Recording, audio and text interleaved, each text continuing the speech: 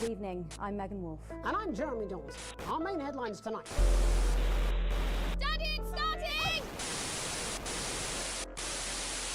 To every single one of you's a bit Jesus. What a wild ride this has been. Well, that's a very blunt question. Advance is lying to you. Friends and neighbours, and have confidence that the team will keep you safe.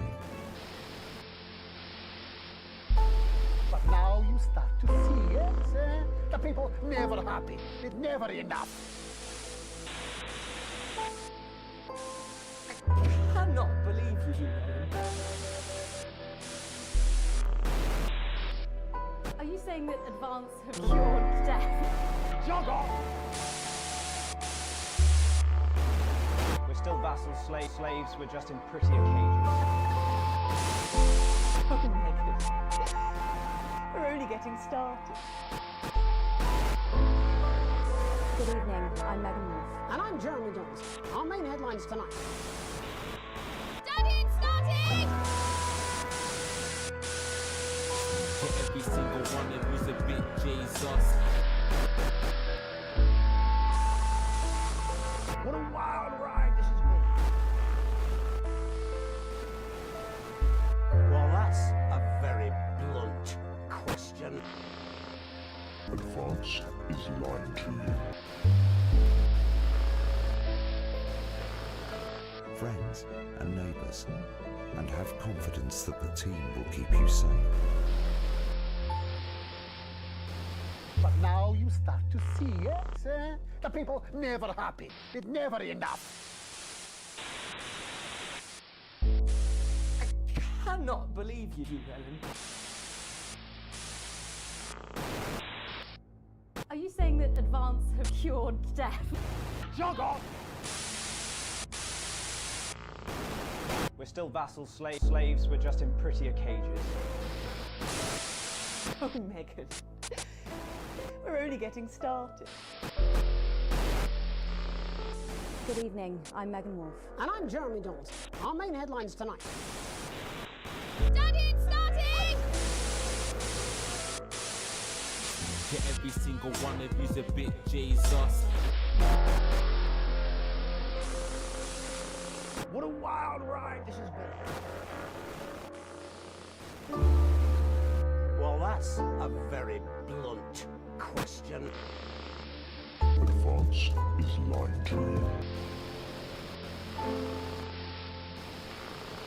Friends and neighbours, and have confidence that the team will keep you safe. But now you start to see, yes, the people never happy. It's never enough.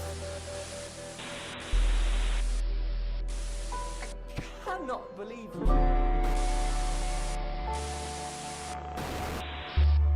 Are you saying that Advance have cured death? Jog off! We're still vassals, slaves, we're just in prettier cages. Oh, Megan. We're only getting started. Good evening, I'm Megan Wolf. And I'm Jeremy Dawes. Our main headlines tonight. Daddy, it's starting! To every single one of you's a bit Jesus. What a wild ride this has been. Well, that's a very blunt question. Advance is lying to you. Friends and neighbours, and have confidence that the team will keep you safe. But now you start to see, yes, the people never happy. It's never enough.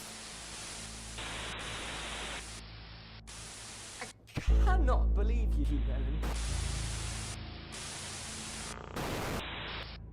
Are you saying that Advance have cured death? Jog off!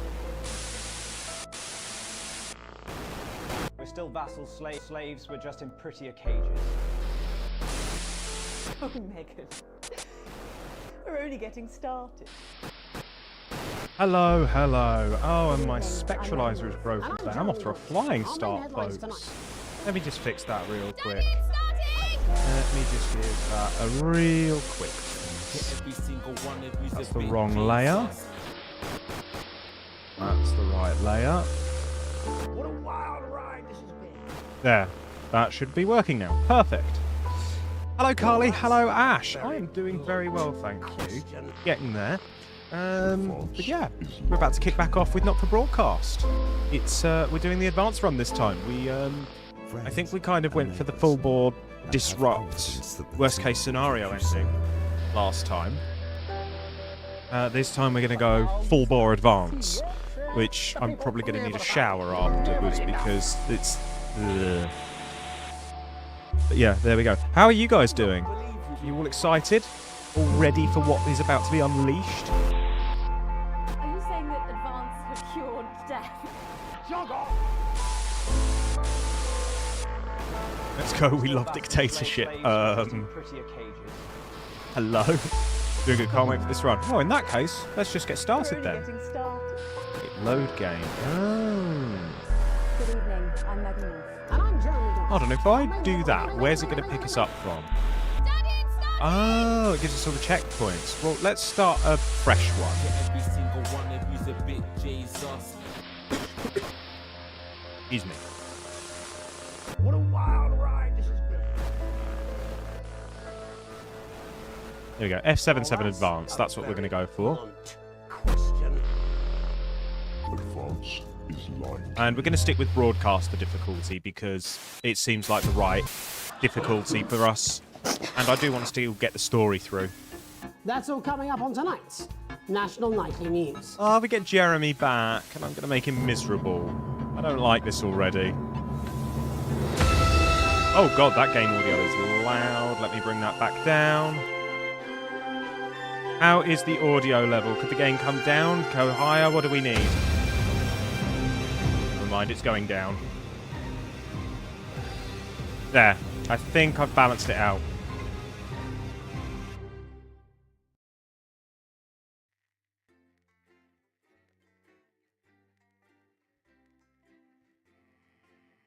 I'll leave these settings as they are.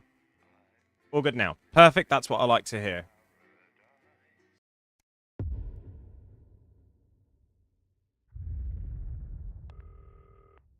Actually, give me just 2 seconds just to do a thing.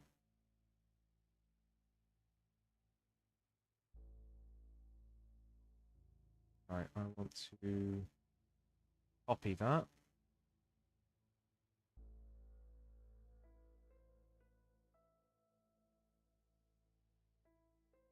I'm just tweaking the compressors a little bit, just because I want to make sure these work right and it doesn't mess the audio about at all. I'm matching some settings. Right, that should do for now. I think I can afford to bring the game up a little bit now. Check some audio settings. Nah, we'll leave it all here and go from there. Right, let's carry on. Oh. Hello? Hi, David, I have a call for you. I'm just putting it through. All right, mate. Dave here. Listen, I know you've only come in to clean up the place, but I've got a bit caught up, so you're going to have to run the news tonight. Now, Dave, don't what the worry. fuck? It's not hard, and I'm going to stay on the phone and help you. First, I'm going to give you a quick tour of the broadcast room, so if you're not doing it already, look forwards towards all those screens. Dave, I'm just a cleaner. Right, look up at the top. That coloured bar is your audience. You want to keep the viewers going up and not down.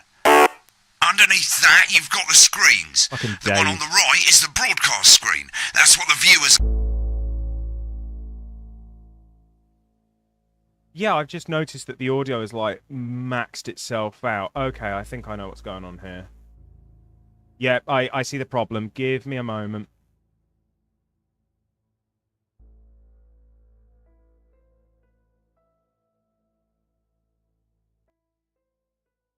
Yeah, I've messed with some settings a little bit. Seeing at home. It's only a couple of seconds behind the master There, that screen should be there doing in it the middle. now. That's the one.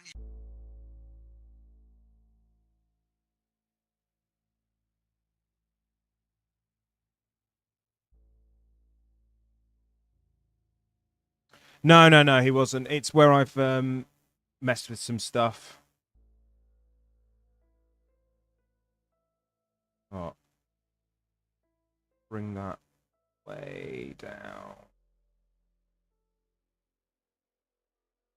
Knock some dBs off, if anything.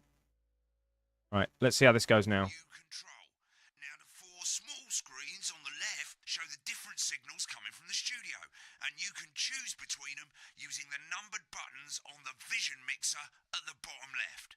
Don't worry, I'll talk you through it and you'll... How does it all sound now? Now, have a look to your left. These plugs control everything in the studio. I've left them set up for you, so provided you haven't fiddled with them, all you have to do now is throw the master trip switch and we're in business. Once you've got the power on, face the front again. You can see on the broadcast screen that we're in the end titles for the show before us. Fortunately, they go on for fucking ages, so there's plenty of time for me to explain... Oh, right, okay, they're over, so we haven't got long now till the broadcast. Right, quickly, mate. Alright, this is cool. We're just figuring some stuff out. Right, I think I know where I need to go now. Bring the threshold down a little bit.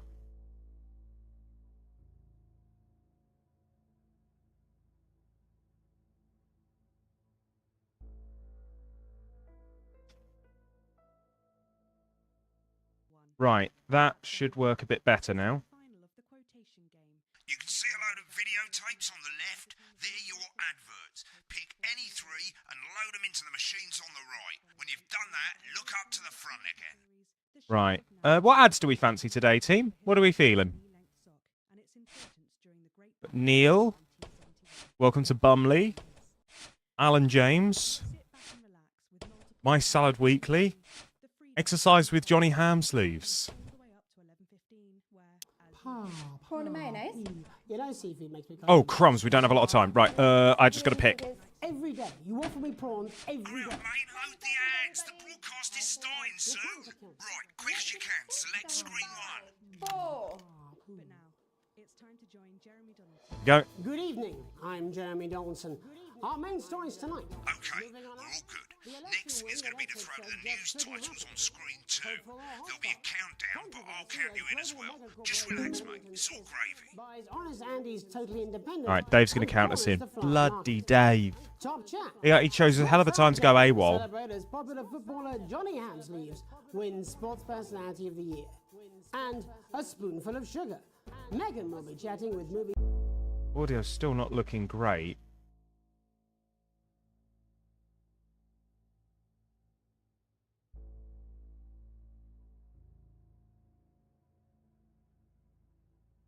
star Lawrence Blunderclatch about his new movie, The Medicated.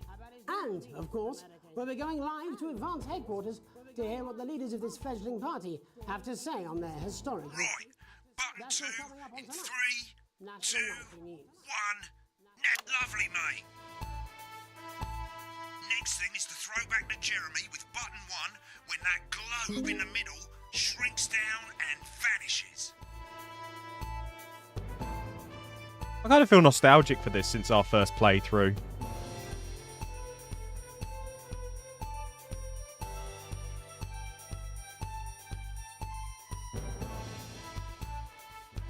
Here it comes. Switch to screen 1. Now. Lovely, mate. The votes are in, and it's a decisive win for Advance. We often get a bit of interference around this time, mate. Keep your eye on the machine at the bottom right. Use that slider that's flashing, or your scroll wheel to move the wave up and down, keeping the green bit in the white bit. Here we go. Critics have accused him of a severe lack of actual policies and of being deliberately vague. The opposition parties have all conceded defeat to Advance's overwhelming mandate, but have yet to appear publicly.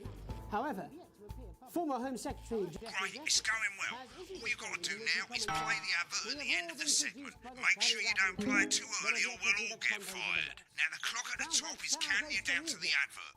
When it reaches 0, press one of the 3 play ad buttons over there at the bottom right. I normally play the first one at the first break and so on, but you can play them in any order you want. I'll count you into it as well, but keep your eye on the clock. Right. And 3, 2, 1, advert.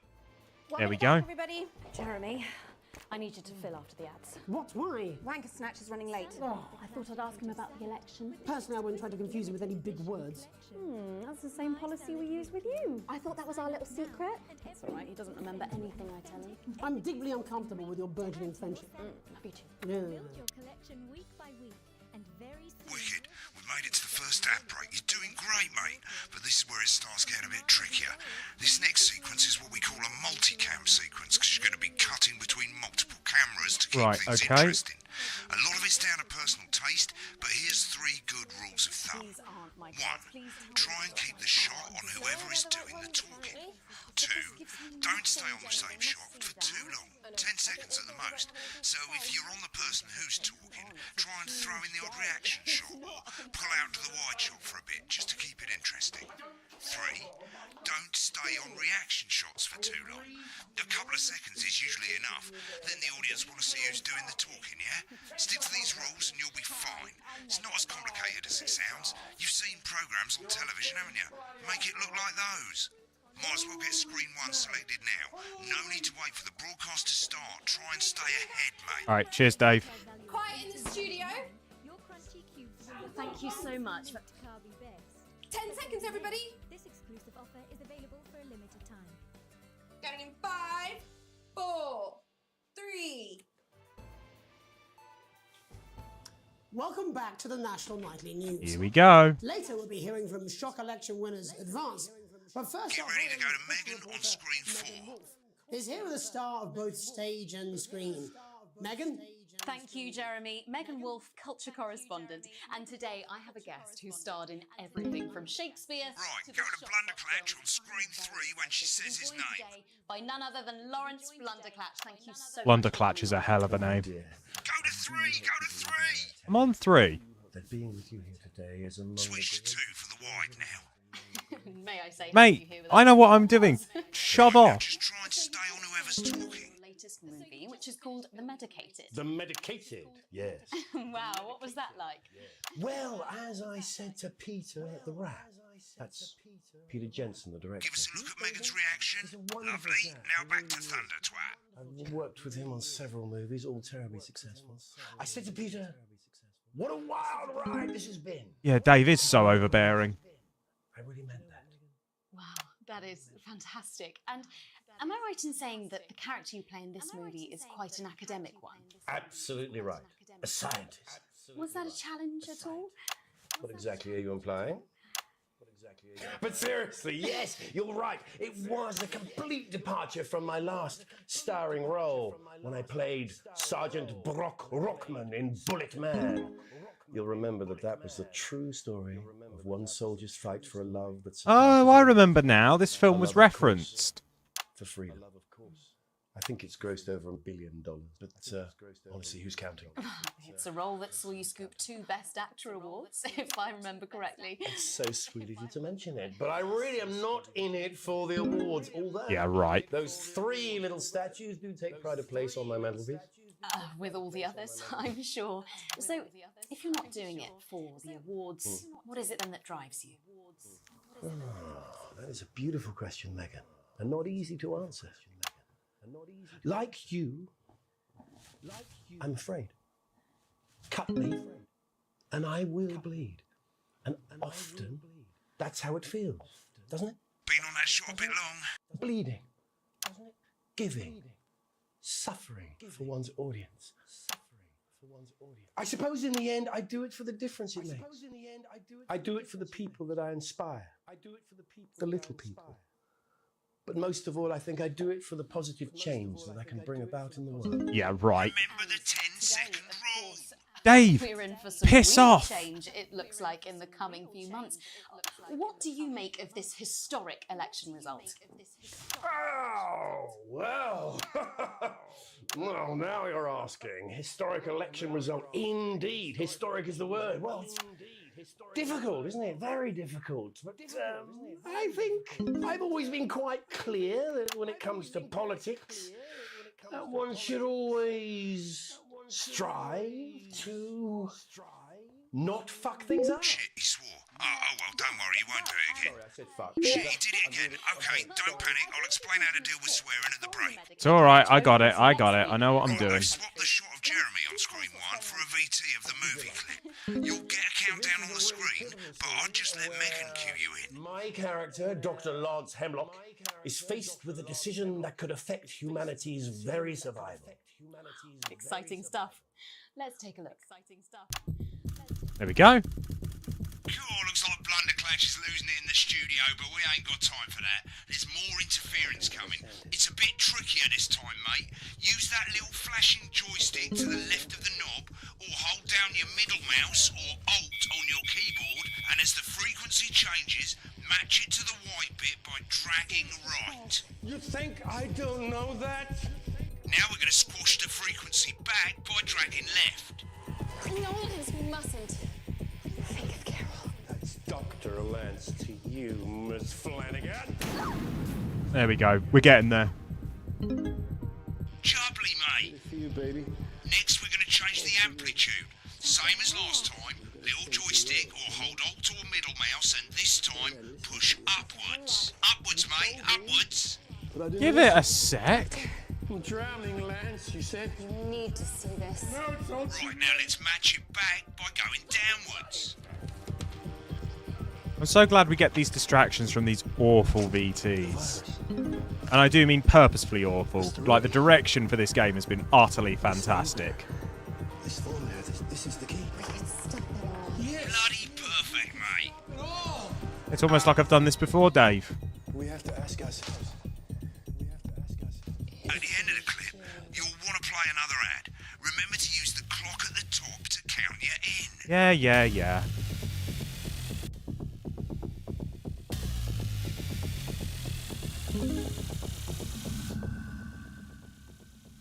2, 1, and add. I guess I better explain how to deal with bleeping out swear words. Oh my god, I could shut him up. This is not a movie. This is not some child's tale. This is not a dream. This is reality. This is the story of you and how you're stupid. And He's gone. it's about how you I've killed Dave. fields, but you ended up filleting Satan with a soldier. Jacket. Jacket. Jacket. Potatoes.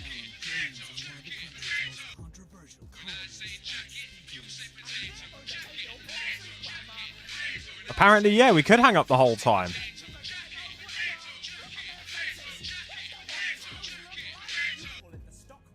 I call it the stuck market because it's just another pole they've stuck up our collective. I don't care if he was once your nephew, Cameron. He's standing in the way of the truth. Did you see the face on him there? Is coming to your city. I'm Alan James, author of Alan James is Right, the Gospel according to Alan James, and the Alan James shall set you free. And now I'm bringing my message directly. What's the vibe check on Emily as a name? Emily's a nice name. Alan James is Right. Apparently he's been drinking since lunchtime. Christ, he's at liability at the best of times. I know. God help whoever has to bleep this. 10 seconds, everybody. Cheers, And Jenny. A lawyer and a TV personality running the country. Seriously? We've had worse. 5, 4, 3. Welcome back. And I'm told we can now go live to Advanced Headquarters, where the two leaders, Peter Clement and Julia Salisbury, are about to make their acceptance address. Shall I start? Go for it, Pat. Okay, well, thank you all for coming, and, well, where do I start? What a day. They said we couldn't do it. They certainly did. They used every dirty, low-down, lying, southern bastard trick they had against us. But you, the people, you saw right through their shite. I'm sorry about the language there. Sorry about that. I've had a couple of celebratory pints. Makes me coarser than a granny's fanny. Memorably put. But to be honest, who can blame Peter for celebrating? Throughout the campaign, you've heard us say that Advance are not a political party. A party is what you have when things are going well. When the country is suffering, you don't need a party. You need a team. A team that can change things. But today is day one this is of so a new culty. future. A better, fairer future. So perhaps we should all be celebrating. Except for the rich. For them, the party's over. They shouldn't be celebrating. They should be putting their shitting pants on and opening their dusty checkbooks. Again, colourfully put, but not inaccurate. Before we came out here to address the nation, we used our executive powers to pass the Assets and Wealth Act. Working with the tax office, we have produced a definitive list of every person in the country with wealth into the millions. You know this sort of... Probably you rather you don't. Because the likes of you and me are not welcome in their gated communities. Tomorrow, we will be introducing a sweeping reform of the tax system in this country. No more hiding wealth offshore, no more trust funds or creative accounting. A simpler, fairer, unavoidable set of tax laws. So, all you bastard public school snobs have got nowhere to hide. And earlier today, we revoked your passports. You want them back? You want to leave like you threatened before the election? That's fine. But first, you're going to pay up. You're going to pay back. Advance are going to turn this country from a nation of warring individuals into a team. To properly fund health and education. To raise the living standards of us all. The pundits said we'd have to raise billions. But you'll see when we've reclaimed what's ours, that's absolute ferret shite. So to you posh twats... The people who pay you a pittance to serve them drinks in their private clubs. The people whose children you raise. So they've got time to Oh, get that was a even perfect cut fucking by me richer. there. Advance have this to say to you. It ends today. We are coming for your sports cars and your mansions and your vineyard. It ends today. We will put the wealth of this country back where it should have always been. In the hands of the people who created it. It ends today. Yes, it ends today. And tomorrow, we'll start making it fair again. Just like we promised we would. And until then, ladies and gents, I suggest we all get pissed. I can't argue with that. Thank you for your time. Well, an interesting acceptance speech there from the leaders of Advance, and our apologies for the fruity language. Hopefully we got that bleeped out for you in time. If not, someone's going to be in trouble. So, as the country braces itself for new government, that's all from us This was the evening at simpler National time, News. wasn't it? We'll be back tomorrow with full Before it all went coverage to of hell the in a first day of handbasket. Advance. I'm Jeremy Donaldson. Have a peaceful night. There we And go. we're out. Good job, everybody. Boom, Second day time. one done. All times are on the board. So, same old boring politics then? Is this some weird fever dream? Am I dying now or something? You should be so lucky. Oh god, I'll see you tomorrow foreshadowing. night. Not coming for a drink? No, got a date. Lucky you. Try not to get murdered. Try not to get murdered.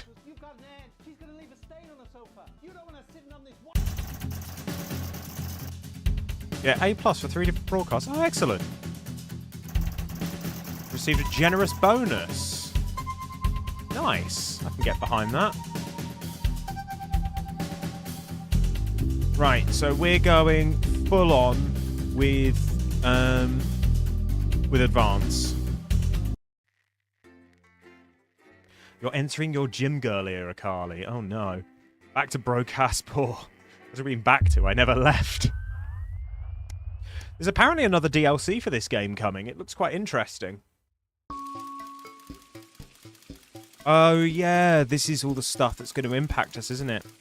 You arrive home to find Post on the map, most being nothing more than the usual junk mail. One letter, however, catches your eye. The team wants to know you. Curiosity gets the better of you, and you open it. It's a form from the new Advanced government.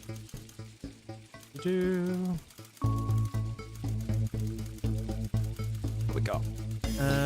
First page is filled in already. Your name, Alex Winston. Your spouse, Sam Winston. Your children, Charles Winston and Susie Winston. Oh, you muse. At least they got the basics right.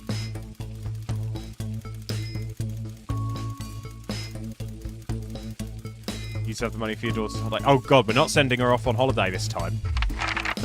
The rest of the questions are left for you to complete. They appear to be mandatory. Upon starting a new job, you would be friendly and introduce yourself to your new co-workers, sure. A colleague in a different department has confided in you that they've been taking home confidential information. Now, a file of minor importance has gone missing. I still would recommend that my colleague reports it.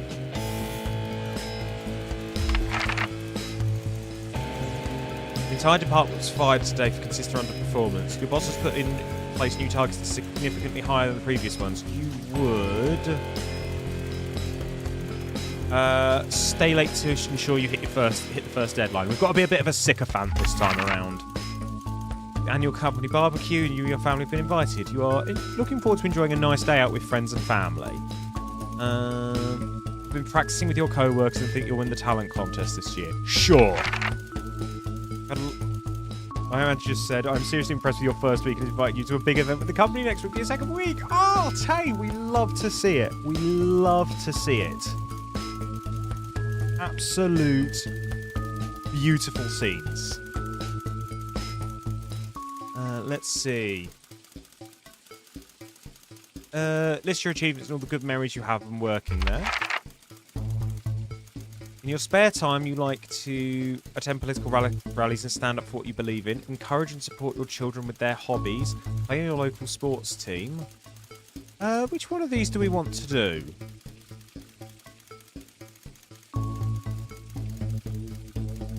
Oh, that's just legendary. Are they hiring?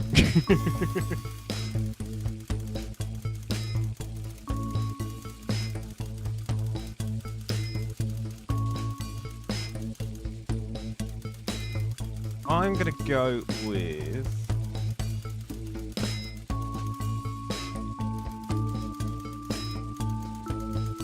Yeah, I'm going to go with playing your local sports team. Our ideal holiday getaway would be... Oh, that's fine then.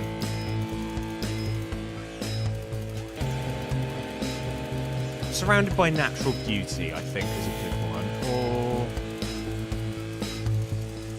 let's go exploring somewhere unfamiliar and discovering new experiences and challenges. Important that the government keeps people. I'm going to say free this time. Thank you for your cooperation, blah, blah, blah, blah, blah. Right, this is going to have an impact. We've changed things this time, so we might see some subtle differences. This, however, we're going to stick to. A family matter.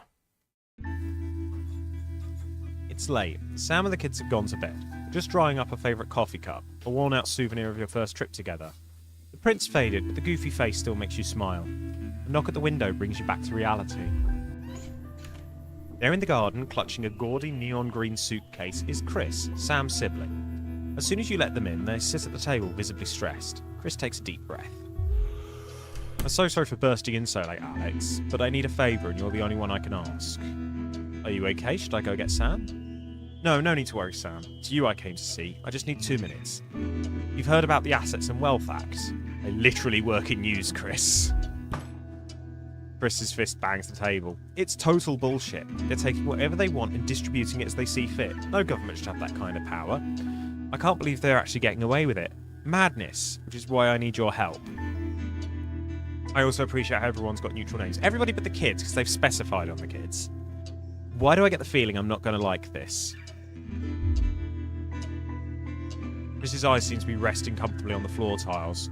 Look, I know it's a lot to ask, but I need to borrow your passport. Passport? I can't give you that. It's illegal. They've taken mine and half the bloody countries, but people always say you and I look so similar, so... Chris is pacing now. I need to leave before it's too late. Once I'm out, me and my money will be safe, but I need to go now before they freeze my accounts. Please, Alex, I wouldn't ask if I had any other choice. Surely there's another way. It can't be that serious. Chris's mouth falls open. You're joking, right? I've always done right by you and Sam. I've treated your children like they were my own. We're family. Does that mean nothing to you? Yeah, it is for law reasons. It's against the law. I can't help you with this. Fine, I'll solve this myself, Chris spits. So much for family loyalty, eh? Grabbing the nigh-on fluorescent suitcase, Chris disappears into the night. You go back to the dishes, picking up Sam's cup again. The peeling face now seems to bore into you, not in your stomach tightens. So yeah, we're going to try and get through these early bits as quick as we can, and I'm going to shut Dave up as much as possible if he's tutorializing us.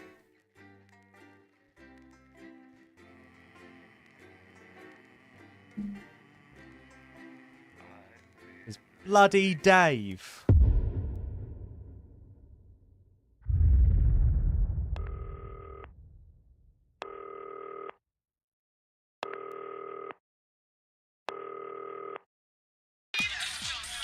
Oh. Bloody Dave.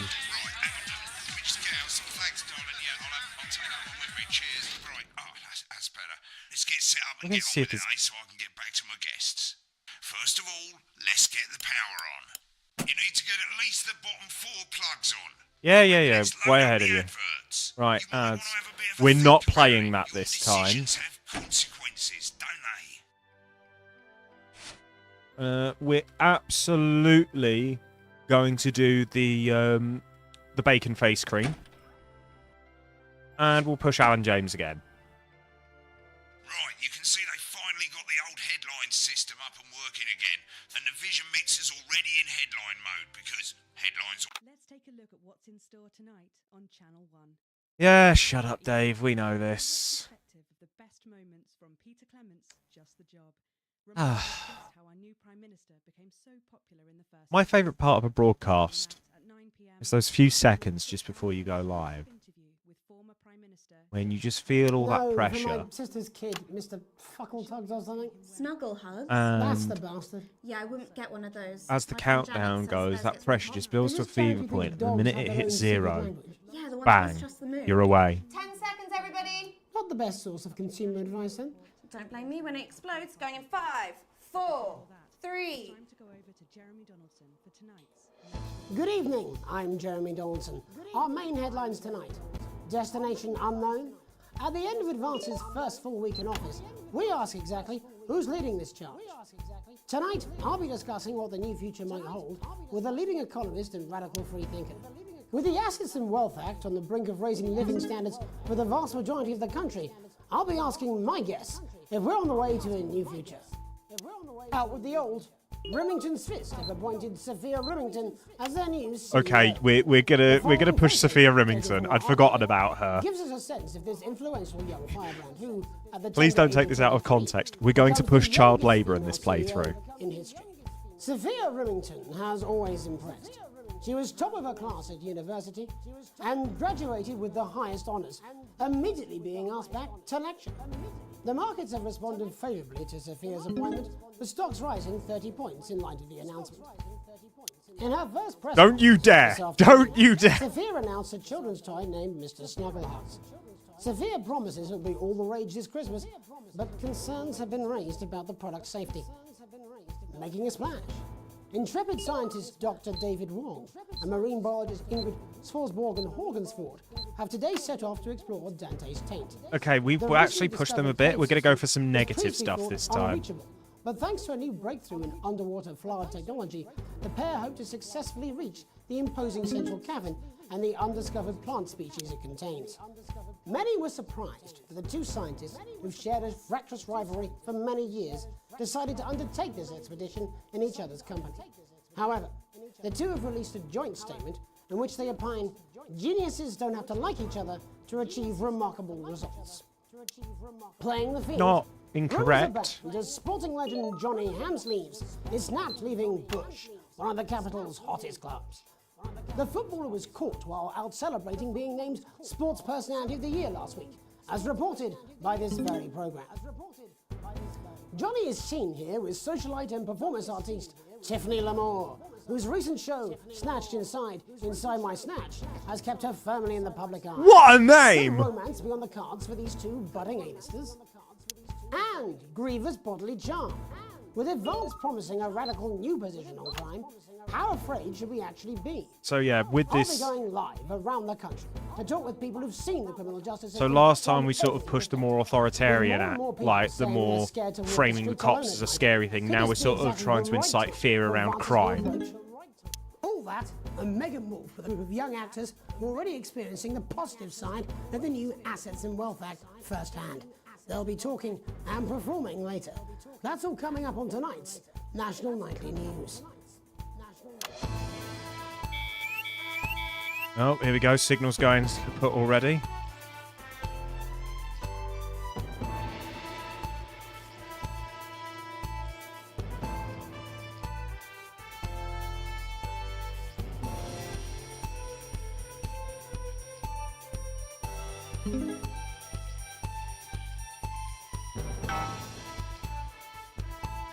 All right, Jeremy, coming back to you in 3, 2, 1, on you.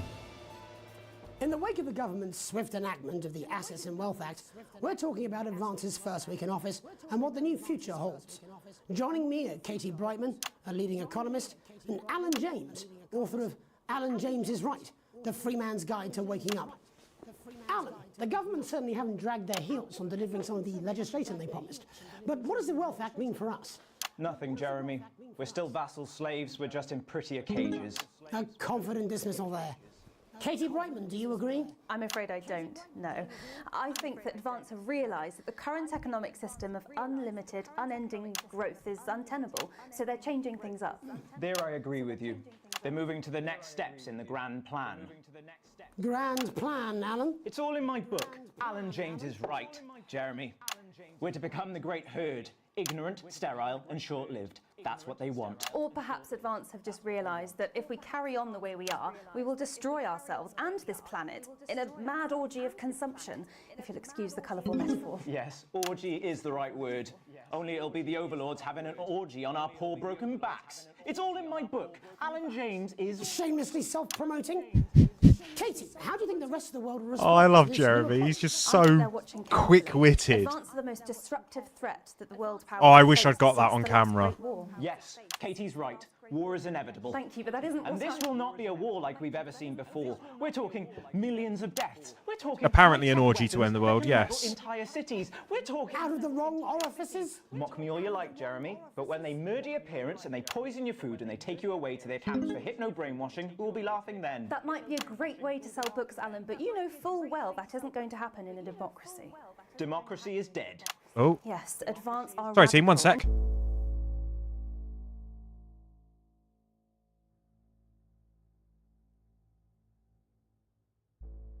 Sorry about that. Louise just needed to ask me something real quick. Right. Change is always frightening, but the truth is that the Wealth and Assets Act has made more than 90% of the population wealthier and is on target to produce a permanent end to poverty. Bollocks! What this young lady doesn't understand, Jeremy, is that these are the same people. Maybe they've rebranded, but it's all a little circus act to keep us from seeing the tyrant behind the curtain. That's where you're wrong, Alan. For a start, they've mobilised the youth vote like we've never seen before. You say mobilise, I call it grooming. The grooming of an entire generation to walk happily into eternal bondage. They're like psychic paedophiles. But based on the facts, Katie, what are your predictions? The Assets and Wealth Act is only the first step. Advance now have a historic budgetary surplus, and as well as properly funding our public services, they're already funneling unprecedented amounts into scientific research and the arts. Or, as I call them in my book... How many copies of those books does he have? Like opiates, see? Can we get back to the issue at hand, please, Alan? This is the issue. It's all coming from the water, the chemicals. They're pumping it full of belief juice. Don't get me wrong, I want to see these changes, but only if they're sustainable. If Advance lose their power after spending half of our GDP on dismantling infrastructure, that could be catastrophic. The catastrophe is that they're succeeding. They've got us sat here talking about their puppets. Oh, don't worry, Ash. You've only missed the opening bit. Quickly, Alan, what does the future look like to you? A bleak space where we've all been figuratively sodomized into submission. No, of course. Katie? We might be on the eve of a brave new He does world. enjoy his Maybe we sexual need some metaphors, change, but we need doesn't to be Alan? cautious. Let's walk forwards with our eyes open. Two very different visions of the future there. Alan James, Katie Brightman, thank you for joining me. When we come back, I'll be investigating law and order before Meghan meets some beneficiaries of the Assets and Wealth Act.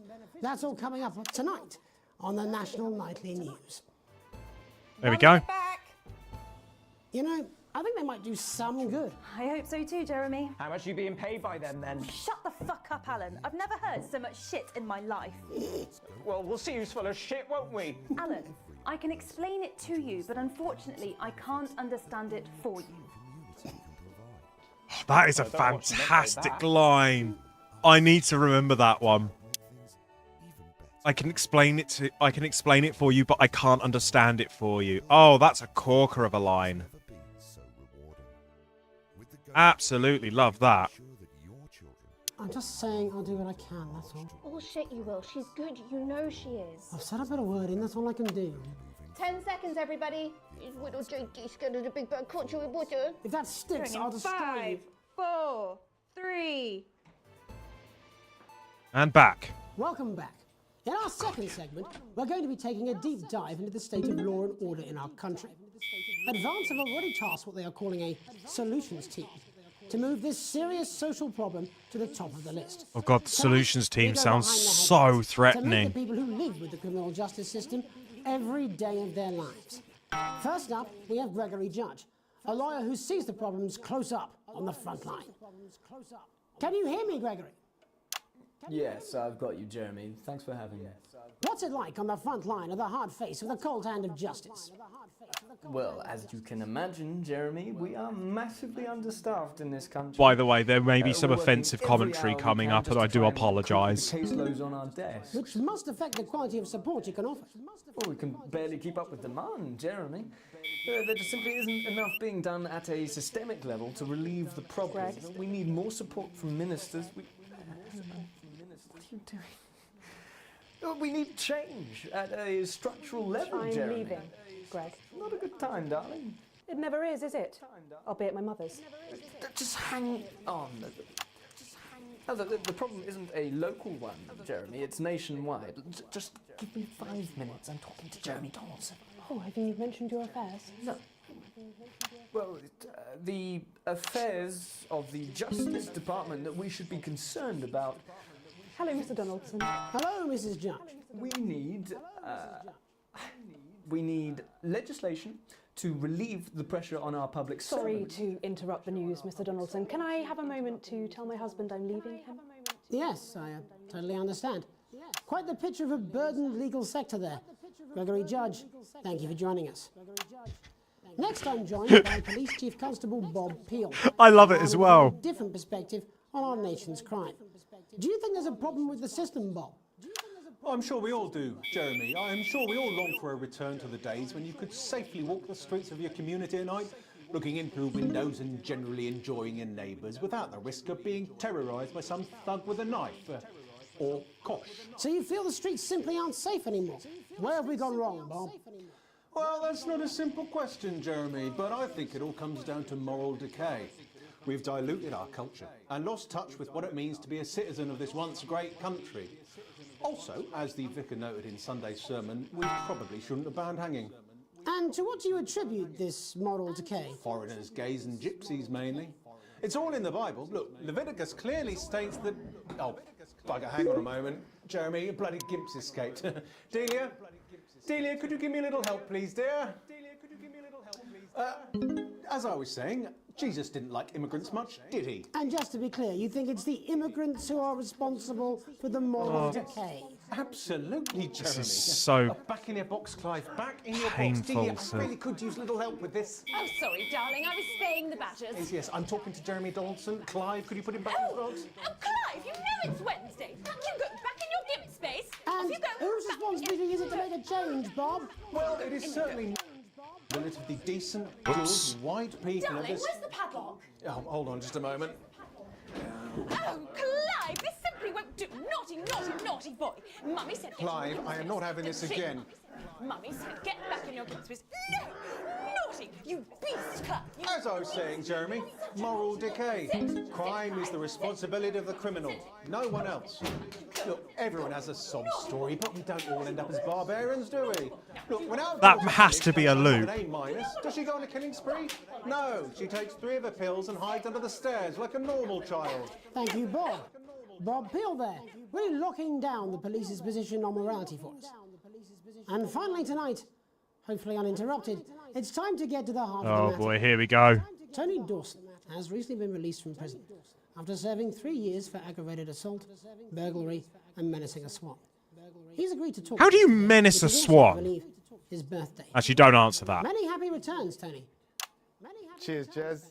Call me Titwank Tony. Everybody else does. No, I'm not going to be doing that. Can you tell us what it's like in prison, Tony? Titwank Tony. Prison's a mixed bag. Structure's quite nice, but it's a constant battle against institutionalisation, as you can imagine. And obviously, titwanks are quite hard to come by. I'm picking up that you're not alone there, Tony. Titwank Tony. Yeah, sorry, my friends are throwing me a surprise party. Good bunch of lads. Okay, well, we're trying to let you get back to that party as soon as possible. First, let me ask you this. Do you feel that your time spent in prison helped to rehabilitate you in any way, Tony? Titwank Tony. I don't think it's as easy as that, Jez. Sorry, that just cold It sounds like stare. it's getting quite busy there, Tony, but let's try and soldier on. Since leaving custody, have you been able to find a new job? Yeah, all the boys are here.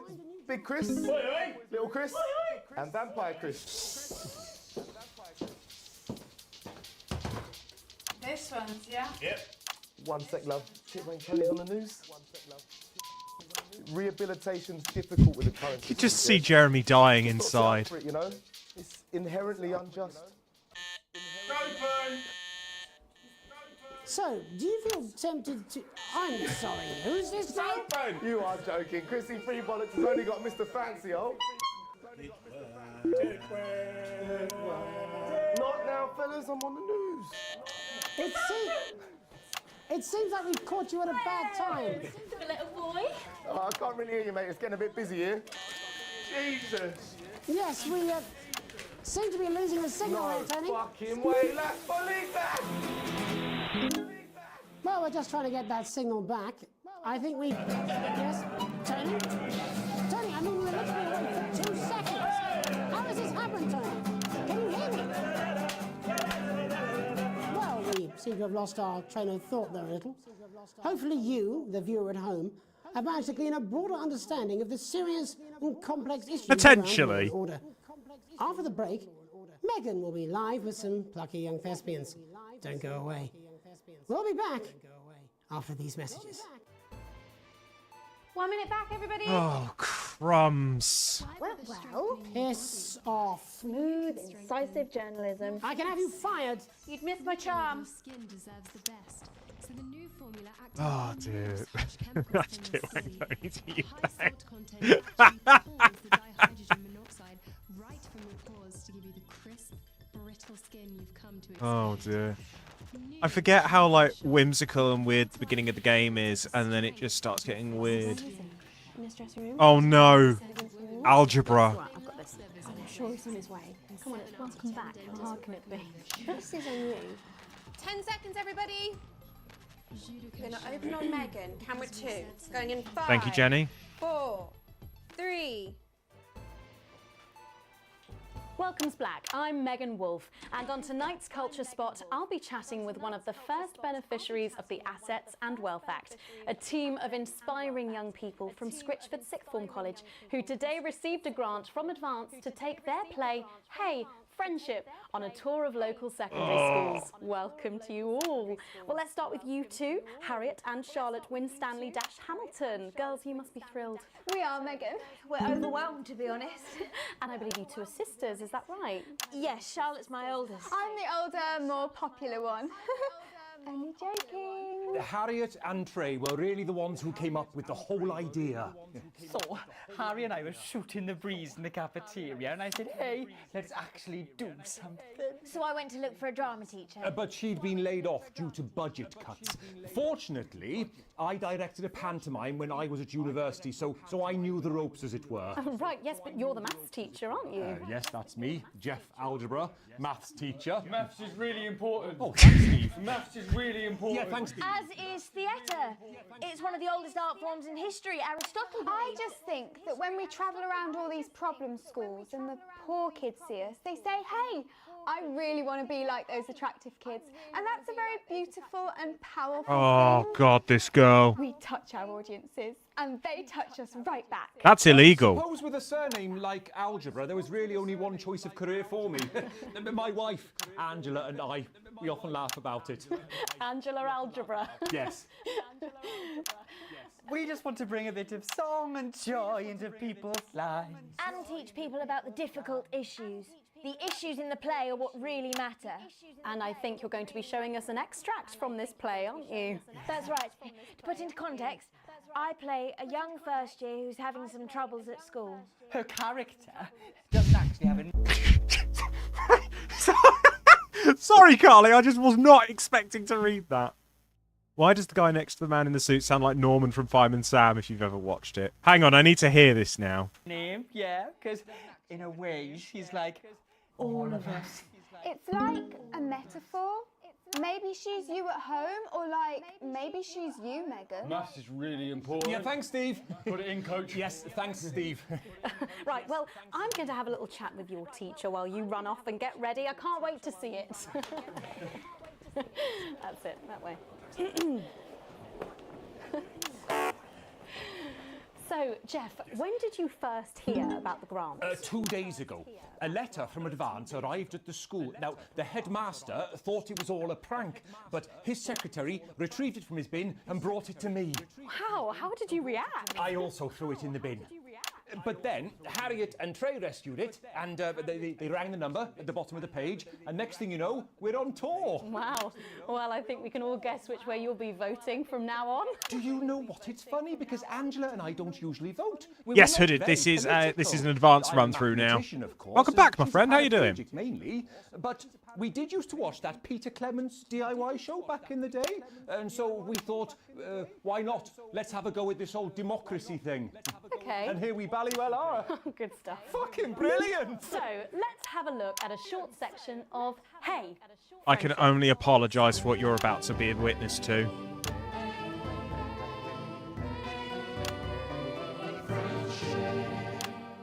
Dear Diary, I'm not sure I can take another day at this school. Another day of tears. Tears. Another day of fears. But still I walk the corridors alone. Dreading what might be around every corner. What's around the corner? What's around the corner? What's around the corner? Oh, hi, Gary. Oh, heavens, no! It's Gary the Fist! Gary the Fist! Going somewhere, little first year? Great. I've been looking for some poor victim to bully all morning, but will this make me feel better about my violent father? Violent father. Excuse me, I'm late for maths. It's my favourite subject. And so important. I wonder who wrote that line. Maths is for losers. What? Maths is for losers. My arm's stuck, coach. Keep going, for fuck's sake. Right, maths is for losers. Now, give me your lunch money. Double lunch for me today, but why am I only truly happy when I'm eating? Not today, Gary the Fist. What do you mean not today? Who are you? What do you mean not today? My arm's free, coach. Brilliant, keep going. Right, who are you to stand up to me? I'm Gary the Fist. And you're just a sad little girl with 2 gay dads who's all alone. That's where you're wrong, Gary the Fist. These are my 2 new friends. Vanessa is captain of the netball team. Yeah. And Blake owns a motorbike. Yeah. But I can't fight all 3 of you. And I don't have any friends of my own. Oh, crap. Brace for impact, team.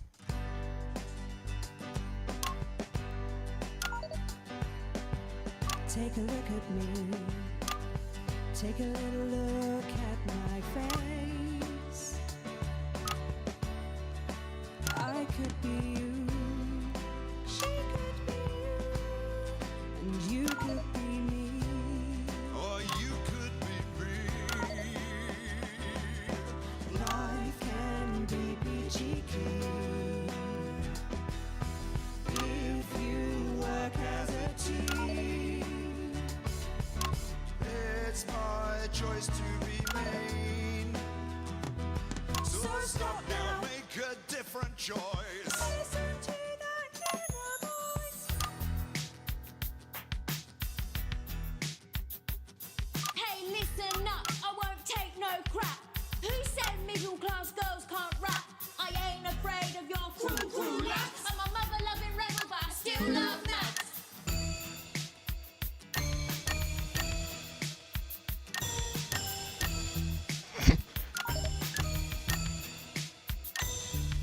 Hey, kids, I'm Gary the Fist. People think that folks like me probably shouldn't exist. But that's just prejudice, and I'd do better if you knew the way that I became Gary the Fist.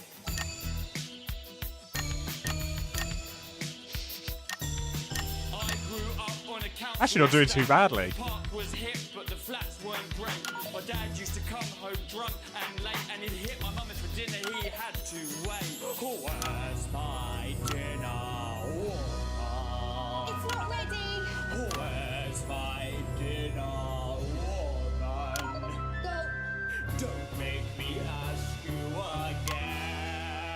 again. Hitting women is wrong. I guess life's pretty hard on a council estate. Life's pretty hard on a council estate. Life's pretty hard on a council estate. Life's pretty hard on a council estate. Life's pretty hard on a council estate. Life's pretty hard on a council estate. Life's pretty hard on a council estate. It's so damn hard on a council estate. Life can be peachy keen. Yeah. If you work as a team. Just work as a team. It's your choice to be me. It's my choice. So stop now, make a different choice. Listen to that inner voice. Friendship! Yes!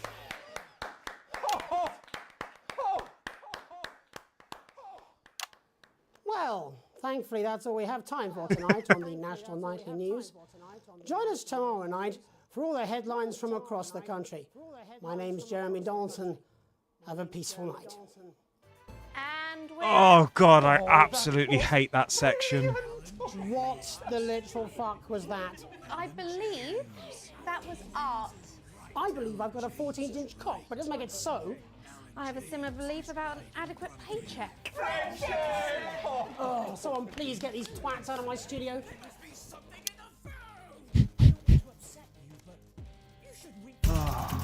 Yeah, hey Hooded, how you doing today? Oh, we got an advert. An advert? Bloody Nora. We got an achievement. Don't play the Mr. Snugglehugs advert. We received a generous bonus. We've moved up in the world. Worrying debt. Hooray!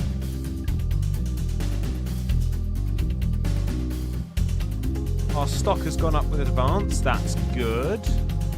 What we're pushing for this time. Sorry, it's been a minute. Does anybody know if that's... Yeah, apparently you need it to figure out how much you're paying those dancers, Carly.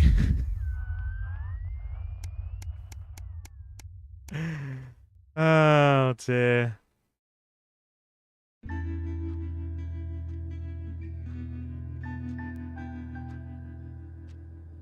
Oh, you arrive home after another long shift to find a note waiting for you on the countertop. You recognise Sam's hurried scrawl. Chris has been evicted for not paying rent. You know where this is headed. Sam's gone to pick up Chris's stuff from the street. Don't wait up, underlined twice. So this is your fault now, is it? You sulkily press play on the cheap horror film you're going to watch together. He used to absolutely terrify you as a kid, but it always makes the two of you laugh. It's not the same without Sam, but you still chuckle to yourself occasionally. Just as you get to the good bit, the part where Candy decides to investigate alone, your 14-year-old son interrupts. He wants to go to a friend's house. He looks at you in a way only a child can, pleading but somehow defiant.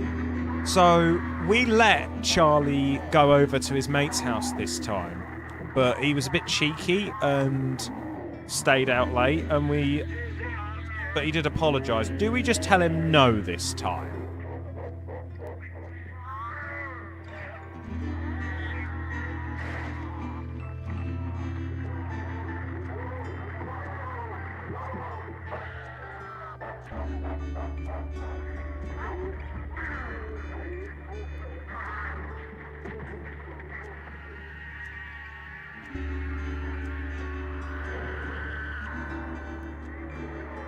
What do we think? I'm gonna tell him no.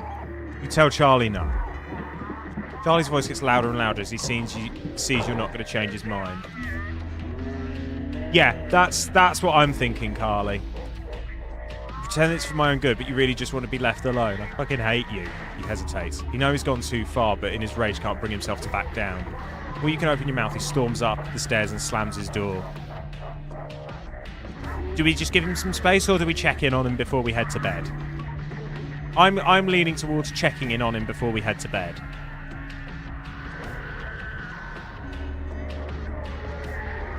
Like, we don't want to be a jerk.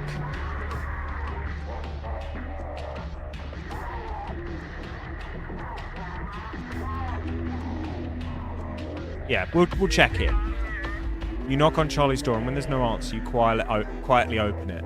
Your son is under the duvet sulking. He's determinedly facing the wall, but once it's clear you're not leaving until he talks to you, he sighs and turns to face you. He needs to learn to control his temper.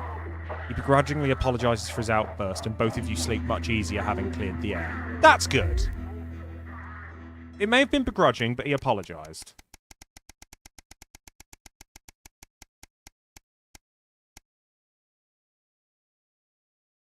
A tight Christmas.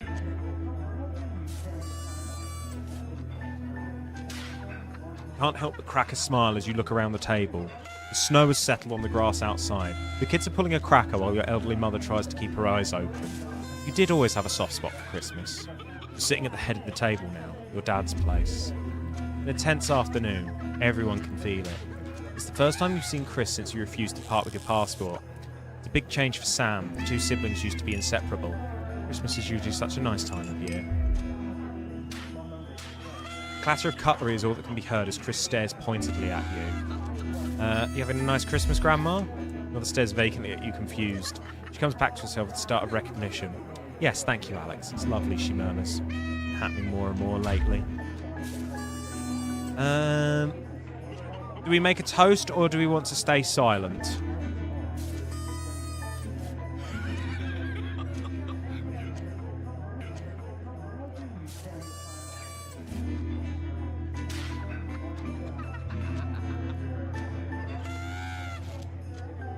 Make a toast? Alright, let's make a toast. Stand and raise your glass. Merry Christmas, everyone. I'm glad we're all here.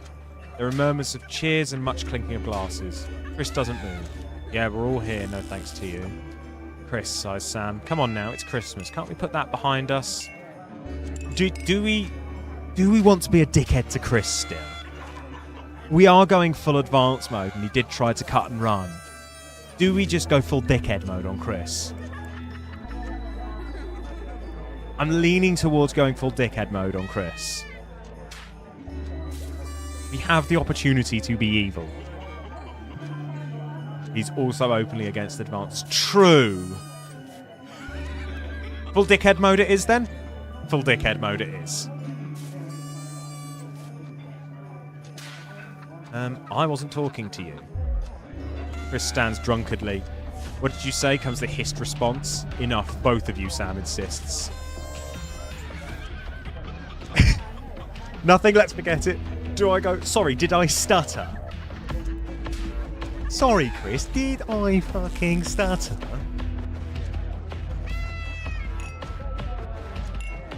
Yeah, I kind of have to go for Did I Stutter now, don't I? We're committing to the bit. Chris launches himself at you across the table, upsetting a meagre plate of potatoes which smashes on the hard floor. You're taken aback as Chris's fist swings and catches you in the temple. Your mother shrieks as blood bursts from above your eye. You scramble towards Chris before Sam screams, "Enough!" Everyone freezes. You haven't heard Sam's raised voice for a very long time, and it seems to have worked. The room is still now and silent, but for your panting and the whimpering of your poor mother. Without another word, Chris stalks from the room. Your children can't bring themselves to look at you as you sit back down at the head of the table. Merry fucking Christmas. Got an achievement for that. You look up to see Charlie nudging about his sister. What about your holiday? When you're going to ask her, Susie interrupts him. It doesn't matter. Clearly no one cares what we want. And with a clatter of plates, she's gone, leaving you with a silent son and a traumatised mother. Merry fucking Christmas. And don't pay for your daughter to go on holiday. A welcome windfall. You're leafing through the pile of accumulated post. Each new bill pulls on your gut like a lead weight until a flash of blue makes you pause. Recognising the teal advance logo on the envelope, you tear it open. Dear Winston residents, thank you for sending us your passports for approval. We can now confirm their receipt and validation for the new Assets and Wealth Redemption Scheme. Hopefully this will make the last month of arguments with Sam worth it. As such, it's our pleasure to enclose a cheque which we hope you will see as a symbol not only of our gratitude to you, but of our unwavering commitment to creating a society free of inequality. Throbbing with your fresh, speed-induced paper cut is the only reason you can believe you're awake. A cheque. And a sizable one at that. Chris was right. Advance are really redistributing wealth. We will continue to strive for the betterment of his nature and its people. Forwards together, Julia Salisbury and Peter Clement. The weight of your financial burdens lessens slightly. It's bliss. So we were in worrying debt. A long weekend. Now we're well off. Why does the zip on this damn case never close? It's your anniversary. Every year you and Sam go away for the weekend, usually camping. You're not made of money. You've been looking forward to it for ages, finally getting some time alone where you can forget about the noise of life. No kids, no work, just a bit of romance, some peace and quiet. The zip finally gives up the battle and you drag the bulging suitcase down the stairs. The answering machine is blinking on the hall table. Oh no. Good evening, Alex. This is Mr. Boseman. I'm calling to inform you that you will be required to work this weekend. Your heart sinks. Oh no! It's good at setting a scene, yeah. Some information has come to light concerning the rising tensions between our nation and foreign powers. The national news team will be working around the clock to ensure we break the story first. Needless to say, I will expect your attendance tomorrow morning, 8 AM sharp. Have a pleasant evening, Alex. Shock turns to annoyance and then fury. What are you going to tell Sam? Sam comes downstairs brimming with excitement. Kissing you, they grab the car keys from the dish and start to load your bags into the back. Oh, we got to pick the other option here.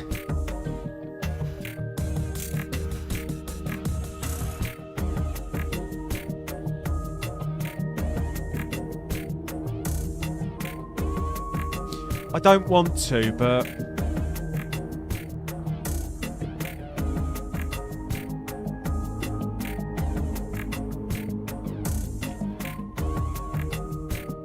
Apologise profusely to your spouse, but you should really go into work. Boseman's temper is legendary.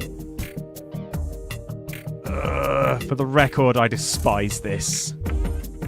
You sigh heavily. You're going to go, aren't you? The voice behind you makes you whip round. You nod simply. Of course you are. It's too much to expect you to put your family first for once. God forbid. I don't know why I bother, Alex. I really don't. And with that, Sam's gone. The front door swings slightly in the silence. Aww. This playthrough's really making me feel like a dickhead. I really don't like it. Day 98. A permission slip. Here we go. Starting to get rich. The son Charlie hovers at your elbow as you read. Do you find yourself striving to achieve? Are you an active member of the team? Do you like reaping the benefits of cooperation? Join the advanced go-getters today. Forwards together. I am a dickhead in this playthrough. I know. This doesn't sound like the youth club he told you about. Charlie grabs the flyer from you and thrusts the form into your hand. So I can walk there straight from school and Ben's sister can drop us home after, so you won't have to do anything. Do you know what? Yeah, that advances goals. That's advances goals. Yeah, exactly. We're going to sign the permission slip because we're going full advance this time around. Your son is thrilled. It's heartwarming to see him so passionate about becoming an active part of the community. This can only be a good thing.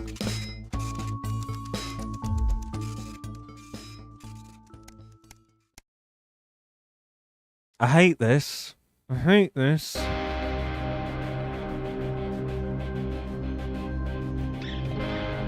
Some guys at work gave them to me. They can't go. Stan stands in front of you, branching 2 tickets. You see the title in bold letters. Alan James is right, in front of you.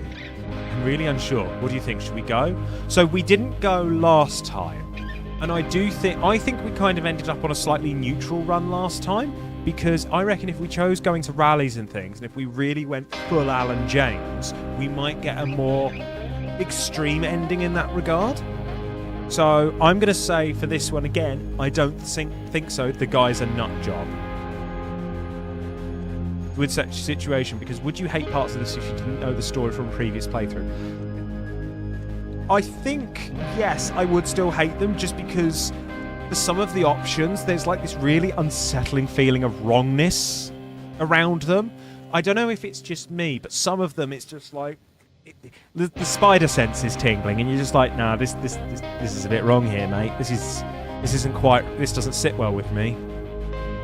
I don't think so. The guy's a nut job. I'm sorry you say, but I can't sit through any more of his crap. Sam bursts into fits of laughter. Thank God, I was worried you were going to say yes. You decide to stay in and eat pizza. Alan James isn't worth your time. Son is being supported by the government in a new scheme. By itself sounds positive. Yeah, and hopefully he won't die this time around. A profitable partnership. After a particularly long day at work, you come home to find the post sorted into piles, as Sam has taken to doing recently. Most of it is the usual rubbish, but a letter with the increasingly familiar advanced logo and urgent respond immediately plastered on the front in a correspondingly urgent red font grabs your attention. Let's get it over with. Dear Winston residents, this letter is to inform you that the advanced government has taken another step forward in our fight for equality. By nationalising the largest private corporations and redistributing their resources among the citizens of this great country, the Partnership Bonds programme ensures that wealth created by the people is delivered to the people. Don't remember this being in the manifesto? Every household will become a partner in one of 3 carefully selected institutions chosen by Advance for consistent high performance and financial security. Please note, all returns are based on public opinion and cannot be guaranteed. Please select one of the following. So what I think this is if I place certain adverts, I can influence how well certain companies do. I think last time we went with Pleasure Corp. Now, we could go with Eye of the Beholder, who did the bacon skin cream. Or we could go for Crazy Neil's Deals. Which, either way, we're going to get the taste for it, and we could sort of like... bit of cheeky insider trading. I need to play ads for my own benefit. Wow, it's just like Twitch!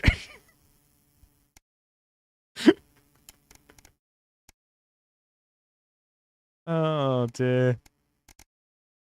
Art imitates life, as it were. Take that down to 70.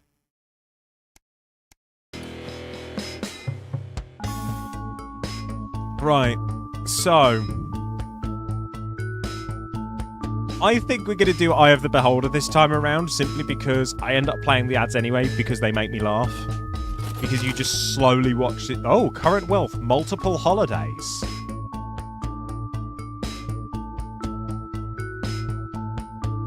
Wow, that's crazy. Anyway, this next decision is sponsored by Tesco. We're not sponsored by Tesco. Other supermarkets are available.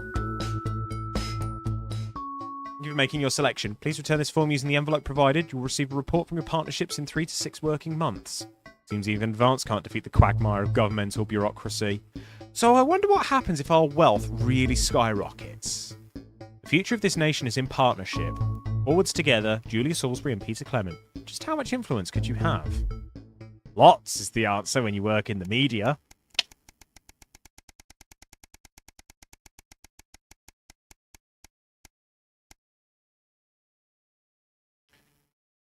Broadcast day, people. Sainsbury's is firing 1,500 people in a way to save $1 billion a year. Oh, Christ alive. Every day I check the news, it's just layoffs, layoffs, layoffs, layoffs. Apparently, since the beginning of 2024, there's been almost as many layoffs in the gaming industry as there were in the entirety of 2023. It's getting quite upsetting. The Tempest. Who's this? Good evening, Oh, Alex. shit, It's Boseman. Boseman here, your boss. While you're powering up and getting the adverts loaded, I thought I should just tell you that we've had one of those public information films from the government, and it's mandatory that you play it. You still have a free choice for the other two, so read those tape labels carefully, but make sure you play the advance advert, preferably at the second break. Right, that's the lot. Have a great show, Total Pimp. My God, that weather looks nasty. Yeah, screw you, How's Boseman. it going with Steve? Why are all men such pricks? That one, eh? Apparently he has a complicated relationship with his fish. No. Sorry, are you saying he chose his imaginary friend in the sky over you? I don't know why I talked to you. You're probably just a really awful date. 10 seconds, everybody. Like I said, all of you. Did your personality accidentally slip out? Pricks. Going in 5, 4, 3. Good evening. I'm Jeremy Dawson. And I'm Megan Wolfe. Here we Our go. main story Headline time. Uncooperative. A mysterious symbol has appeared overnight on thousands of buildings throughout the capital. Tonight, in an exclusive live interview with Prime Ministers Julia Salisbury and Peter Clement, I'll be asking what this mysterious symbol might mean. Critics have been quick to dismiss the graffiti as a publicity stunt or an act of frustration by a tiny disorganized group of those who will never, under any circumstances, be content. A house divided, trapped in Dante's taint for more than a month now. Embittered doctors Ingrid Forsborgen-Horgensvoord and David Wong announced today that they're considering two possible options to end the growing tensions. Since splitting into two opposing camps on day 4 of the expedition, Oh no. relationships between the factions and their leaders have only worsened. Dr. Wong's team have successfully prototyped what they're calling shanks of deterrence, while Dr. Forsborgen-Horgensvoord claims to have fashioned a deadly toxin for the tips of her group's spears. I certainly wouldn't want to knock over their test tubes, Jeremy. Bloodbath avoided. As the last Mr. Snugglehugs is found and destroyed, we ask, how could we have been so blind? Fortunately, this station wisely chose not to advertise Mr. Snugglehugs, and the subsequent disappointing sales turned out to be a miracle, as only 7 children were horribly injured by the lethal toy. How much worse could it have been? Thankfully, we'll never know. So us running that ad is the difference between Numerous government resources to record 7 injuries and 7,000 It injuries. said today that the new advance mark, which must be earned by all new products, would be a 100% ironclad guarantee of safety and quality. Table for 2. Johnny Hamsleeves and Tiffany Lamour were spotted having a private moment out at lunch today. The popular couple have certainly been on a roller coaster since they started dating late last year, and this image is sure to place them firmly back in the tabloids. Could we be on the verge of the biggest celebrity wedding since professional wrestler Randy Grizzlenuts McFridge? So married last his time he ended up as an addict, and then we Tina Tiny Hands helped him get the last cure year for cancer. in a wrestling ring made entirely of cake. Is this once celebrated role model about to become the bad boy of sport?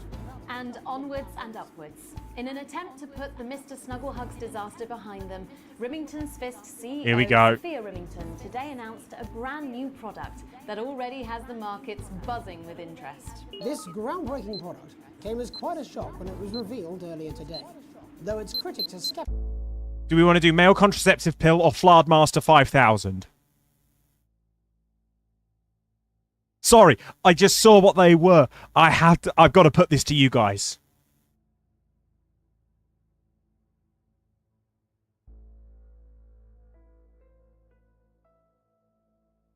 Okay, we've got 1 vote for male contraceptive pill. We've got 2 votes for male contraceptive pill. 3 votes for male contraceptive pill. But the young Bet. CEO can fulfill her promises. Described as a breakthrough far ahead of its time, the male contraceptive pill is heralding a sexual revolution. Its fans are celebrating the fact that men can finally take equal responsibility for contraception, but others have expressed concerns over its safety and side effects. With that exclusive prime ministerial interview coming up later, And our very own Patrick Bannon live at the first annual Sports Board final.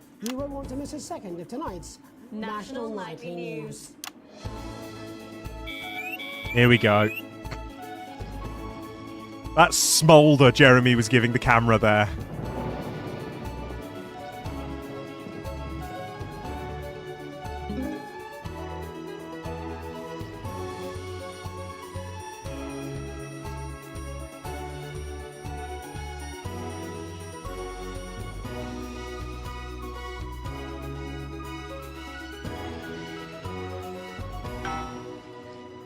But first tonight, Whoops. while Advance is certainly proving popular Should have gone with to the the wide. majority of the country, who've seen their wealth and standards of living increase considerably, for some, the transition has not been as pleasant. That's right, Megan. The formerly aristocratic members of our society have had to make major adjustments to come to terms with the new regime. Robin Short is in suburbia investigating rumours that these previously privileged people may be planning some kind of protest. Robin? Here we go. Thanks, Megan. I'm here in Moderate Hatchings to talk to Wentworth and Penelope Somerset Bentley, who were relocated to the house you see behind me after Advance passed the Assets and Wealth Act on their Can I be first day in relocated to that office. house? Tell me, how are you settling into your new lives? Well, quite frankly, Robin, we're not settling in at all. Our neighbours are whitewatters. Simply untenable. I hope you'll forgive my Jonathan language. Ross, is that you? Wednesday hatch basket with too much spatting. Steady now, Penelope. Sorry, Robin, my sister's under a lot of pressure. She had to dress herself this morning and she still hasn't quite recovered, Robin. My goodness, that must have been quite a shock. She really struggles with ribbons, Robin. Well, at least you've been rehoused in a nice big house. Big house? This grubby little gaddis spatch only has one staircase. And the breakfast room and the dining room in the same bloody place. Imagine that, having all one's grub in one room. One room, Robin. So what would you say to the people that feel that your family has had it far too easy for far too long, and that these redistributions are both fair and just? I hardly think we've had it easy for fussle's sake. Only one of our swimming pools was even heated. But realistically, what can you do? Well, you've asked the right bloody question, Robin. Thank you, Wentworth. I wasn't the youngest ever editor of the Swinstead Middle School Inquirer for no reason. I think our toilet butler was from Swinstead. Dear George. Oh, I wonder what happened to him. I remember! Daddy tried to shoot him in the buttocks and he ran off into the woods. Oh, good time. No, that's probably my last happy memory, Robin. Tragic, but what can you do? We will rise and rebel. We wage war on our revolting rulers with righteous words and rebellious Jeremy's just Our best losing guess it. in our quest for redress is to divest our breasts and an undressed bare chest protest. Oh, what's that? Daddy! Daddy, it's Daddy! something! Please don't do that. We can't show this off. Is someone coming? Yeah. Mummy, she's probably off too. Well, at least you're showing some shame.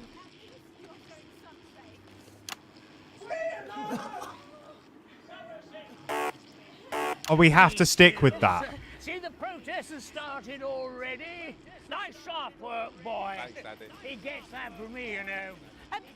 And forgive me, what are you trying to achieve here? We just want to be fudding well heard, that's all. No worries, Carly. Language, Penelope. We are news, not rules. Sorry, Daddy. We want the world to realise we won't roll over and run away. We will revolt.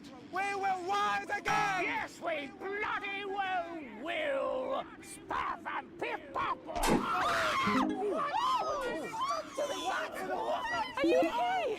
Daddy, how can you? Well, shut up and get your Well, Jeremy, Megan, as this embryonic protest movement takes one in the toppings, it's back here in the studio. I'm Robin Short, struggling surreptitiously in Moderate Hatchings. Thanks, Robin. Well, that's certainly a story we want to be keeping an eye on, eh, Megan? Speak for yourself there, Jeremy, but I've seen enough shaft work to last me a lifetime. I'm sure you have. But can a naked protest movement ever really catch on? It doesn't would, seem wouldn't like it? the way we do things in this country. But as I'm sure you're aware, Jeremy, this country is becoming a very different place. Yes, but seriously, who's going to run around naked in our weather? Hopefully not you, Jeremy. Yes, well, there wouldn't be enough canvas for the slogans. When we come back, Our very own Patrick Bannon will be live. Nice and self-deprecating there, Jeremy. I respect it. Stick around, you won't want to miss it. We'll be back after these messages. 1 minute back. Oh, sorry, I'm busting. Oh. Why bother strengthening your body when you can strengthen She's funny. Yes, I know. I think it's very endearing. She wants your job. She's welcome to it. Why is it raining on my desk? Alex, Boson, we're getting reports in that naked protesters might try and spoil the small... Do we want to... I'm half tempted to replay this segment just because we got screwed over and I want to get some decent marks out of it. What do we think? Do we want to go again or should we just roll with it? One vote to roll with... to go again.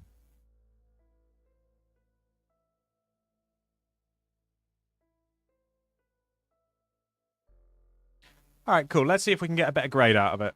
Yeah. Final by waving their fleshy bits about. Oh. Try and make sure you don't broadcast. Oh, if at first you don't overachieve, replay any sequence. I got an achievement for that. Getting the adverts loaded, I thought I should just tell you that we've had one of those public information films from the government, and it's mandatory that you play it. You still have a free choice for the other two, so read those tape labels carefully. Make sure you play the advanced advert. Right, and we want people to check their prostates. Have a great show. Screw off, Boseman. Right, we got this. We can absolutely smash this. That well, eh? Apparently he has a complicated relationship with his fate. No. Sorry, are you saying he chose his imaginary friend in the sky over you? I don't know why I talked to you. It probably is a really awful date. 10 seconds, everybody. Like I said, all of you. Did your personality accidentally slip out? Pricks. Going in 5, 4, 3. All right, I think we open on... No. Good evening. I'm Jeremy Donaldson. And I'm Megan Wolfe. Our main stories tonight. Uncooperative. A mysterious symbol has appeared overnight on thousands Okay, of cool. We buildings got this. throughout This is the fine. capital. Tonight, in an exclusive live interview with Prime Ministers Julia Salisbury and Peter Clement, I'll be asking what this mysterious symbol might mean. Critics have been quick to dismiss the graffiti as a publicity stunt or an act of frustration by a tiny disorganized group of those who will never, under any circumstances, be content. A house divided, trapped in Dante's taint for more than a month now. Right, Embittered doctors Ingrid Sforsborg and Horgensvoord and David Wong announced today that they're considering 2 possible options to end the growing tensions. We're still going to pick all the same headline choices. On day 4 of the expedition, relationships between the factions and their leaders have only worsened. Dr. Wong's team have successfully prototyped what they're calling shanks of deterrence, while Drs. Forsborg and Horgensvoord claims to have fashioned a deadly toxin for the tips of her group's spears. I certainly wouldn't want to knock over their test tubes, Jeremy. Bloodbath avoided. As the last Mr. Snugglehogs is found and destroyed, we ask, how could we have been so blind? Fortunately, this station wisely chose not to advertise Mr. Snugglehugs, and the subsequent disappointing sales turned out to be a miracle, as only 7 children were horribly... So I wonder how many other stories How much there worse are could it have been? buried underneath our choices, because if we had advertised, we'd have gone to the little kiddie in the bed who got burnt. Immediately after the first blindings, said today that the new advance mark, which must be earned by all new products, would be a 100% ironclad guarantee of safety and quality. Yeah, I had noticed that. Johnny Hamsleeves and Tiffany Lamour were spotted having a private moment out at lunch today. The popular couple have certainly been on a roller coaster since they started dating late last year. And this image is sure to place them firmly back in the tabloids. There we go. Could we be on the verge of the biggest celebrity wedding since professional wrestler Randy Grizzlenuts McFridge married his longtime tag team partner Tina Tiny Hands last year in a wrestling ring made entirely of cake? Is this once celebrated role model about to become the bad boy of sport?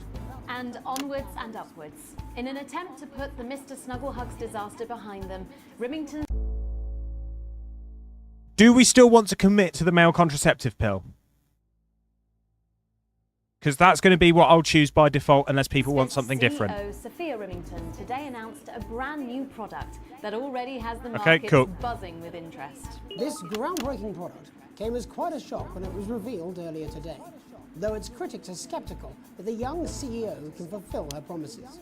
Described as a breakthrough far ahead of its time, the male contraceptive pill... Oh, I've heralds just the seen the sexual name of it. revolution. Responsibility. Fans are celebrating the fact that men can finally That's take dreadful. equal responsibility for contraception. But others have expressed concerns over its safety and side effects. With that exclusive Prime Ministerial interview coming up later. And our very own Patrick Bannon live at the first annual Sports Board final. You won't want to miss a second of tonight's National Nightly News. There we go. Feel like this is going a lot better this time now.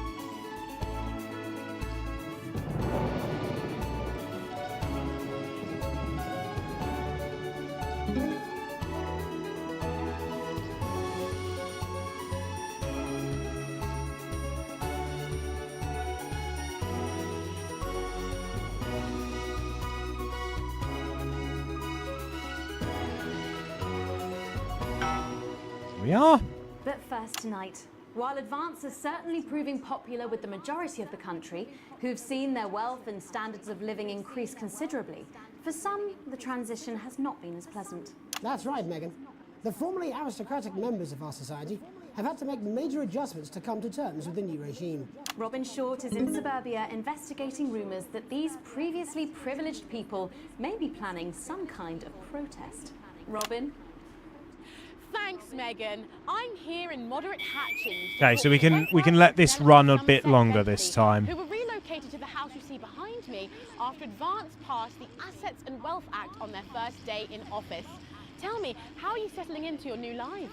Well, quite frankly, Robin, we're not settling in at all. Our neighbours are whitewatters. It's simply untenable. I hope you'll forgive my language, but it's as steaming as a Wednesday hatch basket with too much spadding. Steady now, Penelope. Sorry, Robin, my sister's under a lot of pressure. She had to dress herself this morning and she still hasn't quite recovered, Robin. My goodness. You know what? From what she's saying, like, and it's telling me to censor it, I might have to go check like the Ofcom list of words just to see if any of these appear. Only has one staircase. And the breakfast room and the dining room in the same bloody place. Imagine that, having all one's grub in one room. One room, Robin. So what would you say to the people that feel that your family has had it far too easy for far too long, and that these redistributions are both fair and just? I hardly think we've had it easy for fussle's sake. Only one of our swimming pools was even heated. But realistically, what can you do? Well, you've asked the right bloody question, Robin. Thank you, Wentworth. I wasn't the youngest ever editor of the Swinstead Middle Very School unfortunate for no about the reason. wounds. I think our toilet butler was from Swinstead. Dear George. Oh, I wonder what happened to him. Daddy tried to shoot him in the buttocks and he ran off into the woods. Oh, good times. Oh, that's probably my last happy memory, Robin. Tragic, but what can you do? We will rise and rebel. We wage war on our revolting rulers with righteous words and rebellious writings. Our best guess in our quest for I might go back just to see Jeremy cracking up at this. Daddy! Daddy, it's Daddy! Please don't do that. We can't show this on the news. Right, you buggers! Carry home! Tilly! Get the dog! Tilly's our mummy. She's proper dragged off too. Well, at least you are showing some shame. Free at last! Oh! Somerset Bentley, glad to meet you. See, the protest has started already. Nice sharp work, boy. Thanks, Daddy. He gets that from me, you know. Oh god, it even says revolt on his chest. To be fudding well heard, that's all. Language, Penelope. We are news, not rules. Sorry, Daddy. We want the world to realise we won't roll over and run away. We will revolt. We will rise again. Yes, we bloody well will. Spaff and piff pop. Are you okay? Daddy, how could you? Well, shut up and get your Well, Jeremy, Megan, as this embryonic protest movement takes one in the toxins, it's back here in the studio. I'm Robin Short, struggling surreptitiously in moderate hatchings. Thanks, Robin. Well, that's certainly a story we want to be keeping an eye on, eh, Megan? Speak for yourself there, Jeremy, but I've seen enough shaft work to last me a lifetime. I'm sure you have. But can a naked protest movement ever really catch on. It doesn't seem like the way we do things in this country. But as I'm sure you're aware, Jeremy, this country is becoming a very different place. Yes, but seriously, who's going to run around naked in our weather? Oh, hopefully not you, Jeremy. Yes, well, there wouldn't be enough canvas for the slogans. When we come back, our very own Patrick Bannon will be live from the Sports Board Finals. Stick around, you won't want to miss it. We'll be back after these messages. There we go. 1 minute back. Oh, sorry, I'm busting. Oh. Okay, we're doing better. She's funny. Yes, I know. I think it's very endearing. She wants your job. She's welcome to it. Why is it raining on my desk?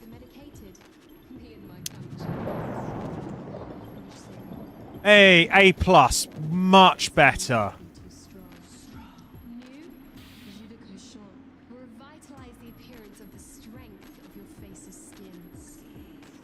Ofcom say no to sheep shagger post what? Wait, if I actually have a PDF of the Ofcom list of words. I actually use it for setting up filters.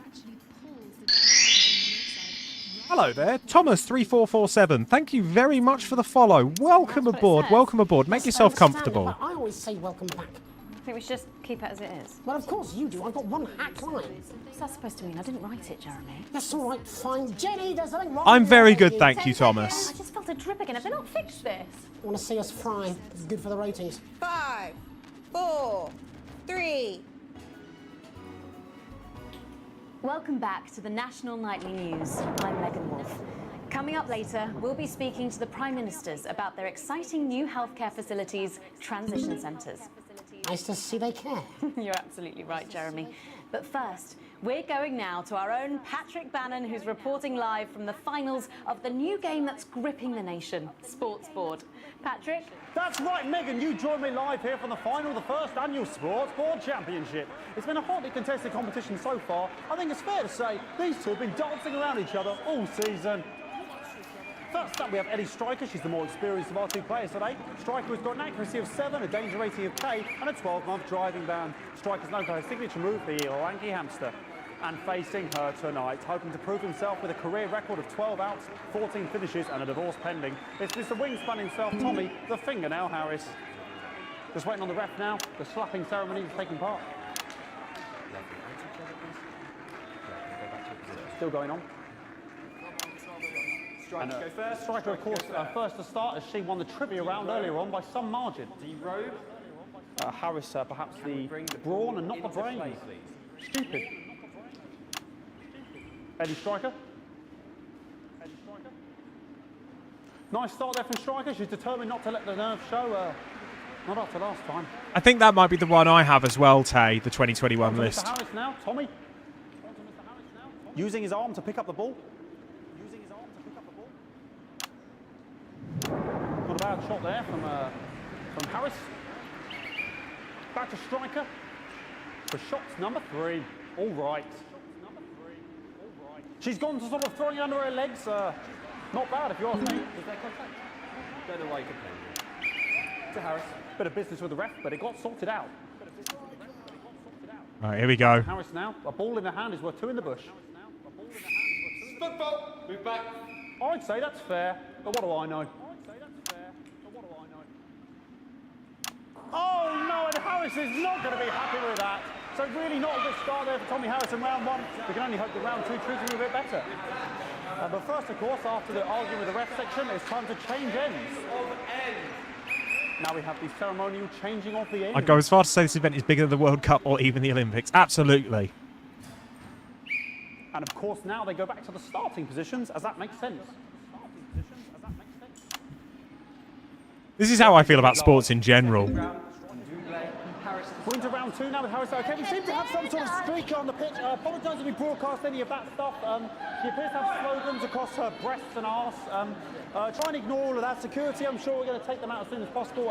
Apologise if we broadcast any of that. As I said, we're going to get the situation resolved as soon as possible. Almost got that. Carry on play, but it's proving a bit difficult, and I'm struggling to follow. Because it's quite an eyesore, and women's bodies, yeah. All right, great. Okay, so back into round 2 now, and Harry's absolutely determined to close that massive gap.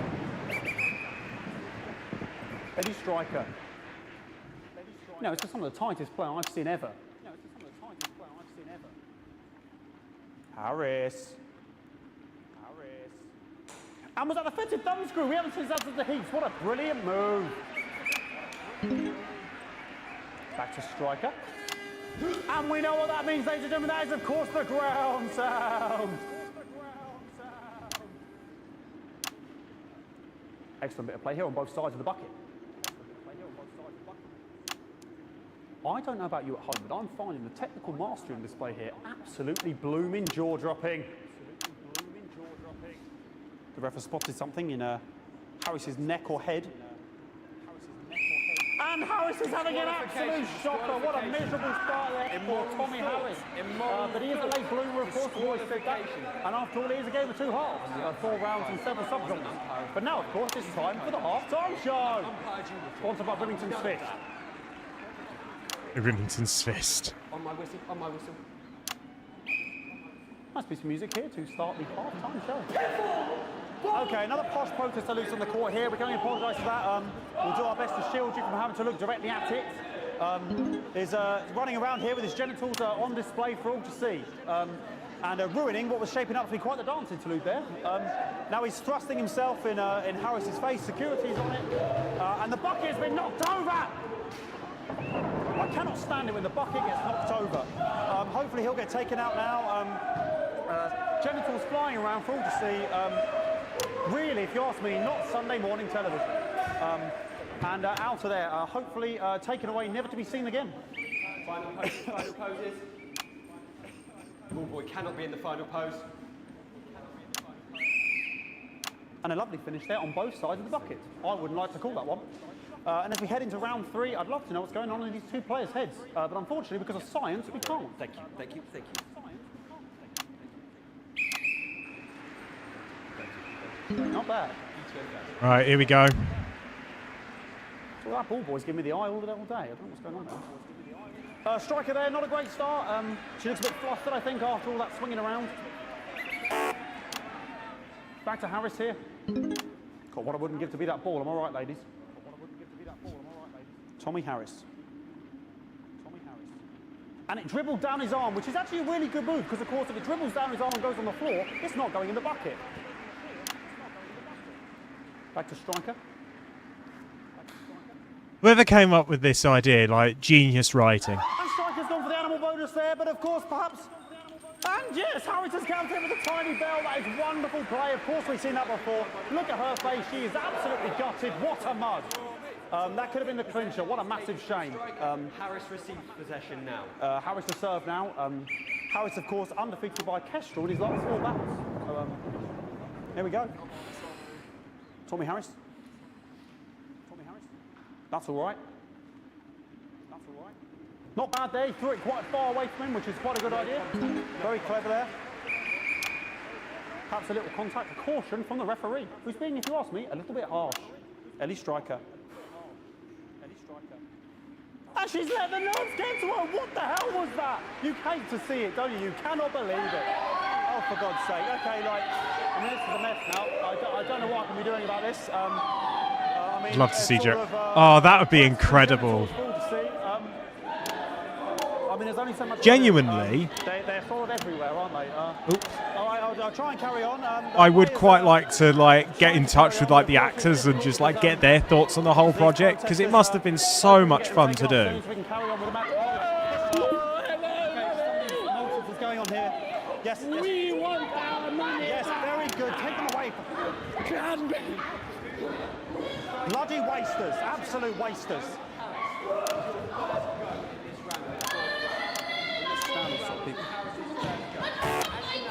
Oh, jog on!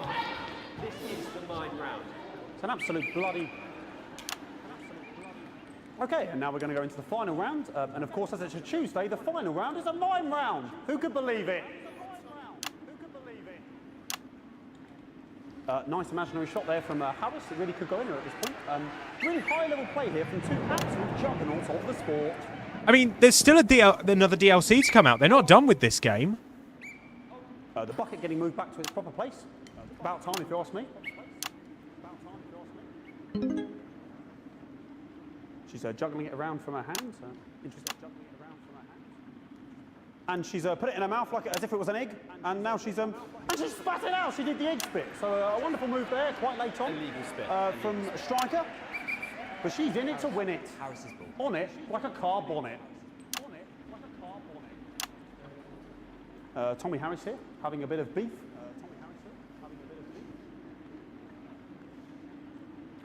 And he's peeling it as if it were a banana, which is an interesting move.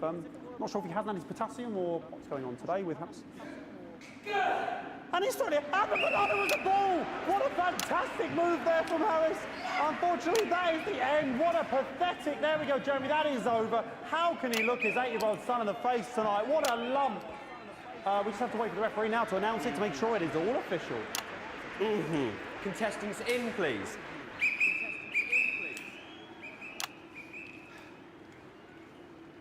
And the winner of the first annual Sports Board Championship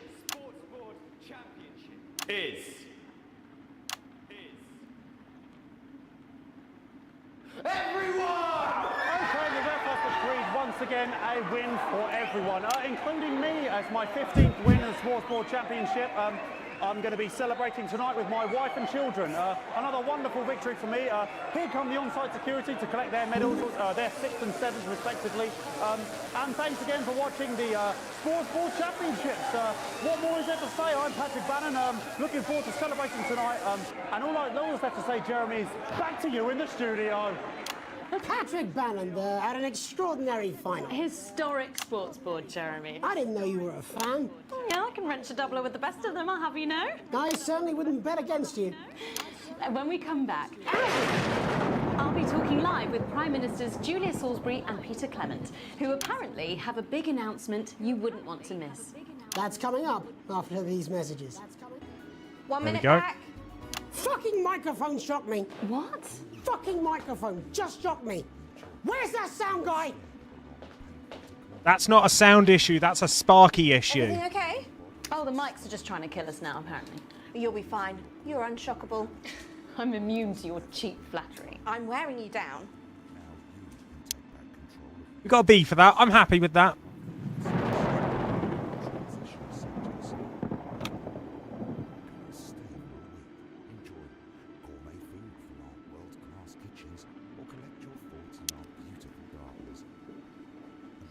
So sorry about all these buckets. We seem to have sprung a leak.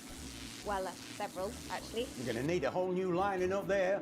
Triple C. We'll look into it. Minister, it's so good to see you again. Miss Wolf, your star seems to be in the ascendant. It's a great time to be alive. Too bloody right, Peter Clement. Megan Wolf. My, but that's a firm handshake you've got there. She's tougher than she looks. Am I here? Here, with Mr. Clement on your left. Right you are, pet. Is your seat damp? 10 seconds, everybody. No, mine's 5. Have you had a little accident? Cheeky cow. 5, 4, 3. All right, here we go. Welcome back. I am delighted to be joined by Prime Ministers Julia Salisbury and Peter Clement. Welcome to the National Nightly News, Prime Ministers. Oh, please, it's just Julia and Peter. We don't believe much in titles. It doesn't seem very advanced. We're delighted to be here. Well, firstly, I should ask how you feel about the graffiti that's been springing up across the capital. Should we be worried? Oh, no, you definitely shouldn't be worried. Well, not unless you've got a fatal paint allergy anyway. But yes, it does seem that there are still some people we haven't been able to help. You know, whingers. People who've yet to benefit from the many advantages of the new future. And you know, Megan, as my old mum used to say, there are some pissants who just don't know how to be happy. We're working hard to reach these people, find out what they're angry about and how we can help. The door to my government is always open. Tripping on me. But we didn't come here to talk about what may yet turn out to be some alternative arts project. Which we no doubt will have funded. When we want to talk to the nation about something far more exciting. Yes, your office briefed us that you have an announcement to make, but they were being surprisingly secretive about it. Let me ask you a question, Megan. Oh, okay, it's not usually how it works, but... What? Oh! I mean, really scares you. It's death, then. She's talking about death. We're all afraid of our deaths. It's part of being human. Sorry, Are you saying that Advance have cured death? That'll be a vote winner. Yep, that was definitely a drop there. But while we may not have cured death, we hope we found a way to make it much less scary. And much less painful and much less expensive. Look, which is me close-up camera Oh, there? sorry, it's camera four right there. When I was 13, my mum came and got me from school. He was to go to the hospital. My granddad, he'd collapsed that morning, so we'd all to say our goodbyes. And I went in to see him. We were all frail and pale. And I was scared because I'd only seen him the week before, and he'd been fit as fiddle. And he said to me, Peter, he said, it's the right time. I don't ever want to be a burden to the people I love. Was that the last time you saw him? Nope, 3 days later he were back home. He lived with us for 9 miserable years after that. He had to be fed with a rubber spoon. He had a commode, so he'd just take a shit right there in the lounge while we were watching football. He wouldn't even wait till half-time. That sounds... It was awful. It were awful for us, and this is the point. It were awful for him.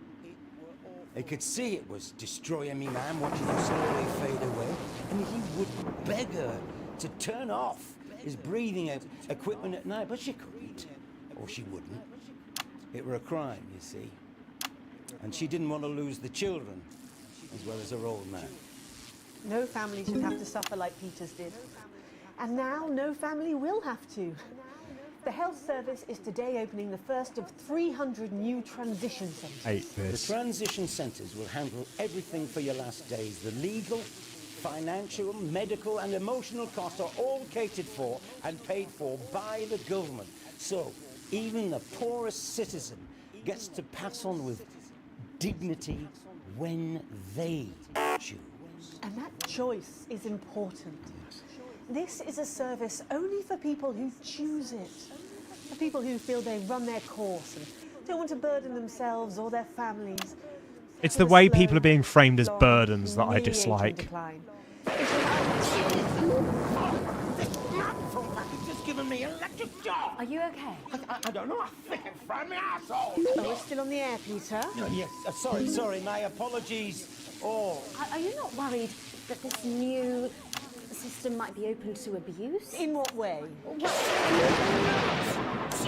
Sorry, I've got sacked again. Can I get a little bit of help here, please? That the older generation might feel somewhat... Jesus, a royal face, fucker! That one was massive. Right, no, this bastard's coming off. That the older generation might feel somewhat coerced.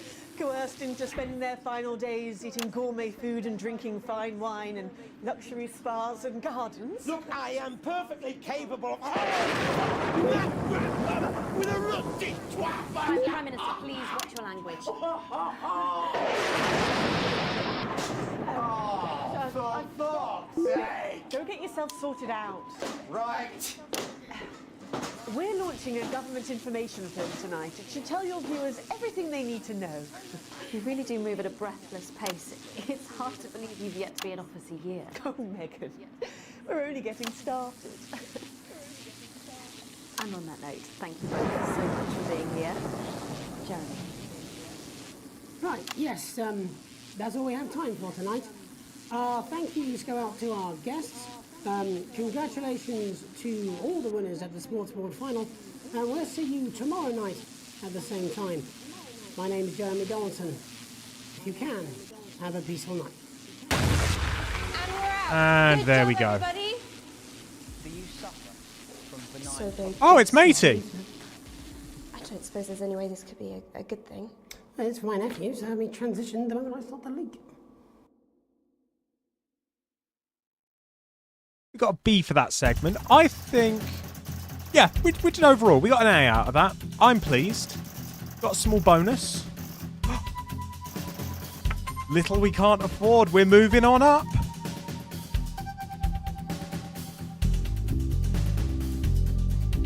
Oh, it's all coming up. It's all coming up, Team Hayden. It's all coming up, Team Hayden. There's one thing I just need to see. Playback room. I think, was it in the course of the Tempest?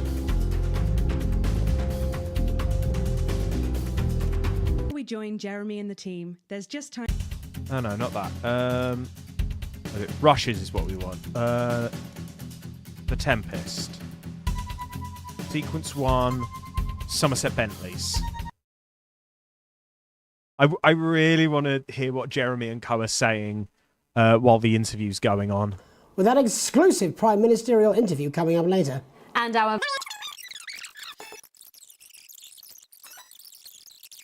Robin Short is... Thanks, Megan. I'm here in moderate hatching to Wentworth and... There we go.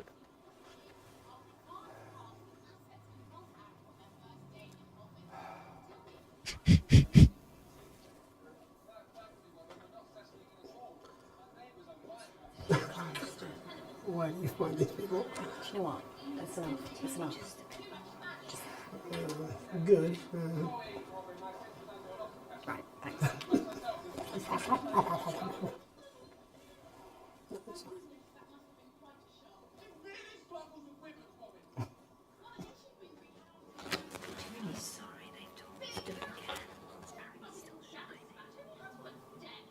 Oh, what is that, guys?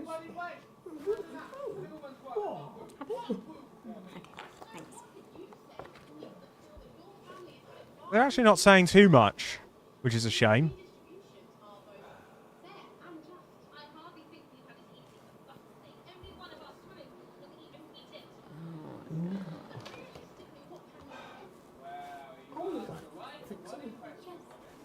Wait.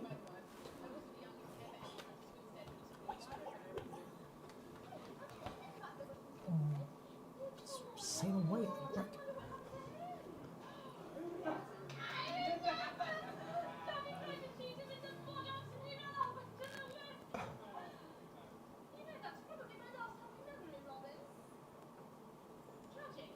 Megan's face is just a picture.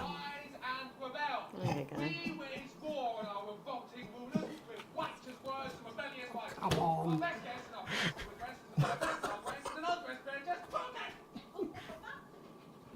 Oh, Christ, what's he doing there? Oh, shit. Is someone trying? Yeah. Oh my god. At least you are showing some shame. Oh, who's this? Somerset Bentley, glad to meet you. See, the protest has started already. Nice sharp work, boy. It's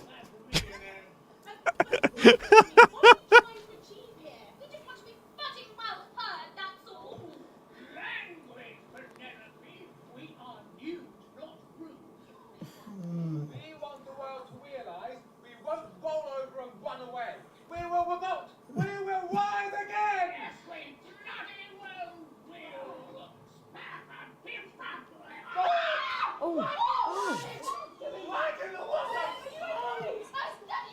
Surely we're going to We're come gonna come back. back. We're gonna come back.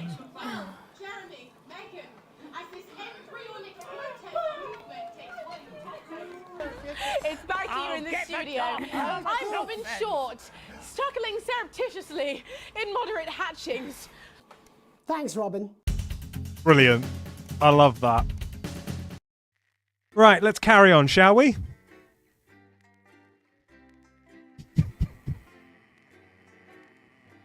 Oh, this game. This game. It's absolutely phenomenal.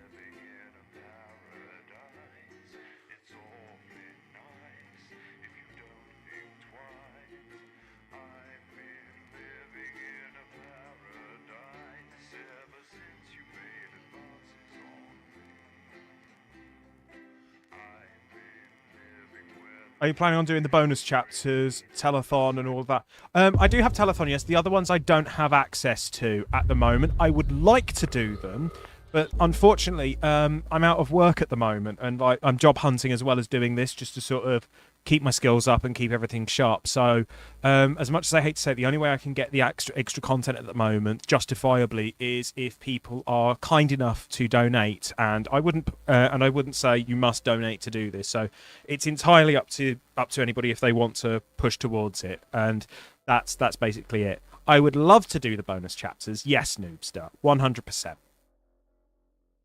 But it might have to wait a while is the issue. Alex, oh thank God you're alive. It's Jenny, the floor manager. Are you okay? Alex, Oh yeah. What's going to happen now? just look at it. That's all we've been putting out since you went down. You have to fix it, now. Look left, Alex, out the window. I can guarantee telethon though. You're going to need a full charge to clear that many off. Hold down the big button until it's fully charged, then release it to zap the little fuckers. Excellent, Alex. We're broadcasting again. They must have built up while you were napping. Usually it only takes a tap on the button to clear one. Look, there's a lone one climbing now. Zap it off before it starts to mess up the signal again. Great. That seems to be the last of them. For now. Right. We're about a minute out. Get the adverts loaded up. I've got to deal with my pet idiot. And Alex, keep your ears open. You'll hear them climbing up the tower. See what Don't this let is. them build up. Actually, wait, we can play that. This is something. This has no credibility, Jenny. No professionalism. It's not a mess. Everything is where it should be. It's ramshackle and characterful, and I expect you to know the difference. Of course Megan's place looked lovely, but I can't see it, can I? Thanks, Jenny. How's lock-in with the boyfriend going? Decided to take his chances on the wild streets, eh? Rather than endure another romantic comedy. Jeremy, Jenny says your hair looks stupid. Yes, I can hear her. And she says she's not talking to you. Yes, I know, I can hear her. Shall I count us in? Make it so. Okay, 10 seconds. Break a leg, everyone. Preferably a furry one. 5, 4, 3. Good evening, I'm Jeremy Donaldson. And I'm Megan Wolfe. Our main stories tonight. Snugglefucked? It's been almost 5 weeks since all the Mrs. Snugglehugs toys woke up simultaneously in factories worldwide and began searching for their husbands. The Mr. Snugglehugs were so short-sightedly destroyed. And now, as this photograph suggests, they may be changing tactics.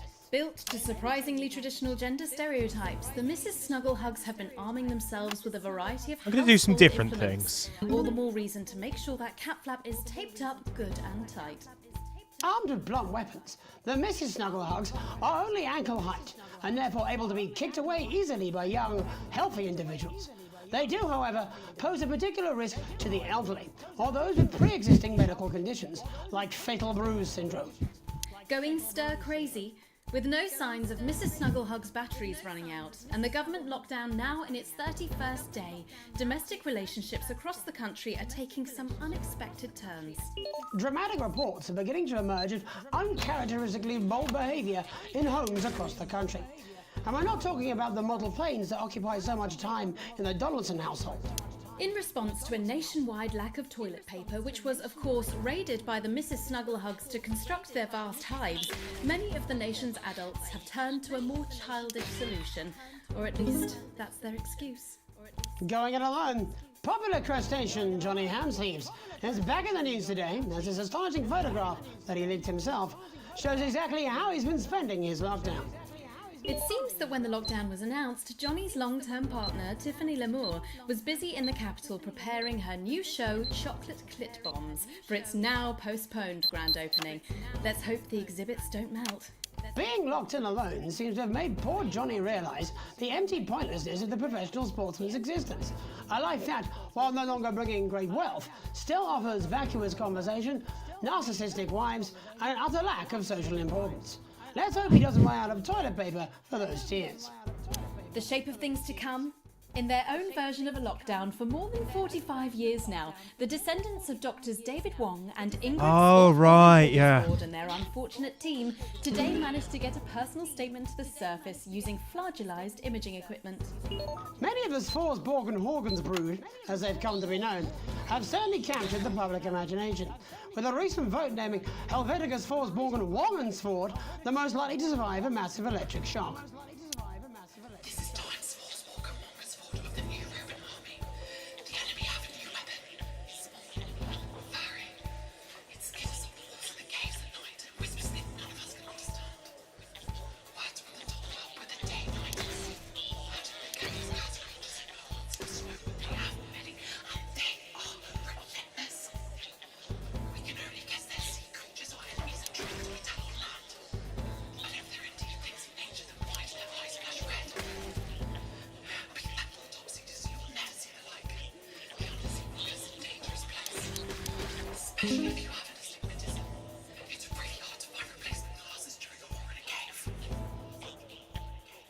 It's hard to believe they've been down there so long now.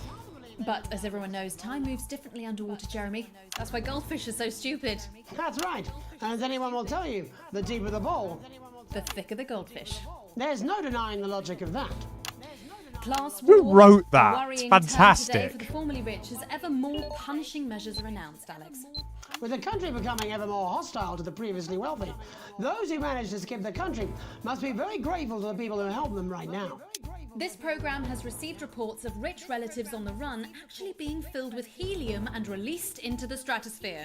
If those rich bastards think they're above the rest of us, why not give them a hand in getting there, Jeremy? And Advance speaks out. With the snuggle struggle proving a test to governments around the world, Snuggle Advance HQ struggle. released a curious statement this afternoon. In the accompanying release, they asked us to stress that they have been listening and that this should be taken as a response to how the people really feel.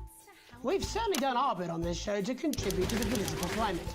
But let's not forget, how we behave in our home lives is what really matters. Let's hope it's not just me who filled out that questionnaire, Jeremy, or we're all in trouble. Let's play that statement. With tragedy of heart and great despair, I come before you with grave news to share. For since he left to fight at 3:15, no sign of Peter Clement has been seen. You'll all recall how daily from his home he'd gallop boldly forward on his horse, that whitened mare with fur like porcelain, upon which he would tread his well-trod course. 'Twas on this mare he stumbled on a hive. What is going on? Huggedness contained. He bravely drew his sword and ventured in, intent to fight till all within was slain. And soon, but soon, there came upon that place the bodyguards assigned him by the state, whom daily he did deign to give the slip. And thus they did arrive a moment late. From deep within the hive they heard him roar. His blade, the rusty twat basher, raised hell. Yet with a cry of "fuck my arse, that's sore," beneath the toilet-papered mounds, he fell. Oh, what a fall was there, my citizens. Then I and you and all the team What on fell earth down, is this? while tiny voices laughed from deep beneath. Oh, naff off. Curse that much beloved reckless fool that weighed his pride 'gainst purple fur-clad teeth. If only he had shuttered up his doors, his windows boarded safe and waxed his floors. If only he had taken our advice and helped the team by staying safe indoors. Oh, hey, a plane. Oh, woe that he should meet such bitter end. My laughter and my confidence. My friend. Thank you. Delectable stuff. Later tonight, Jeremy will be catching up with brave roving reporter Patrick Bannon, while I check in with two friends of the programme who find themselves stranded at opposite ends of the country. And then, in part 3, there's going to be a quiz. Presumably because there's nothing more important going on that you might like to report on if you were, say, a news programme. And in a moment, we'll both be asking Sophia Remington how such a trusted brand can have made such a terrible manufacturing mistake. With what it describes here as help from popular psychic scientist Delia Lywell. Oh, I like her. No, you don't. Why do you do that? That's all coming up on tonight's National Nightly News. Okay. Doing all right, I think. Could be better.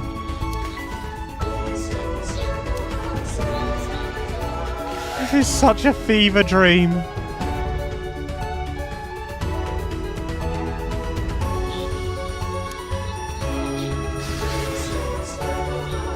It is straight up a Furby.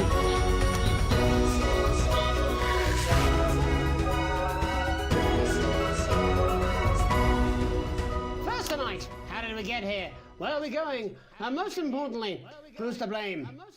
Joining us from her ranch in Arlingsfield, Millkirky is the CEO of Remington's Fist, internationally respected business Svengali, Sophia Remington. Thank you for having me, Megan. I'm a huge fan of your work. And from a crystal healing laboratory, what I assume is a garage in Upper Lowington. Jeremy sounds like a kazoo. Renowned psychic scientist, Dr. Delia Lywell. Thank you for being here. Thank you for having us. Sorry, us? Myself and the eminent professors. Is that what you call the voices in your head? Always seem to attract dead scientists. I don't really know why. The money? They express themselves to me through ethereal algebra. I can hear it now. Very technical. Now that you've said it, I can hear the kazoo Miss quality. Remington, the entire Snugglehugs range will surely go down as the biggest public relations disaster in history, won't it? Well, of course, that's one world record we would never have sought to claim. What can you say at a time like this? There is only one thing that can be said. I'm sorry. We're sorry. From everyone here at Remington's Fist, but especially the dedicated inventors and world-beating engineers at Rimming Toys, we are deeply, deeply sorry. Rimming Toys. Letting a child's toy learn how to love could have such unforeseen consequences. Mary Shelley?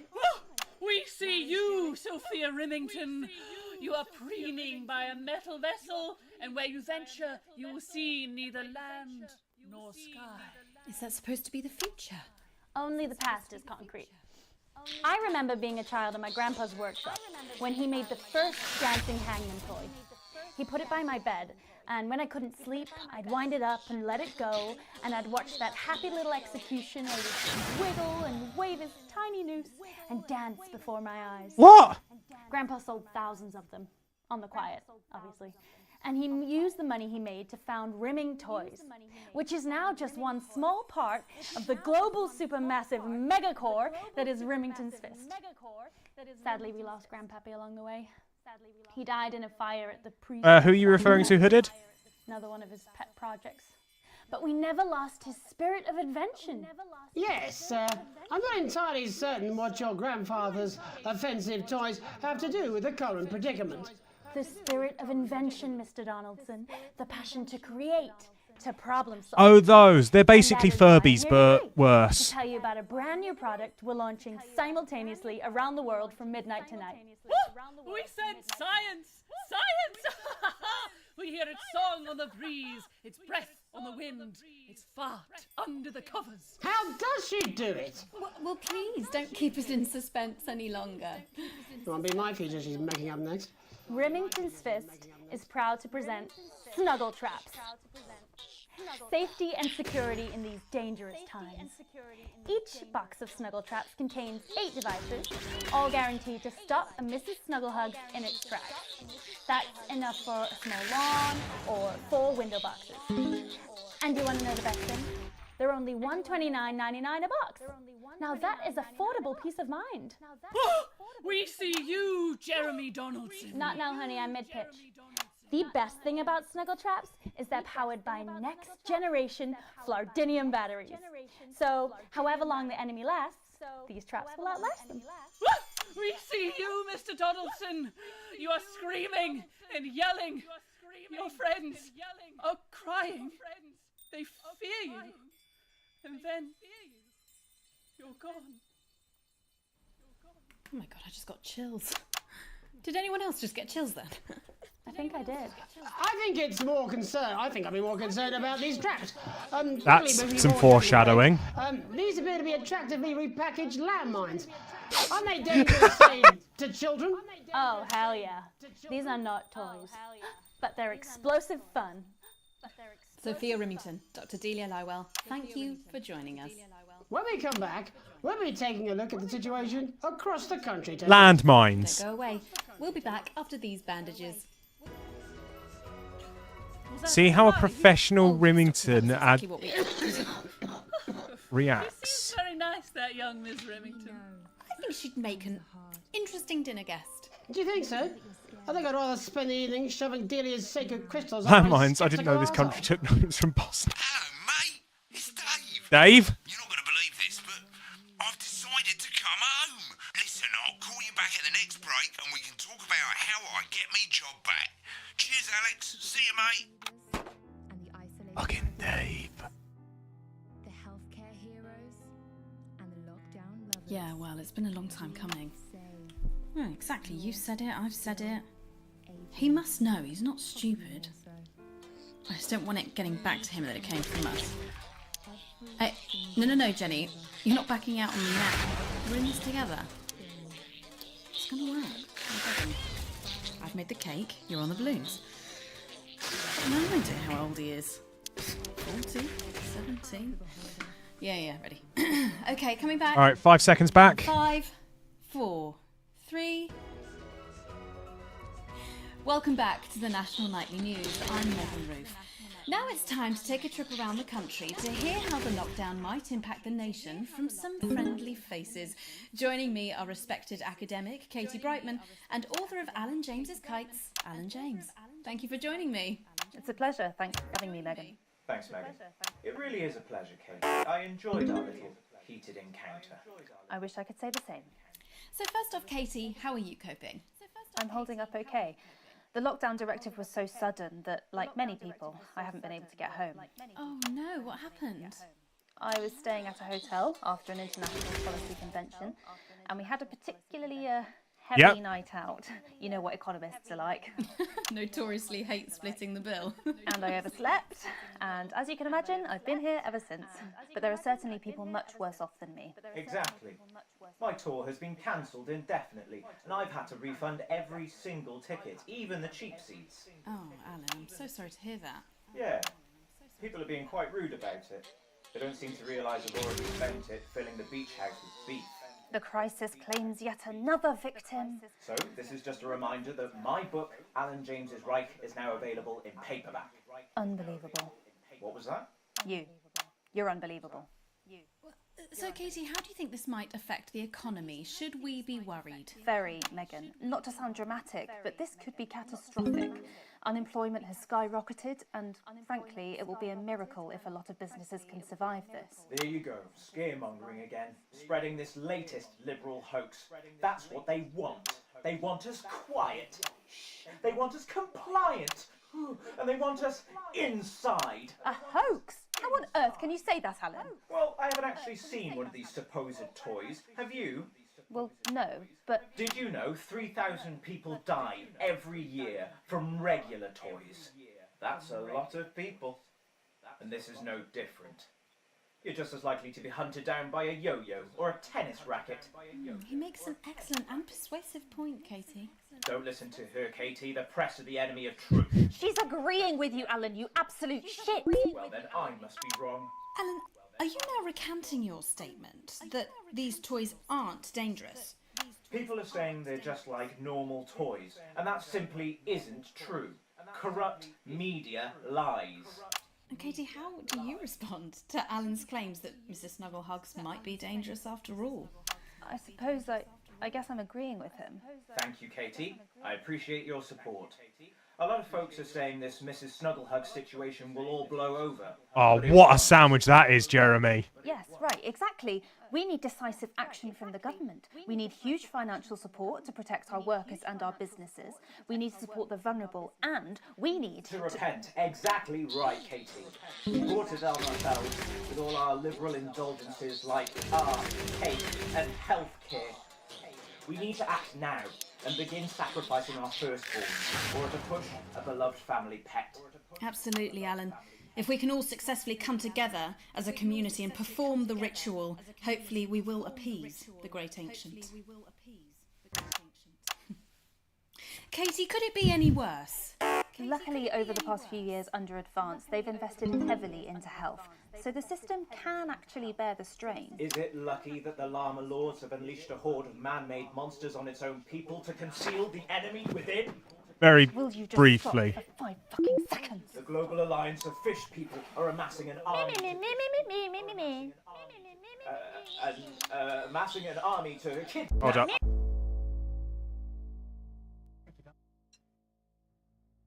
Lunch has arrived. Right. Okay, I gotta get on this.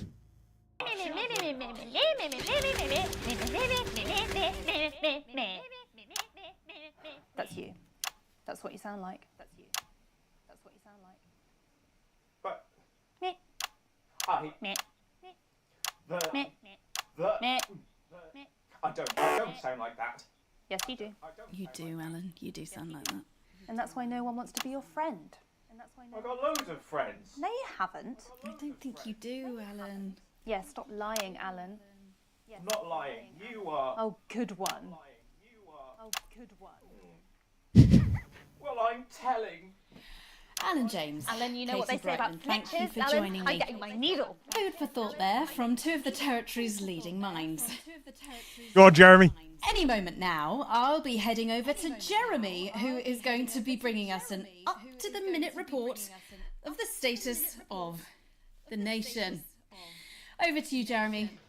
Thank you for what I'm sure was a reasonable debate which really contributed to the national conversation.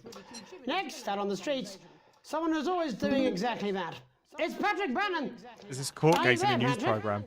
It's lockdown news, Jeremy, yes, basically. hello, I'm here live. Apologies for the quality of the broadcast today. Couldn't find any cameramen or women brave enough to come and join Except me, instead of I'm at home. a plague of COVID, Right, and, it's can you tell us a what plague it's of like out there? autonomous killer Yep, toys. I can. It's as you can see behind me, the streets are currently completely deserted. So my question, Jeremy, is just how long? I mean, could there be danger lurking just around the corner, waiting to end the fledgling career of this young promising journalist before his full potential is even realised? Will he die, underappreciated by management, and frankly, if you ask me, very, very much underpaid? I don't think there's any danger of that, Patrick. What's that on your jacket there? Oh, that's actually a sponge. What I've done here is made a snuggle-proof jacket, Jeremy. The network didn't bother sending me any PPE, so I've been forced to improvise. In fact, showing the sort of resourcefulness that would make me an ideal candidate for, I don't know, for example, an anchor position starting whenever they'd like. From your point of view, Patrick, safe are our streets. Not safe at all, Jeremy, not safe at all. I'd recommend Sort people of, yes. staying inside, following government advice and not putting themselves at any risk at all. Unless, of course, like me, it's for groundbreaking journalism reasons. Mm-hmm. And just where are you, Patrick? I'm in the street, on the street. Which street? I think I'm struggling to hear you, actually, Jeremy, there. Which street? Which street are you on? Oh, which street am I on?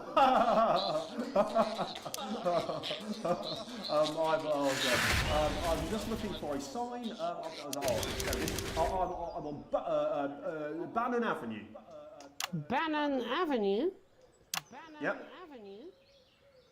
Bannon Avenue. Yeah, no, I can hear you fine. Yep, I'm on Bannon Avenue on the sign, it says there. Like Patrick Bannon? Oh yeah, that is like, that's strange, that's a weird sign. I don't know what's going on there. Where are you really? I'm on Bannon.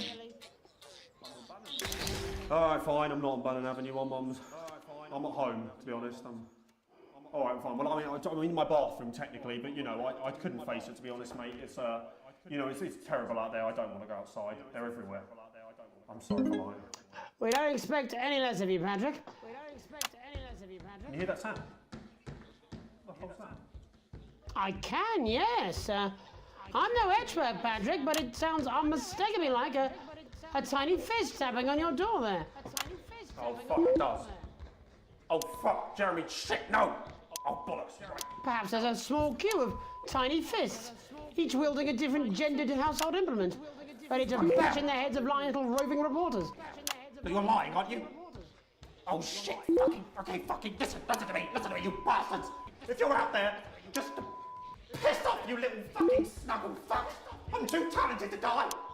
Oh, too talented to die! What the fucking hell? Okay, it's fine. It's fine. Oh, God. Don't worry, Patrick. I'd say you've got a few seconds before they break their way in there and finish you off.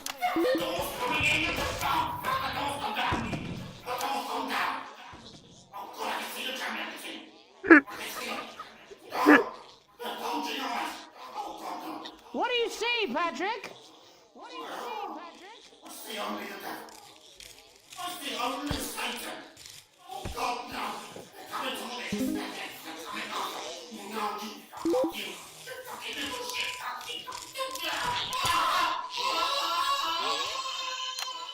Thank you, Patrick, for that report, showing the nation, and more importantly, management, just where you belong. It's time for another break, but when we come back, we'll be hoping to take your mind off the world for a little while, and who knows, maybe even bring you a few smiles.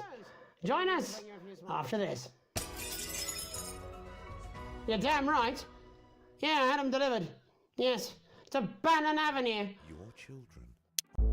Jeremy had them delivered to Patrick.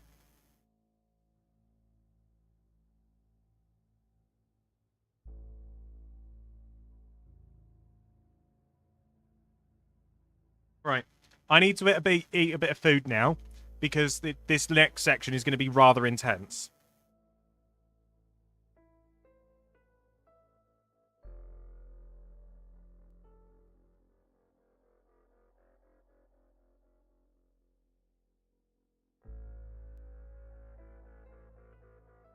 Imagine if you showed Jeremy saying that. Yeah, that would be perfect.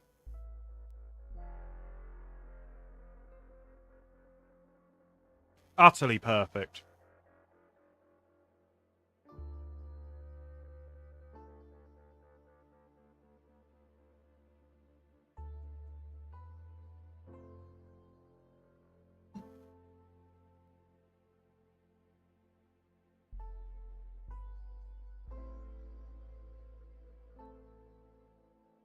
Yep, F's in chat for Patrick. F's in chat for Patrick. He will be remembered until he is replaced.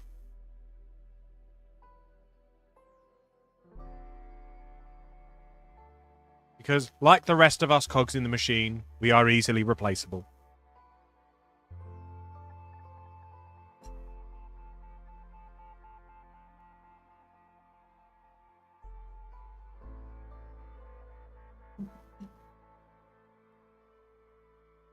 I'm just getting news. Oh, we have news from our correspondent, Citizen Tay. Citizen Tay. His replacement is ready on camera too. Perfect. Thank you very much, Tay. We'll cue that up in a moment. Jeremy, Megan, did you get that? Yep, fantastic. All right, we're going to be coming back to you in just over a minute. Dave!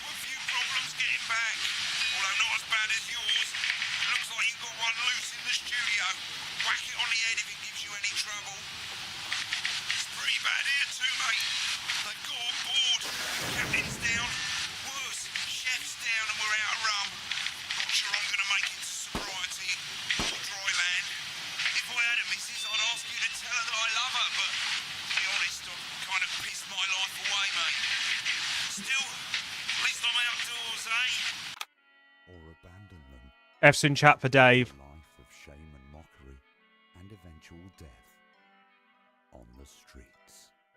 So you sent them to fly with us instead. No, I'm not. I'm not going to. I don't have to. What's lurking in the water? No, you're being a child. I'm not. Go-getters. I'm not. We can't. I'm not. No? No. Oh, 5, 4, 3. Welcome back to the National Nightly. Well, welcome back anyway. We know isolation isn't easy, so finally tonight we have something a bit different for you. Even though some people felt it's not our job to entertain the public with absolute It does, nonsense, yes. other, more important people overruled those people. So it's time to find out who will National 5, Nightly win. 4, 3, 2, And who will National 1. Nightly lose. Stinger. So, how do we play? Well, joining me is a man who knows all about playing. It's Tommy Harris. Hello, Tommy. All right, Johnny. It's good to see ya. And how are you finding the lockdown, Tommy? What do you mean lockdown? The enforced isolation of everyone in the country. Ah, yeah. I think I heard about that, actually, yeah. You're in bed, Tommy. Yeah, you called during nap time, so... Of course, that's my fault. So, why don't you tell us how the game is played? Well, it's pretty simple, Jeremy. Lost. Sausage. I'm going to ask contestants from around the territory 3 questions. He does look a bit about like what Pedro else- Pascal, doesn't he? And those people are going to get a chance to win a very special prize. And what are they playing for, Tommy? Drum roll, please. Jeremy. Oh. Jeremy. Thank you. This. Is that... What is that? It's my athletic support, Jeremy. Oh. But I've signed it, so... Oh, well then, what a fantastic prize. Have we got anybody waiting to win this once-in-a-lifetime prize, Jimmy? I believe we have Angie I like on the line. subtitles update with his How do you name. feel about winning this man's old pants, Angie? I've never been so excited, Jeremy. And can I just say... I just went for some pasta. I love you. Both of you. Well, you've said it now, haven't you? Oh, Angie, I love you. In a way. Tell us about yourself, Angie. Well, what can I say? My name is Angie. Jeremy going to kill Pedro Pascal? You'll have to find out. I'm a human woman, and my dental hygiene has been described as acceptable. Brilliant! Right, well, shall we get this shambles on the way? Absolutely, John. Can I get 30 seconds on the clock, please? We haven't got a clock. Yeah, I did ask for a clock. So, Well, why don't you start, and I'll stop you when it inevitably becomes unbearable to watch. I love it. All right, here we go. Time starts now. Question 1. When is my birthday? The 13th of August at 7:19 a.m. That is absolutely correct. Question 2. What? I said, what is my favourite colour? Crushed praline 4. Correct, the colour of my nipples. And finally, Angie dear, what is my star sign? That's a trick question. Jeremy, I think Jeremy is just like on the edge. Unbelievable, that is correct. Stop the clock. Wow, that really was tough to watch. How did you do, Tommy? Well, Angie, my love, you got every single question right. Which of course means you lose and win absolutely nothing. Thanks for playing, Angie. Bye. Do we have another contestant on the line at Jelly Bean? We do indeed. We should have Sonia Hartleach. Are you there, Sonia? Of course I am, Jamie, darling. Thank you for being here, Sonia. Oh, there you are, Tommy. Mwah. Let me guess, you work in theatre, don't you? Is it that obvious? What gave it away? Was it the glamour or poise? It certainly wasn't your inherent sense of humility. Tell us about yourself, Sonia. Oh, well, if you must play this game. I am a theatrical agent. I represent the likes of Rudy Beefman, Samuel Coffee Cup, and Jodie Carpetburn, amongst others. And how's the lockdown affected you, Sonia? Well, they may have closed the theatres, shut the studios, and boarded the cinemas, but they won't 10 minutes get more. me that easily. How are you managing without any work? Due to a savvy clause in all of my artist contracts, I am able to claim my 15% from their unemployment benefit. Wow, that certainly is sharp. Standard stuff. Jeremy hosted This Morning or Good Morning Britain. I'd instantly watch. He would be the only reason I would watch these. Well, I work from home, you know, to keep costs down. And who's this? Oh, well, you know, when they gave the order, I was actually mid-meeting with a client, so we've been isolated together. That is a tie. Fucking way! What the fucking fuck? Is that Tommy Harris? I'm a huge fan. Can I just tell you how bloody brilliant you are? Actually, Jeff, we're about to play a game, aren't we, Tommy? We've got time, Well, if it's not too bold, I think I am in love with you, Mr. Harris. No, it's not too bold. That's all right, don't worry. Hey, I'd love to show you some of my stuff. I've been working on some new shit. Well, at least you're already aware. During lockdown, we've been workshopping some of Jeff's ideas for much younger children, haven't we? People still let you meet their children, do they? Yeah, that's right. Yeah. I've been developing some shows for younger children. Well, we'd love to see it, wouldn't we, Gerbil? Absolutely dying to. Right, so... No! What do kids love? Timely child support payments from their absent fathers. Shallow and overproduced musical numbers? That's right. Animals! So, I'm trying to address the things that kids need to know, but through a medium that they'll understand. Do you understand? I think... Yes. I think so, yes. Jeff's one of my best clients, aren't you? I am. Yeah. So, the first one we've been working on is called The King of the Jungle's Mortgage Repayments. It's about a lion who's having problems with his interest rates. I see. Does he have a broker? He does, yes. He's a porcupine. How did you know that? Well, your work is universal, darling. It speaks to people. I'm going to say something to you, mate. I think you're onto something here. Oh, the bear, Oh, yes, right. This one is much better. So, this one tells the tale of Mr. Bear. No. Mr. Bear is a very sad bear because all of Is the it other like Jeremy bears don't right now? think Because that Jeremy they're looks out very much, sad. and they tell him that his plays are lazy and derivative. I think you're onto something there. Now, Mr. Bear is a tragic figure. Picture this. He's at his lowest ebb. The trees are closing I just in. want some pasta. He can't even face his salmon, can he? But then he meets someone that will change his life forever. This is fucking gripping. That's right.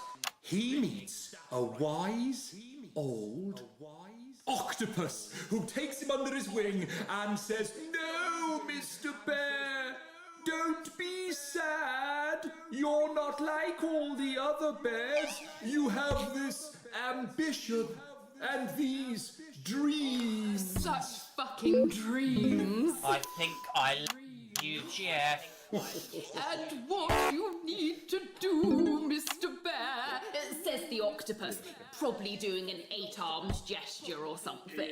What you need to do to find happiness in this crazy old forest is you need to set yourself more realistic goals.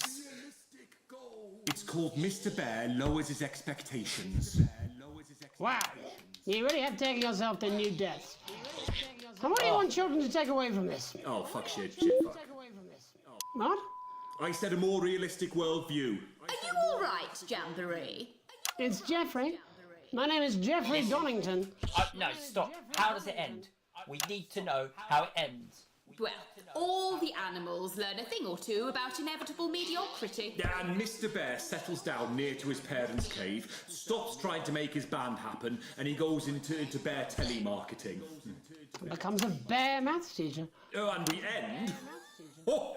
This sounds unbearable. On a big musical number. Oh, there's dancing. It's very repetitive, so it's catchy but not too challenging. Get lost. Well, if you like, I could go and get my boombox. Yeah, you know, I might be able to... Hang on, can we get Angie back?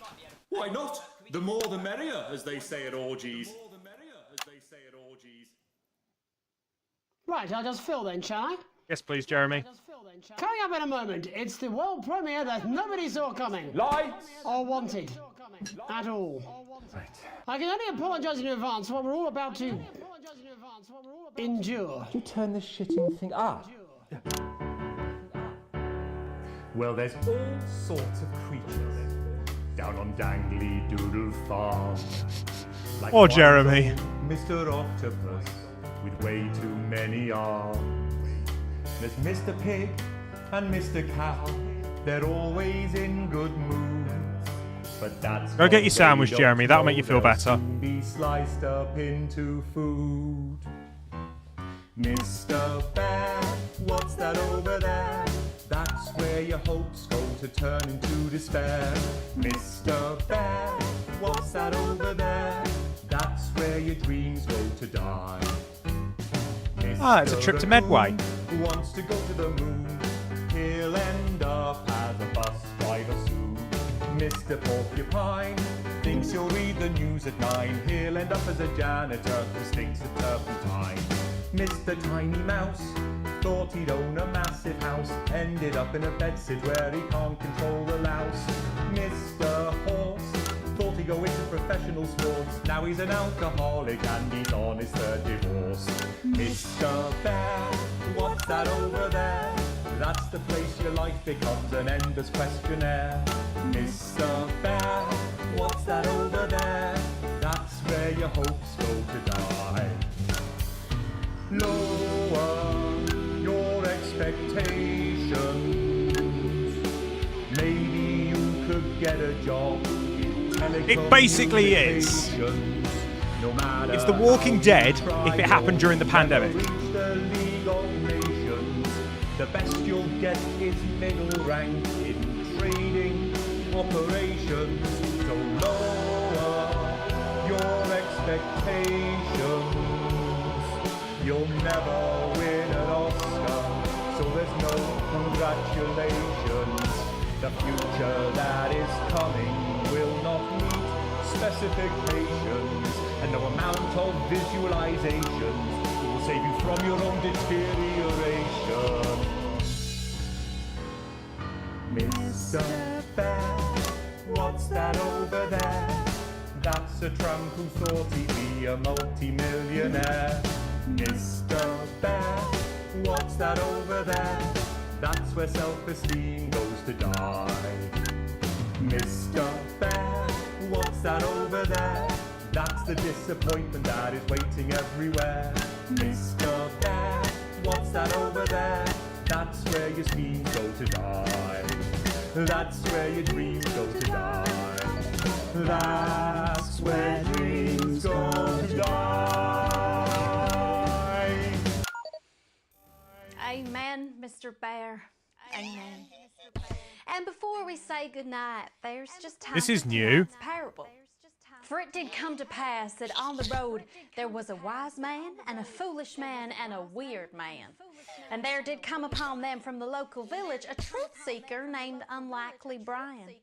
And he did come to them with alms and someone else's arms and a question.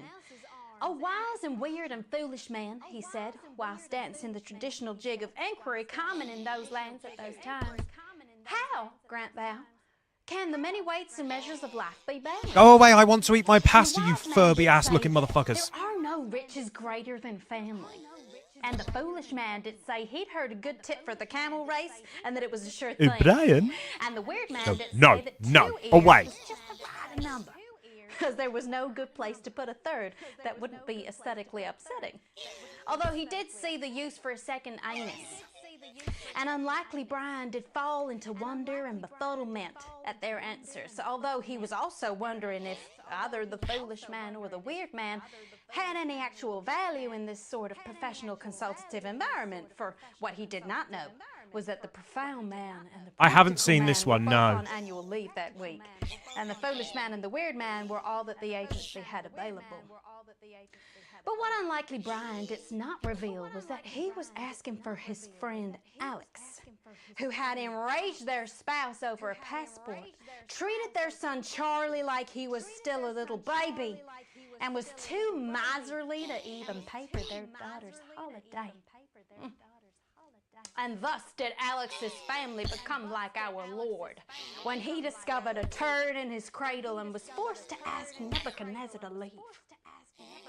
Well, that's all we have time for tonight. I'm Archangel Megan Wolf. Have a heedful night. I feel called out. Are we done? Oh my God. I thought I was going to piss myself halfway through that. Not even joking. Right, babe, I've got to go and get my bits done. Yeah, I'm seeing that guy tonight again, aren't I? Yeah, well, at the end of the day, babes, he makes my fanny flutter. Do you know what I mean? Yeah, come on then, you lot, out my house. And you, Alex. All right? I don't want you here when I'm on my date. I'm on a promise. Alex, wake up! Wake up! Wake up! Wake up, Alex! Alex! Wake up! Wake up! Wake Grab brush, put a little makeup.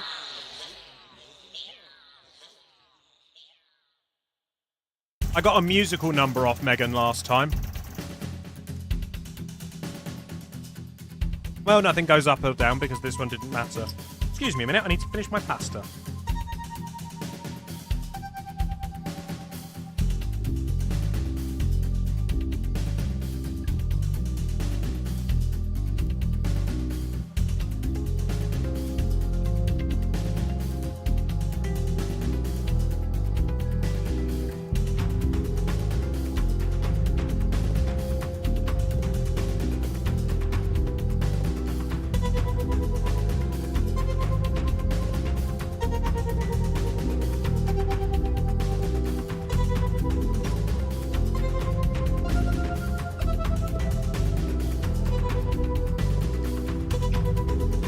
Yeah, last time I got one about being, what is it?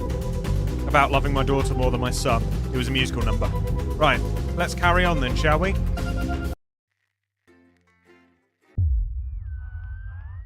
Here we go.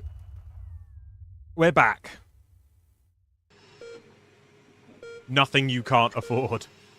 The rhythmic beeping of the heart monitor brings you slowly back to consciousness. Opening your eyes, you're greeted by a semicircle of concerned faces. Your family by your side, a reassuringly familiar sight in these new surroundings. You blink a few times to clear the sleep from your eyes and bring everyone into focus. Looking up, Sam's face is a mixture of concern and frustration. Things haven't been great between you two lately, and Chris hasn't been helping things. Looming at Sam's shoulder with a sour expression, it's clear there's still no loss between the two of you. While Sam is clearly worried about you, the family scowl is obvious on both their faces. You reach out to a hand to Sam. Thanks for coming. The worry for you wins out, and Sam takes your hand before leaning in to kiss your forehead. Of course, sweetheart, I could never have been anywhere else. For the first time in a while, you both genuinely smile at each other before you look to the rest of your family. Susie is standing next to Sam, less worried that you're awake, and smiling. See Sam's worry on your daughter's face, but it quickly turns to a frown when she notices you looking at her. I'm glad you're okay. It's muttered more than said, a grudging acknowledgement that despite your recent differences, she still cares. Thanks for coming, you groan back playfully. Susie can't help but smile back at you, rolling her eyes good-naturedly. It's great to have her here. Charlie catches your eye as he fidgets with the edge of your blanket. You cock your head and look at him, one eye raised questioningly. As soon as you turn to look at him, you can see Charlie tense up. He's clearly battling hard to stay mad at you. You look expectantly at him, but he refuses to meet your gaze. Hey, I'm going to be fine. We'll be fighting again before you know it. Charlie looks at you and grins, one of those infectious smiles that spreads around the room. It's always good to have him in your corner. Your smile fades as you notice your mother staring listlessly out the window. Despite all of your best efforts, she's not been doing well lately. Are you okay, Mum? Your mother starts, your call clearly shocking her out of her reverie. She turns to you and smiles, and you're grateful to see the increasingly rare recognition in her eyes. Yes, dear, of course. How are you feeling? You smile warmly and nod, but before you can respond, a doctor bustles in and ushers everyone out. She asks you, for what feels like the 100th time, how you're feeling. Surprisingly well, all things considered. Excellent. There's no sign of any real damage, just a bit of a shock to the old system, pardon the pun, she smiles. Not that we'd recommend you do anything like that again, of course. After a couple of days' rest at home, you should feel right as rain. She turns to leave, but stops at the door. Oh, in the private room and care. The doctor gestures to your room, which you now notice looks rather expensive. Has all been paid for by a Mr. Boseman. He left those flowers and said not to worry and to take the rest of the week off. See you Monday, apparently. Seems like the least he could do. Okay. So, do we reach a threshold then where Advance just, like, redistribute all our money? Come home from a particularly late shift to find the kitchen light still on, which isn't normally a good sign. Everyone's usually in bed by now. Softly opening the kitchen door, you find Sam at the table. Bills and papers are strewn in front of them, as well as what looks like to be their second pack of biscuits. They shoot you a strained smile as you take a seat next to them. Sam frowns and goes back to the bill they're holding. Hey, sweetheart, just looking at the numbers again. They look to the door to the pantry, now converted into your mother's bedroom. We've been doing our best, but I think Cassandra really needs a nurse to look after her now. Suddenly the bills are all you can see. What's that? There's something we need to buy? Fortunately, with the money that's been coming in and what we've been able to save, we've got more than enough to keep going. With Susie home to help out, the nurse would only need to be part-time anyway. Sam smiles at you. I know things have been difficult and the daily care won't be cheap. She's your mother. We have to, really, don't you? I mean, I think we can safely keep her alive at this point. Like, we're not struggling.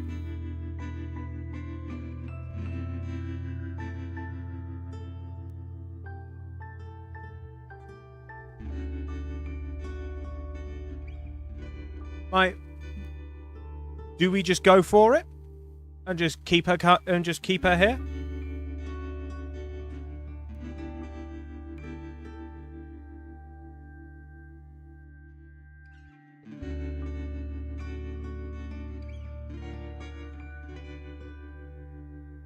What do we think, team? What do you all want to do?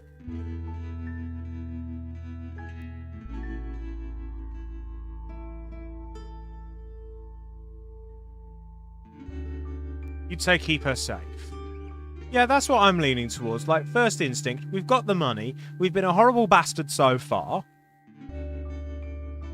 Why not do the right thing in this case?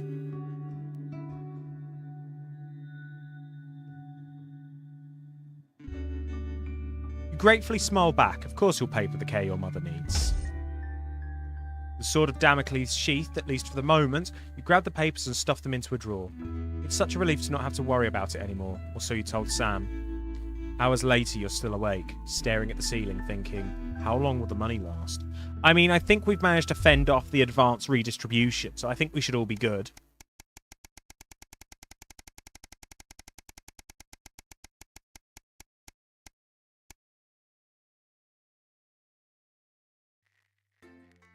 Ah, we got our next show already.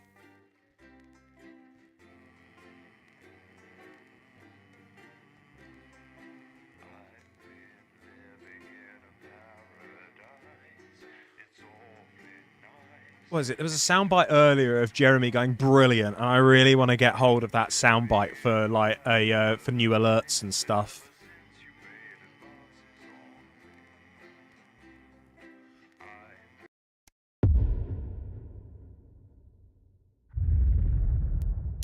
The silence. You're fired. What? You're fired. What for? Facial sabotage? Jenny? Problem? I want her fired today, now. Don't worry, Kath, it'll be all right. No, it won't be all right, Kath. Pack up your weapons of optical destruction and get out. You realise you're beginning to sound like me? I mean it, Kath. Stay where you are, Kath. I love that Jeremy makes that point. Jeremy, or yours.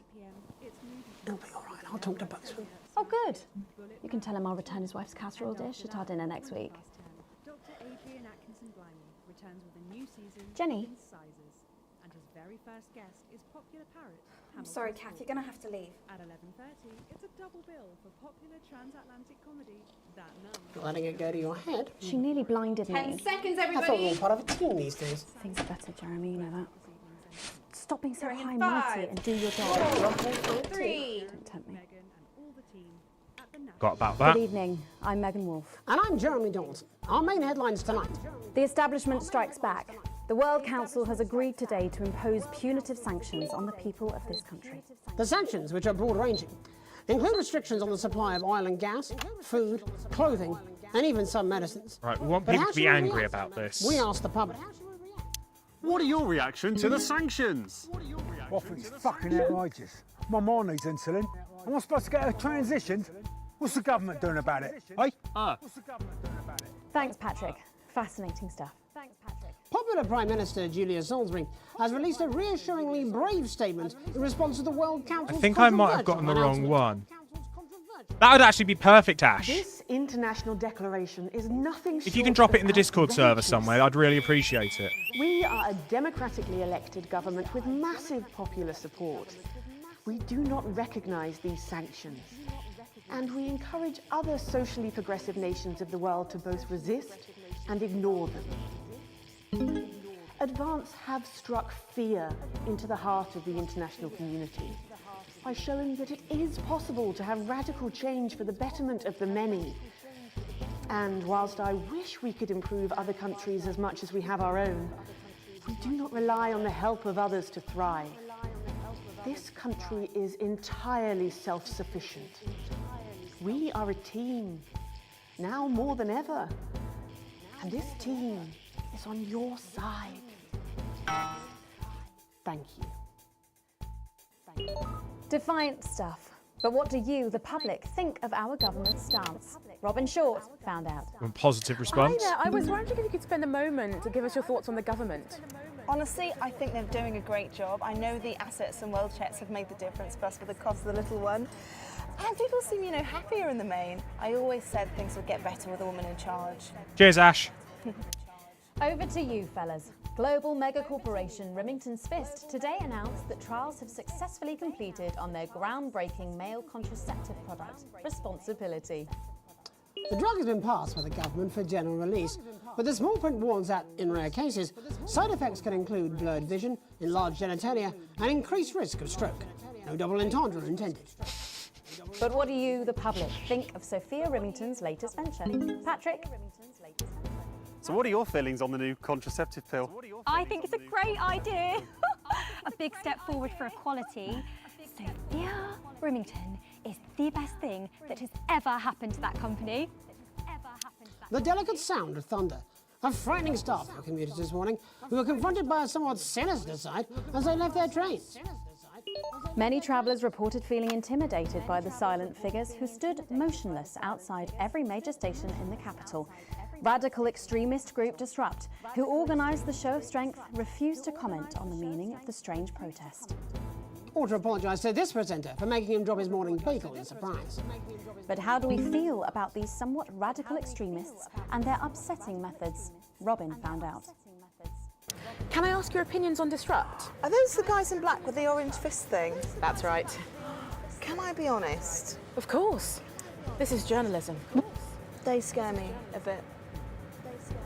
Injury time? Fierce rival doctors David Wong and Ingrid Svorsborg and Horgensford today sent a joint statement to the service appealing for an urgent shipment of supplies. After breaking into two warring factions, things seem to have gone from bad to worse. No, for the we're ill-fated condemning expedition. them this time. They look like they could really use some supplies, Jeremy. Or possibly a peace negotiator. But with the pair arguably being their own worst enemies, how should we feel about sending them the resources they need to carry on? Patrick Bannon found out. How do you feel about sending supplies? No fucking way. Let them kill each other. Maybe they'll learn something. Work with my kids. Wow! I am not a number. Applications finally opened today for the new Advanced Team membership cards, a scheme by the government to allow fast access to all the new public services being introduced daily. The team membership cards are entirely voluntary, but will be recognised as legal identification by all major organisations, including the police, banks and, vitally, pubs and bars. And of course, there's no charge, Jeremy. It all seems too good to be true. Well, you've always been a cynic. But most importantly, what should you, the public, think about the new team membership cards? Team membership cards? Oh, yeah, fantastic. I'm applying today. I mean, why wouldn't you? What are these protesters doing? They don't want us to know who their names are. Oh, excuse me. Besides, have you seen the savings you can get? I'm getting one for the little one as well. Oh, how adorable. Yeah, gonna be a proper little team member, aren't you? Yes. He smiled. He smiles. And finally tonight, back of the net, popular sports personality Johnny Hamsleeves and his fiancée Tiffany Lamour was spotted out today doing a little shopping for what many are already calling the greatest wedding ever. We can only assume that Tiffany's latest show, My Teenage Secretions, has sold better than expected. What? As by the looks of things, the whole affair's about to become more expensive than Lil C's shoe collection. I don't know who that is. But what should your opinion be of this extravagant display of wealth? Oh my god, fantastic! Wise words there. Later tonight, in a bit of a switcheroo, it'll be Jeremy in the culture chair, spitting rhymes with popular rapper Jay Zus. And then we'll both be chatting with a familiar team of thespians set to take the nation by storm again. That's all coming up 3, on tonight. 2, National 1. News. Go to titles.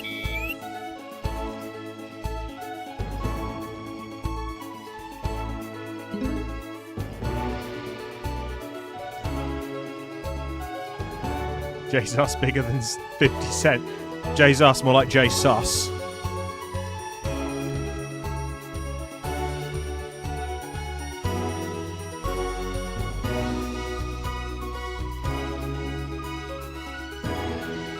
He's refocused there. First tonight, thankfully, some news as we return to our main story. The World Council today agreed that punitive and potentially illegal sanctions should be imposed upon this country. The sanctions, which come into effect immediately, aim to stop the flow of food, fuel and even some medicines from reaching your pockets. Tonight, we have guests from across the continent to discuss this unprecedented situation. For Advance, Peter Clement is at his home in Lamfordshire. Are you there, Peter? Yes, I can hear you, Jeremy. Thank you for having me. A momentous day, Prime Minister. Are you shaken? No, I don't scare that easy, I'm afraid, old son. And neither do the people of this country. Well, joining us is Ivan Vodovich, Foreign Minister of Urkistan. Ivan, thank you for being here. Great pleasure. You, Megan Wolf, are like strongest guard at labour camp who wake up inside body of crazy, expensive prostitute. In my country, you will be worshipped as a god. Okay. Minister, as one of those arguing most strongly for these sanctions, how do you feel about weird. Advance's defiant stance? Vance is like man who thinks he have a big career in movies land, when actually he in dirty sanitarium, screaming at mirror and holding tiny penis in hand. He's clearly not from Svenland, and we have like some of the cleanest mental health facilities in the continent, yeah. And welcome to Svenland's Minister of Mojo, Björk. I'm sorry, we don't appear to have your surname. It's just Björk, yeah. We don't use things like socially divisive surnames here, yeah. Minister? It's just Björk, yeah. Right, Björk.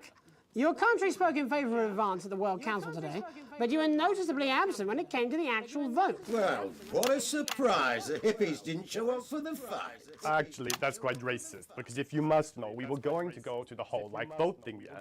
But it's actually the Festival of Fureland here at the moment, where we honor the old generations. So, we all had to work our grandparents' gleania whilst the vote was happening, and that's a really, really time-consuming process, actually. You're like a sissy man. You have this expression, sissy man.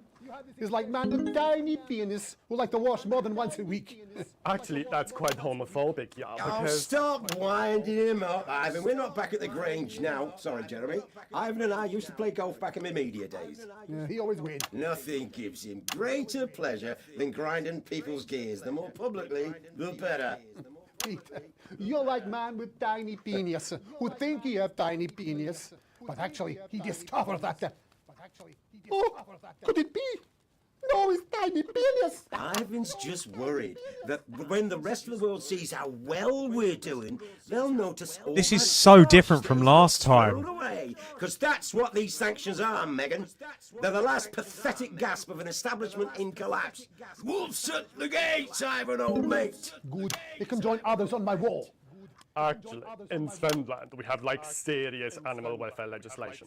And my friend Helga, she got arrested for killing a butterfly that was hovering over her fuel thing. I mean, in English, jam sandwich. I used to know a girl called Jam Sandwich. She was a right cracker too. I wonder what became of her. We seem to be wandering a little from the news here. Human interest, Jeremy. The real people behind the headlines and all that. So if you're watching, Jan, give us a call. Really? Yeah. Let's see if we can't organise a reunion. Crash, I'm not sure about that. I'll have to run it past Mrs. Clement first, eh? Peter, you're like man trying to empty ashes of mistresses into oncoming vent. Soon you have tiny penis and beard full of secrets. In Svenland, we don't really go in for all that restricted monogamy stuff here. We're kind of fluid, actually. Okay, well, it seems that we are running out of time. Yes, so before we go to the break, briefly, if you would, gentlemen, with the people of this country facing shortages and possible shortages and power outages. Yes, of course. Thank you. Possible shortages and power outages. Can you summarise your thoughts for us, Minister Björk? Well, from here, yeah, you all look a bit stupid really arguing about outdated divisive concepts like money. In Svenland, we replaced currency with a system of bodily fluids back in the 1970s, and that's really hard to sanction, actually. Thank you, Minister Votovich. Your country is like man who think he invented perfect trap for giant Newton hairy bear. When really, he just standing in field Holding his tiny penis, yes. Thank you, Minister.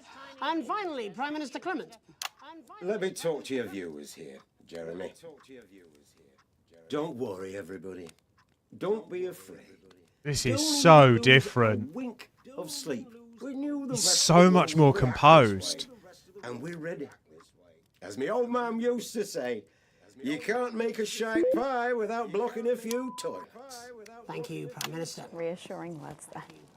We'll be back. After these messages. We'll be back. 1 minute back. Hey, Peter, I over your way this weekend. You fancy a quick 9? Yeah, sure, front or back. That's what I hope you're asking Megan Wolf for me. She's out of your league, mate. Thank you. That was a bit gross. Well, you have to be more careful.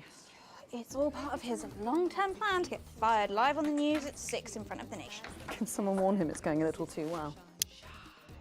Only a seed gastry contains an organic blend of ingredients. Wow, that went... This is important.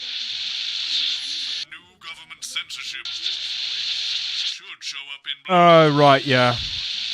Oh, I gotta get well card. Keep an eye out for the advanced blue waveform.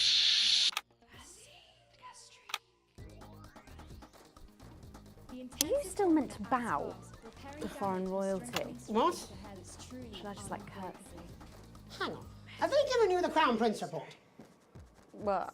Megan? This is Jeremy, and he'll be interviewing you. Yo, thanks for having me on your show, man. It's quite all right. Yo, just a quick one. You're not going to ask me about the chimp, are you? Live in 10 seconds. So he put that get up on himself. I'm just saying. What? Going in 5, 4, 3. Are we really going to let that go? Welcome back. I'm Megan Wolf. Later, we have an exclusive first look at a theatrical sensation everyone's going to be talking about. But first, it's time to go over to the culture spot with lovely old Jeremy Donaldson, who's joined by a very special guest. Jeremy. Thanks, Megan. I have the honour and privilege of being joined by hip-hop royalty. He's been called the son of the streets and the father of truth. Not sure how that works, but whatever. Let's welcome Jesus! Thanks, Jeremy. Yeah, it's a real honour to be here on your show, The News. You know, as a kid on the streets, I used to watch you through a window of the shop, so to be here right now is crazy. You've had quite the journey to be here today. Can you tell us about it? Well, you know, I try not to, Here we go. well, you know, the past. Here we go. I don't like to dwell on it. I understand you. But yeah, man, the streets is all I remember. Like, my mother donated me to a charity shop soon after I was born. Elderly lady took pity on me. You know, she let me sleep on a pile of crime fiction until I taught myself how to walk. Wow, that's quite the childhood. And she died tragically. Right there in my arms, man. You know, I remember a tear falling as she laid there next to the used homeware. And in that moment, I became a child of the streets. I was just 18 months old. What a tale. What a tale. You're known for your direct and honest lyrics. Was your style informed by your troubled past? Oh, like I said, I try not to talk about it. It's just, it's just too hard. Of course. But my first album is about the story of the first 4 times I stole, so I wouldn't starve. A small group of infants came to see me as their de facto leader. They call me Mr. Cheese Slice. Anyway, we were like a family. So it would seem. Recently, you've been quite outspoken about the government. Yeah, fuck the government. Fuck Advance. Fuck Peter Clement. What is it that you object to so vehemently? Well, you know, they stole from us. They're taking our money and spending it, man. Redistributing it? Actually, homeless I feel dirty having to censor this out. So? Surely that's a cause close to your heart? Yeah, nah, of course, man. Very much so. I just mean, like, why do I have to pay for it, you know? You don't. People have been rehoused on property seized from the historically wealthy. And that couldn't have been you, could it? Look, yeah, I worked hard to be here. I built this from nothing, and I deserve to be rewarded for that. Would you say you worked harder than, say, a farmer or a care worker? I don't know. But if people are taking something from my music, choose to value it, buy it, who's to say I don't? And no one can take that away from me. Not even to help, say, vulnerable children? Mr. Cheese Slice. What is it you're trying to say? I just don't understand where you've placed yourself politically. I mean, is it ideological or is it tactical? Well, it's more of a... Or maybe it's hereditary. Stop trying to tie me in knots with your words, Jeremy. I let the music speak for itself. And the people agree with me. Well, that remains to be seen. But you have given me a very easy segue out of a conversation that I promise you was much more painful for me than it was for you. So here he is. With Here's the music section. Mrs. Ludlow's Tears. Oh, no. I'm going to do something a little different. It's a new single I've been working on. Oh, so this is unapproved, is it? Yeah.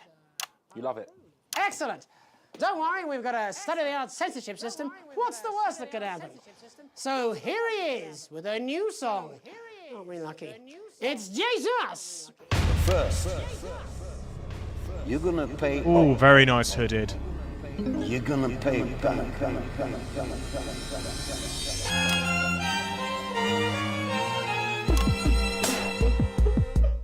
Well, we're all different races from many different places. At any given moment, only one could be the greatest. So you can feel elation from your participation. Still 2 leaders in this motherfucking nation. Now we're getting sanctioned, talking about expansion. Why does Julius require a massive fucking mansion? So fuck all your schemes. I don't need your freaky team, and I don't need your help to achieve my fucking dreams.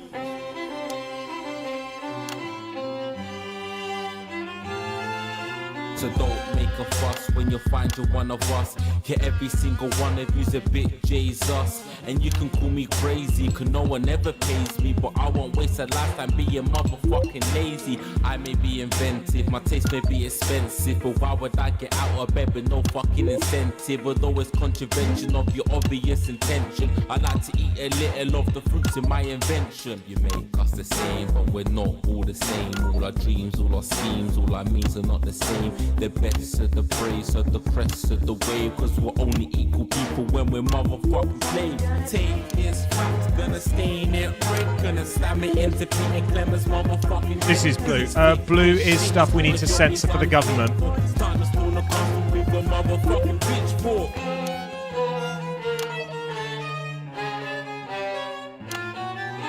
So this is for the snub ones, the push and the shove ones, the folks that feel the burden of their motherfucking loved ones who had plenty like a motherfucking Bentley, the ones who now finding out their bank accounts are empty, the ones of aspiration who had to flee a nation, the ones who built a business out of dreams of perspiration. There's all sorts of people, the good and the evil. It only takes a glance to see we're not all equal.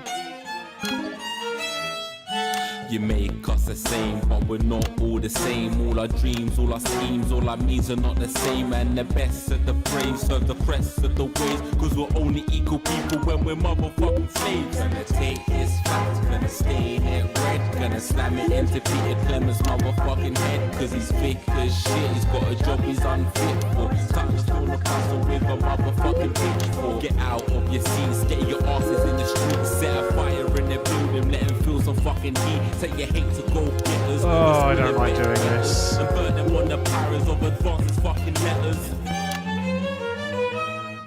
Gonna take his facts, gonna stain it red, gonna slam it into Peter Clemens' motherfucking head, cause he's thick as shit, he's got a job he's unfit for. Time to stone a castle with a motherfucking pitchfork. Chase that dream, you don't need a fucking team, and advances little dances aren't as harmless as it seems, cause they're stale and corrupt, then your anger erupt, then your hearts and your minds and your fists to destruct.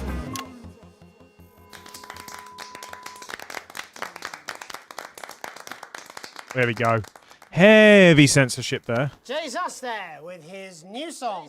Thank you so much for joining us in the studio. I'm sorry. I may not agree with you, but I'd just like to offer you an apology. I've just been told that there was some kind of issue upstairs, and an attempt was made to censor some of your lyrics. What? Are you joking? I'd just like to say to you and everyone at home that this was a mistake. This is absolutely ridiculous. I cannot believe this. Here at the National Nightly News, we pride ourselves on remaining neutral, unbiased, and independent of any outside interference. You have my word. We will never censor ideas. Back to you, Megan. Well, a bit of dangerous language there, sorry about that. Well, thank you to little Jeremy Donaldson for providing our culture spot. Coming up, we'll be speaking to a couple of familiar faces about their upcoming dramatic outing. Don't go away. Oh boy, here we go. Just a reminder, fixing that old VCR. No, it's ridiculous. Past that break. This is just a mix-up, I'm sure. Now, if you come with me, I really do have to ask Oh, you to trust leave me. it. My father's going to hear about this. I understand. This is unbelievable, Megan. I don't know what you're talking about, Jeremy. Right, and then we've got the responsibility ad. We're pretty set to go, I think. We're doing okay.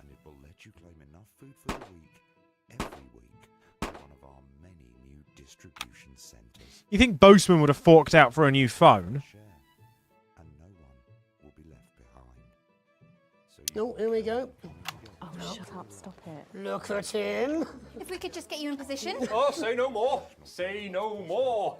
Megan, Hey, DSJ, I'll grab Tommy when I get some time. and Mr. Harris, and this is Ms. Radin. What? Philippa, please. We're back together again, eh? Who'd have thought it? Perhaps a lower order demon. Yes, it is awfully exciting, isn't it? Right, okay then. We're going live in 10 seconds, opening on camera 1. All right, everybody stand by, ready for the show. 5, 4, 3.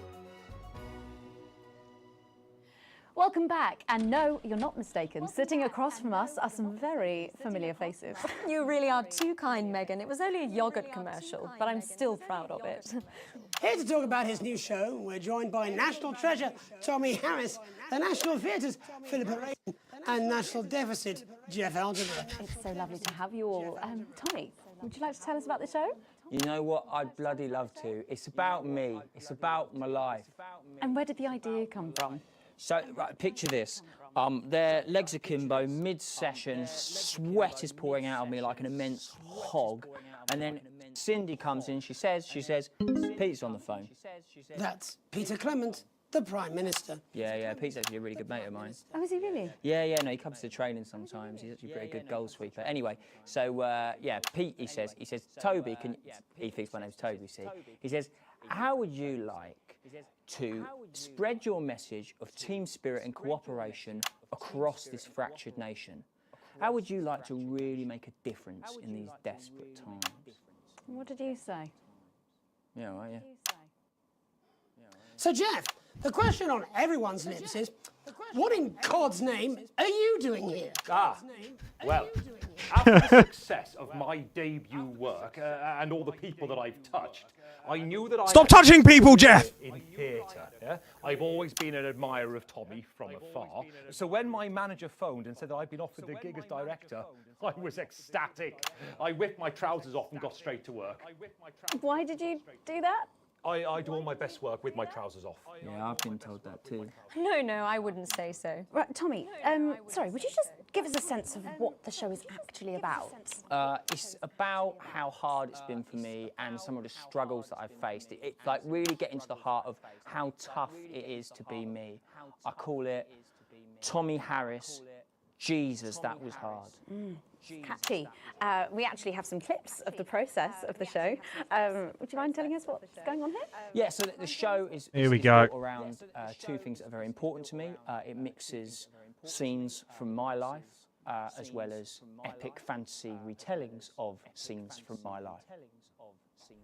But Dad, you promised you'd come to my graduation. I'm sorry, son. You're an embarrassment. But Dad, you promised you'd come to my graduation. Back, demon! Back to the hells! Back to the hells! Philippa, what's it been like co-starring with Tommy Harris? I've always dreamed of treading the boards at medium-scale regional theatres, Megan. And for once, this show really gives me something to sink my teeth into. What's different about this show, then? Tommy, Mr. Harris's show really lets me show my tremendous range as an actor. I've always suffered from typecasting, forced to play the same tired characters in every god-awful yogurt advert or godforsaken soap opera or, God forbid, a pantomime. But, you know, this show has really let me just go there. Jeff, the viewers at home will be dying to know exactly what is it that you bring to the show? Good question. I think these guys would agree with me when I say that it's my steady hand on the tiller, my arm round the shoulder approach that's really brought the production from strength to strength. Absolutely right. Jeff's contributions are immeasurable. I'm so glad I... rock. Can you give us a sneak peek of anything else that might be in the show? Yeah, all sorts, yeah. We've got lots of exclusive first-hand experiences of Tommy's time in the underground sports board scene. And some epic fantasy retellings of Tommy's time in the underground sports board scene.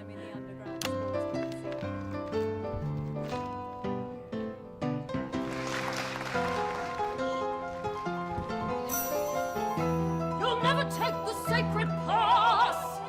And am I right in saying this was officially commissioned by the government? Yeah, all paid for by the taxpayer, which, you know, to be honest, was actually a lifesaver, really. I think it's fair to say that without Advance's support, we'd have had to cut the finale. Which frankly would have been a travesty. Oh, God, Jesus Christ! Goodness, and you do this every night? Absolutely. It's a metaphor. For what? Death. And the public are footing the bill, are they? Too bloody right they are. Between the cost of my tour bus and the dry cleaning of my ties, I'm barely scraping a profit here. Amazing. And where can the folks at home come and Dry see this for cleaning of his themselves? We're ties. performing all over the nation.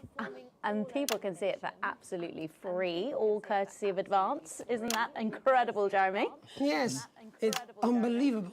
Well, thank you all so much for coming. Next time we see you, no doubt you'll have taken our jobs. That's all we have time for tonight. Join us tomorrow when I'll be interviewing the world's most attractive horse. I'm Jeremy Donaldson. And I'm Megan Wolfe. And from all of us here, have a peaceful night.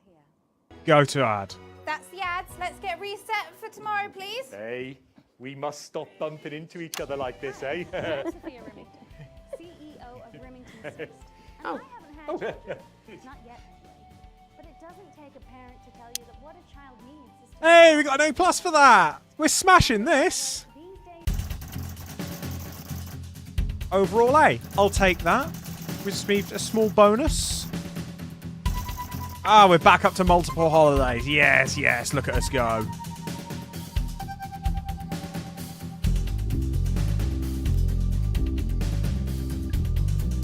So yeah, we're a lot higher in Advance's standing this time around.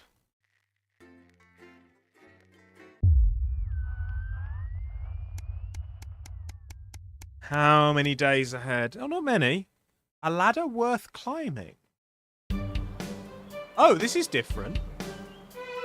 It's a lazy Sunday afternoon in summer, with you and Sam making the most of both kids being out of the house. You bang your head coming out of the cupboard with the last 2 slices of homemade cake. It used to be much easier when you could store things in the pantry.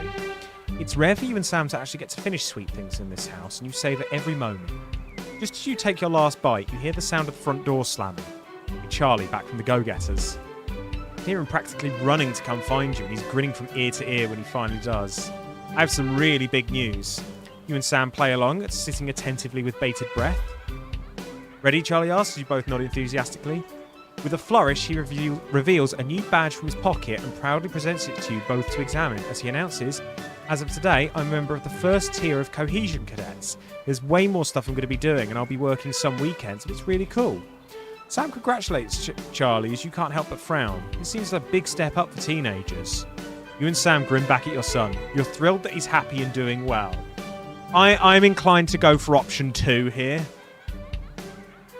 Like, because we are sort of we're drinking the Flavour Aid on this one.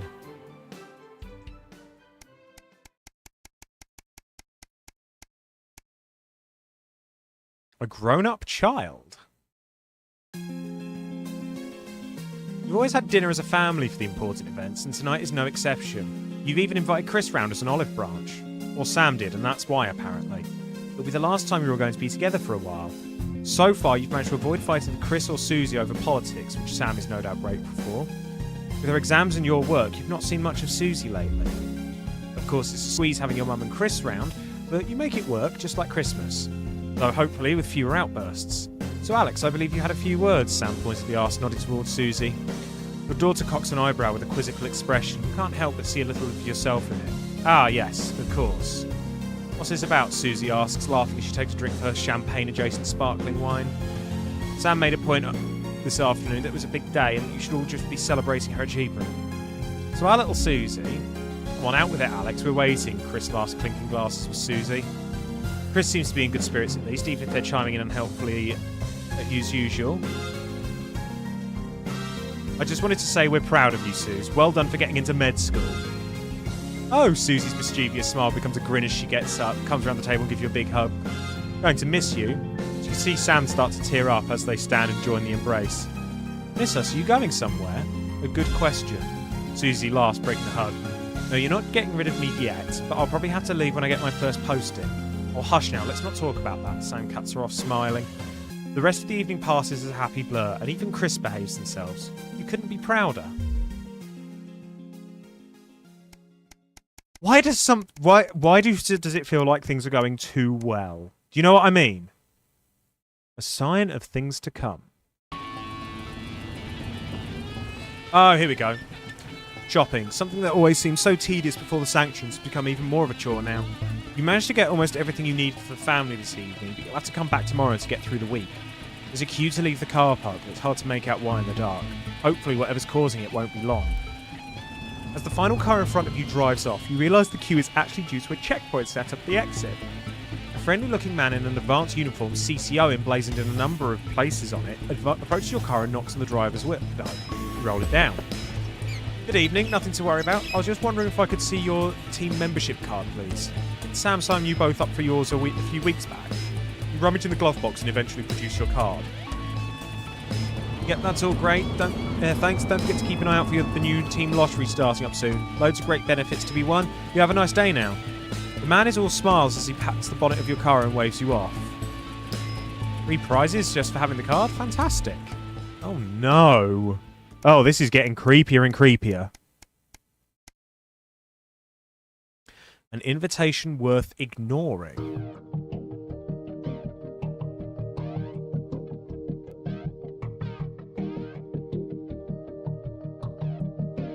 Oh no!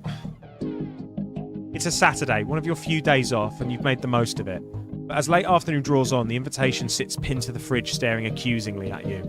The Channel 1 Gala is a mandatory work event, Boseman was quick to tell you. Also, don't you dare be late. Probably not wise to risk Boseman's wrath. Better go. You already missed your anniversary with Sat this year. You're not giving up another Saturday. We're going to have to go for it, because there's an opportunity here. Best start getting ready. Not if Sam will give you a lift. A drink or two might help with the enforced office socialising. Hopefully it won't be too bad. After all, you're pretty good at your job, right? A national news night.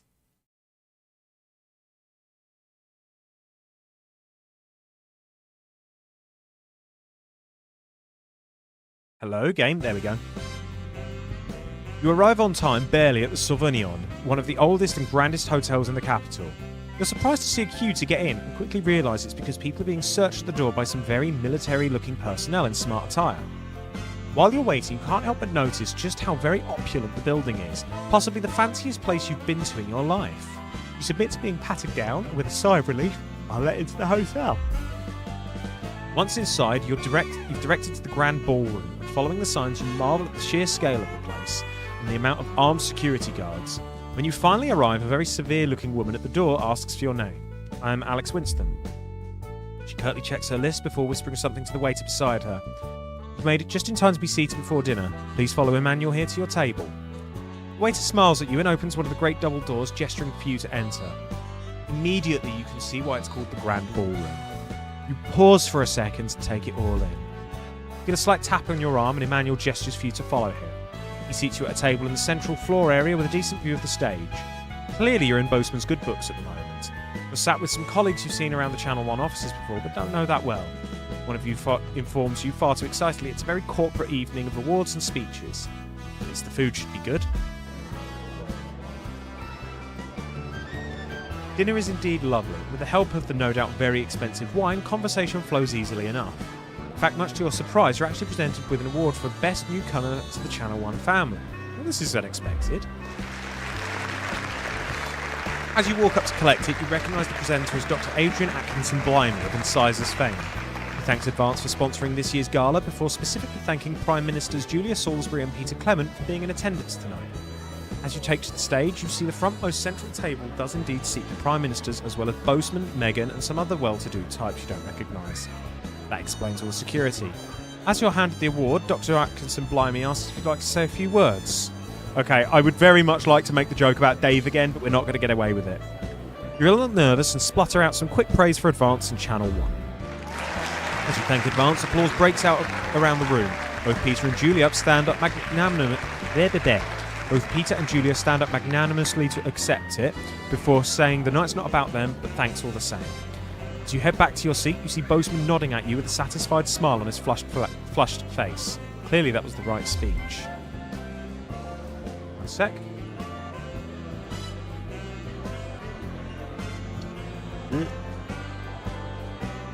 Just as you're finishing up dinner, one of the other people at your table points behind you. As you turn, you see Boseman walking briskly past with Julia Salisbury and Peter Clement in tow. You're pretty sure he was pointedly ignoring you. He seems to be introducing the the Prime Ministers to a selection of people at different tables. Better them than you. I wonder why he was ignoring us. You finish off the rest of the meal and listen to the last few speeches, then head home. All in all, it was a surprisingly nice evening. You might actually look forward to the next one, providing Boastman invites you to that one, of course. I thought we were in Boastman's good books.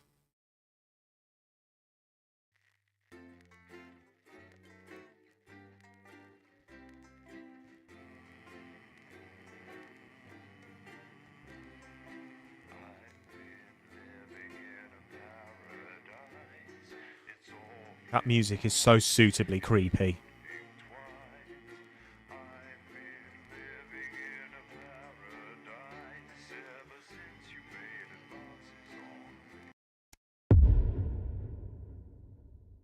The heat wave. Oh no, it's this level.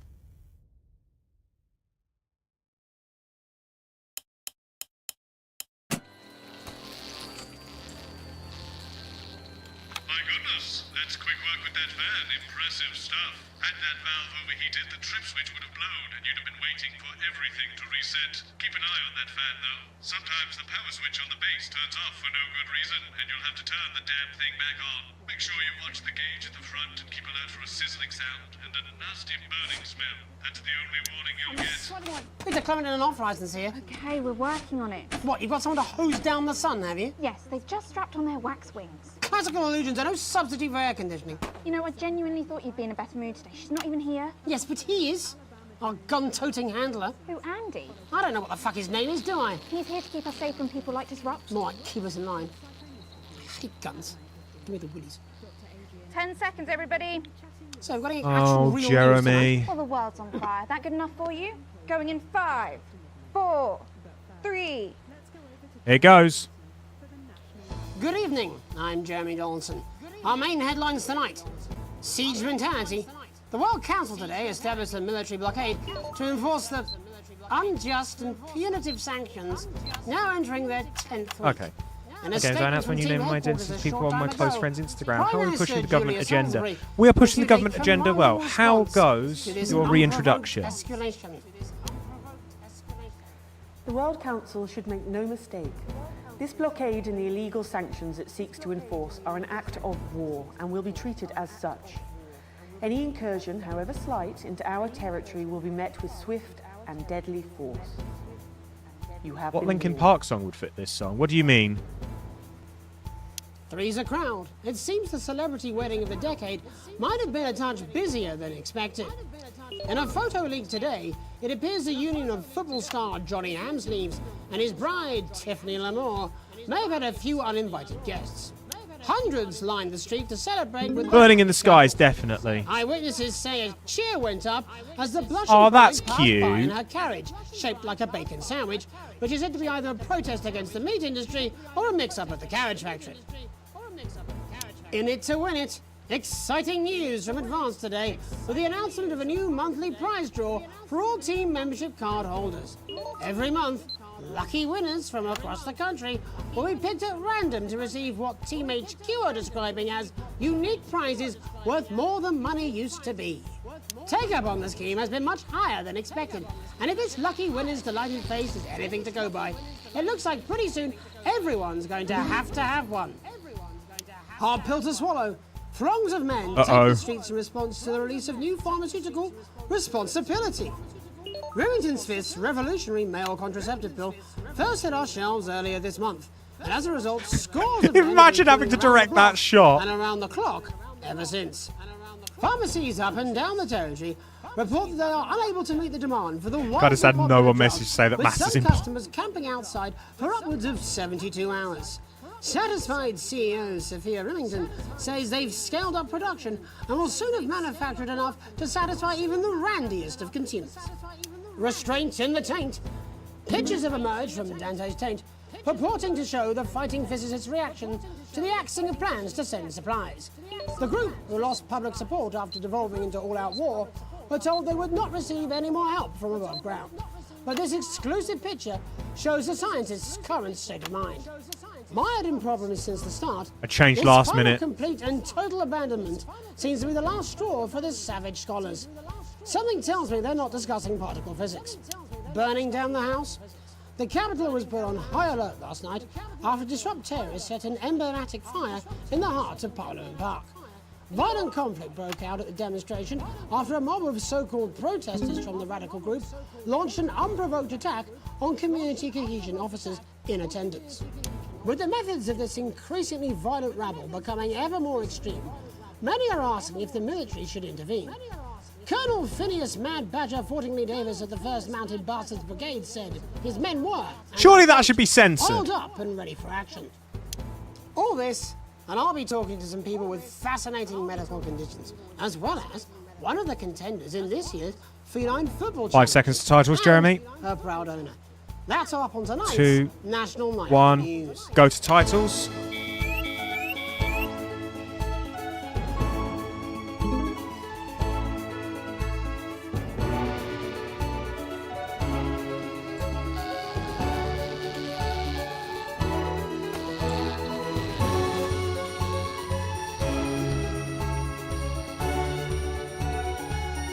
Oh, I like that that's trying to distract me.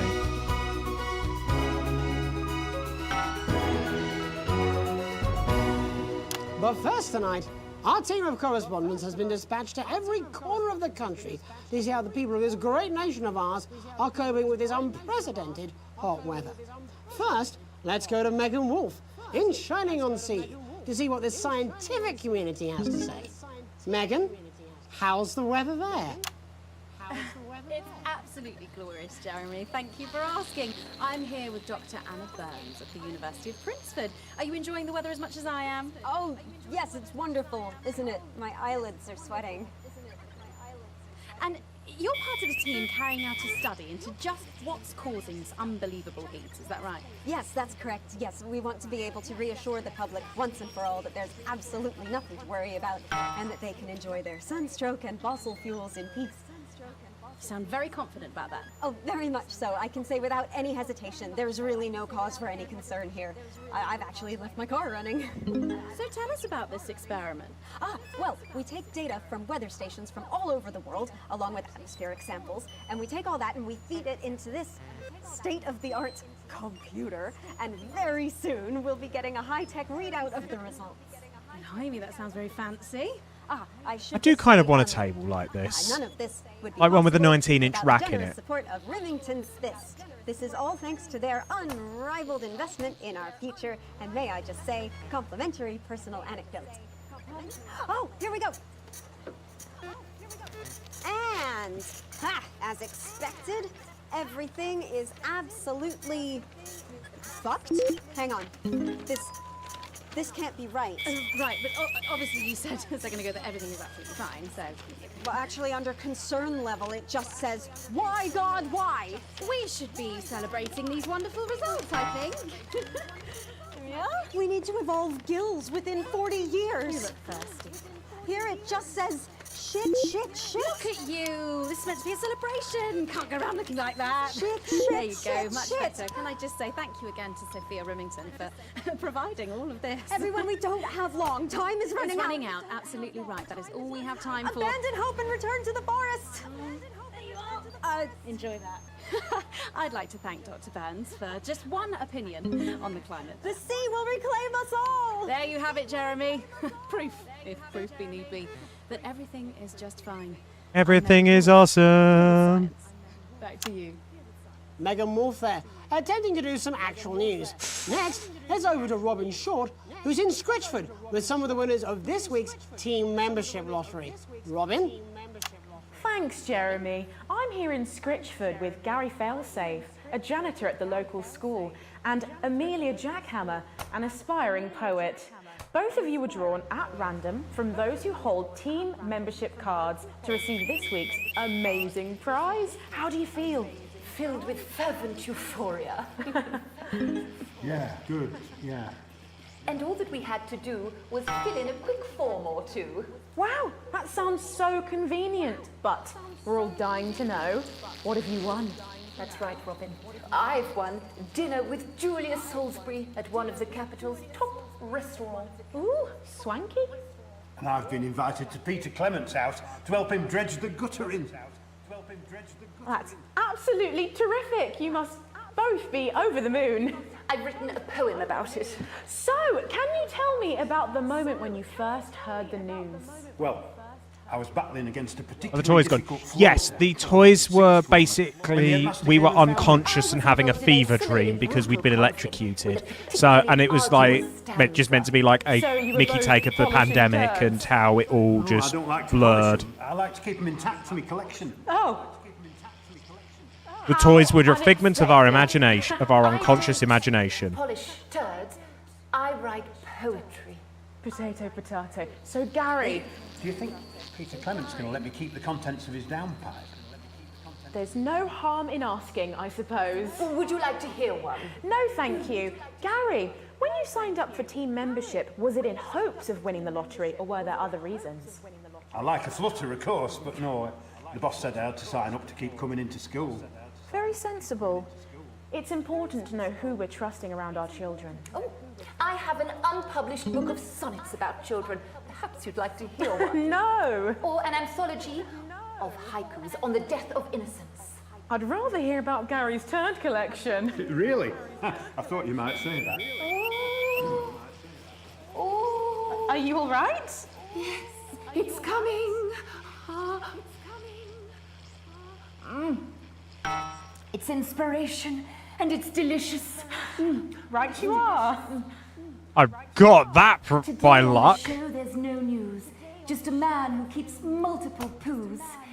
Here, this big one's my favourite. See how it's fibrous, really lovely texture. Would you encourage other people to enter for their chance to win? If it's colour you're looking for, take a gander at old Blue Eyes here. The national news lost its way when it covered some crap on a tray. Some of these are quite rare. Maybe that was unfair. And that's all we have time for today. Back to you, Jeremy. Thanks, Robin. What a lucky pair they are. And finally in this segment, it's over to Patrick Bannon, who's gone to the smelliest town in the country to see how the unprecedented Oh boy, here we weather go. is affecting the locals. Patrick? Hello there, Jeremy. Hello, yes. I'm here live in Grizzleford, which has recently voted the smelliest town in the country. And I have to say that, you know, in this heat, the smell really is. I mean, it's something else. Barry Lardons, mate, you've lived here your whole life. How'd you put up with the stink? Well, we're just all very proud of our achievement, to be honest with you. You can tell that, look at him, proud as punch. Do you know what it's like, son, being the second smelliest town? No, I don't. Living in the shadow of Arseminster, those smug fucks. But who's laughing now, eh? So what, not me, that's for sure. So what happened, mate? Right, the good people from Remington's Fist came in and saved the day with their I factory. have heard We're talking, Friendly of course, Fire. about It the is a newly built banger factory. of a track, Yeah, heard they it. gave I'm us so a happy with it. presentation on jobs and growth. But as soon as we heard I'm kind of about hoping I can get one of the whatever vinyls, they wanted to put it which is here. which come out roughly around my birthday. Your life in every way, Barry. I mean, No guarantee. I'm also after the Dead by Sunrise vinyl as well. It's strong at first, but you get used to it after several weeks of your first bout of sickness. The judges were very impressed. So, what's the sickness? Oh, that's nothing to worry about. It takes a few minutes before you develop any symptoms. Now, folk are saying something about the production line and how they dump carcasses directly into the water main, but I think it's probably the few valves on the high street. On the high street? Should I see a doctor? What are the symptoms? Well, the first one is asking stupid questions. Then folk experience a loss of inhibition. Fuck off, do they? When was the last time you brushed your teeth, you stinking old tramp? Next according is a period of randomly bursting into song, followed immediately by delusions of grandeur. Oh, that's not really a problem. Never sung in my life. Hello, it's sexy Patrick Bannon, and he's wearing sexy shorts now. Oh my God, look at me. I'm like a stallion. I'm gorgeous. Why didn't you tell me? I should take my shirt off. You know what? I'll even let you touch me if you want. That will be the bout of undeserved self-confidence. Yeah, it feels like a song that's come out at the right time. Oh man, what's the And the ennui. All that's left now are the hallucinations and unconsciousness. Nana Dottie? Was that you? Why are you made out of elbows? You know I don't eat opinions. And there he goes Don't worry, again. folks.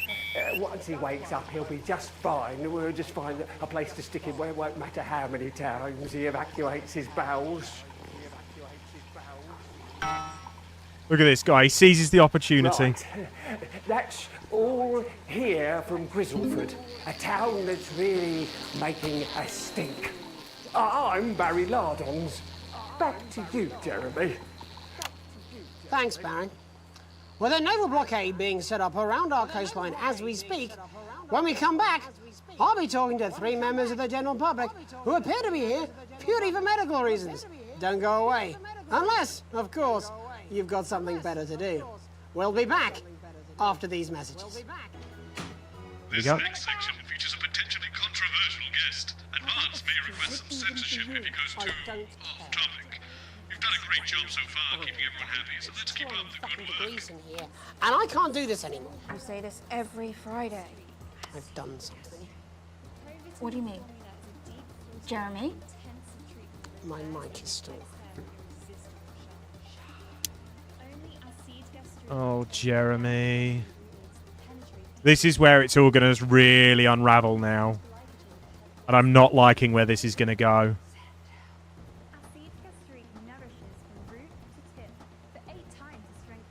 That's what I'm talking about? Cat football? We should be doing an interview with the War Minister, or a report from Grentham Downs. Even the weather would be more fucking relevant than this. Jeremy, please, just breathe. It's just something like to keep... Kazoo Man is very good at doing Exactly, news. which is wrong. Not for People's much minds longer, are much unfortunately. older. Christ, it's so fucking hot. Please take your seats as quickly as you can. I can't do this anymore, Jenny. I've had enough. That's it. This is just 10 seconds. Get over yourself, Jeremy. Why don't you stop feeling sorry for yourself for 5 fucking 5, 4, 3. Welcome back to the National Nightly News with me, your host, Jeremy Donaldson. Later, we'll be talking to the captain of the Territory's first cat football team, Professor Pumpkin. But first, I'm joined by 3 guests with some balmy bodily behaviours. Joining me is a woman who's been hiccuping for over 9 months. Isn't that right, Miss Piercy? Yes, that's right. Yes. Tell us, what brought all this on? Well, it's all a bit of a blur, Jeremy, to be totally frank with you. See, I was watching your show and I remember seeing the news about the election, and it hasn't stopped since. Fascinating stuff. Also here is Frankie Steampipe. Perhaps you could explain to us exactly what your physiological foreboil is. I'm here to say it's high time people like me were respected. We're constantly overlooked in the workplace, we're whispered about on buses, and we're asked politely to leave children's birthday parties. And it's disgusting.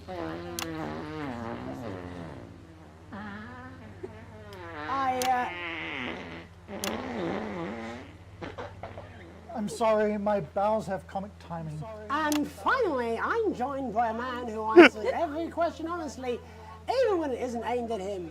How do you cope with that, Mr. Truman? With a combination of booze, self-hatred, and hardcore pornography. Is that Not according to my therapist.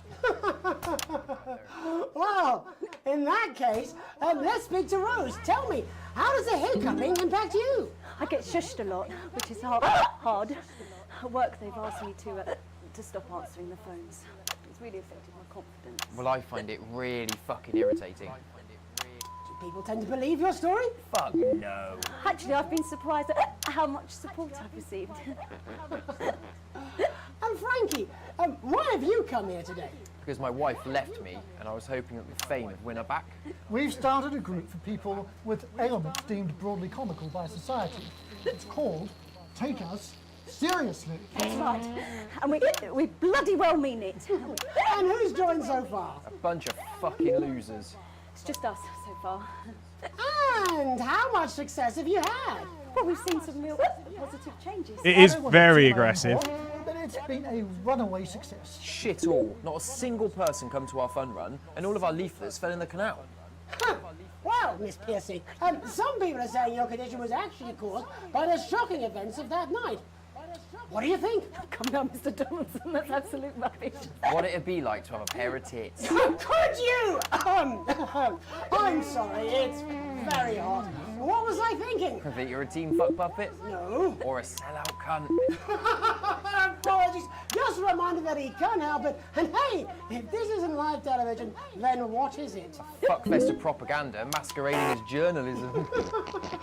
Right, Frankie, Rose, tell us, how can the viewers get involved with your cause? Yes, we're holding a sponsored run in Capital Park. Exactly. Next weekend. It's called the No Smiles 13 Miles. No, it's called the No Laugh Half. What did I say before the show? That it was the team pulling Jeremy Donaldson's strings. No, I didn't say. Wow, we may have to end that there, unfortunately. What a harmless bit of fun. Steady on! This is exactly what I'm talking about. We demand respect. Yes, well, later, I'll be talking to Professor Pumpkin, a ginger tabby with a world-class pair of penalty paws.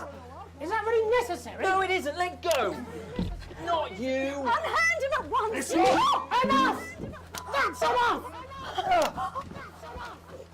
Here we go. Enough! What are you doing? Try not to piss myself. Alex, Don't you dare! Don't you fucking dare cut to the ads before I tell you to. Now, you in the broadcast centre, Bozeman's little scapegoat, you listen to me. You cut to the ads before I tell you to, and I will kill every single person in this studio. I am thinking about what I'm doing. I've been thinking about it for a long time. We all should be. Christ, it's so fucking hot in here. Do you remember when we used to do the real news? Before it was all lottery winners and bloody cat football? We are on the brinks of a siege the likes of which the world hasn't seen in hundreds of years. The enemy is at the gates, and I'm stuck here talking to these three fucking idiots. I think my hiccups have stopped. You three, get the fuck out of my studio. Go on, now, go, before I change my mind. Jenny, lock the doors. Lock the doors. Yes, Jeremy. Now. Good. Yes. Now. Right. You in the broadcast centre. Alex, you listen to me. You pay attention.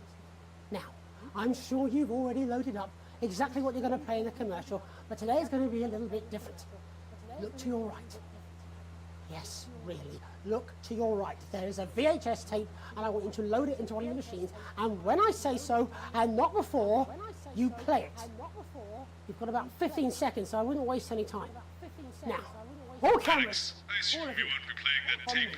This station does not negotiate with terrorists. I hope I've made myself clear. You seem to know what to do. Every single thing that comes out of this studio is either one-sided or banal. Oh, I'm going to hate this, aren't I? For a bit of fucking balance, like the good old days. Alex, play the fucking tape. I don't want to hurt any of you. If I see anything I don't like, I will not hesitate to start. You made the right. Now, reset the system for the third segment. I imagine the ratings are going to be through the roof. I hate you, Boseman, so much.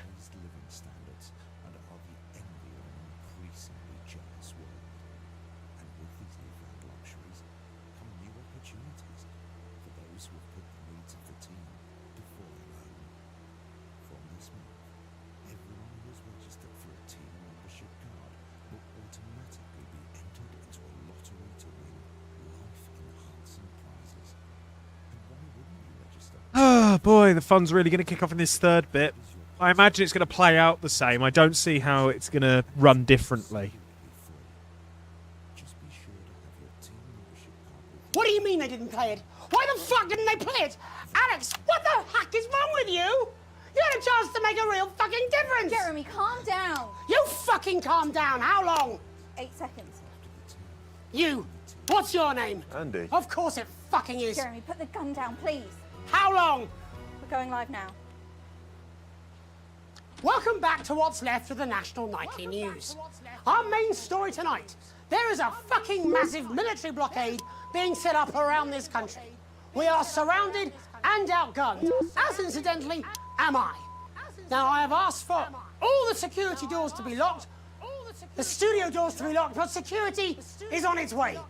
So, I doubt we'll have much time. But while there is, let's try and do the fucking news. Our first guest tonight is Jenny. She works here in production, and earlier today she told me she put forward several news stories. Older viewers will remember those, but they've all been rejected. So tell us, Jenny, what's somehow less important than Barnum and Bailey's Amazing Shit Circus and Commander Pumplenuts, the fucking cat footballer? It's Professor Pumpkin. Really, Jenny? There isn't much time.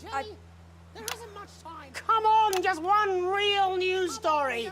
I don't know, I can't think. I'm trying. Christ! You haven't even taken it into public ownership yet. I mean, might as well be one from Julia fucking Salisbury's no doubt immaculate kill room. Leave her alone.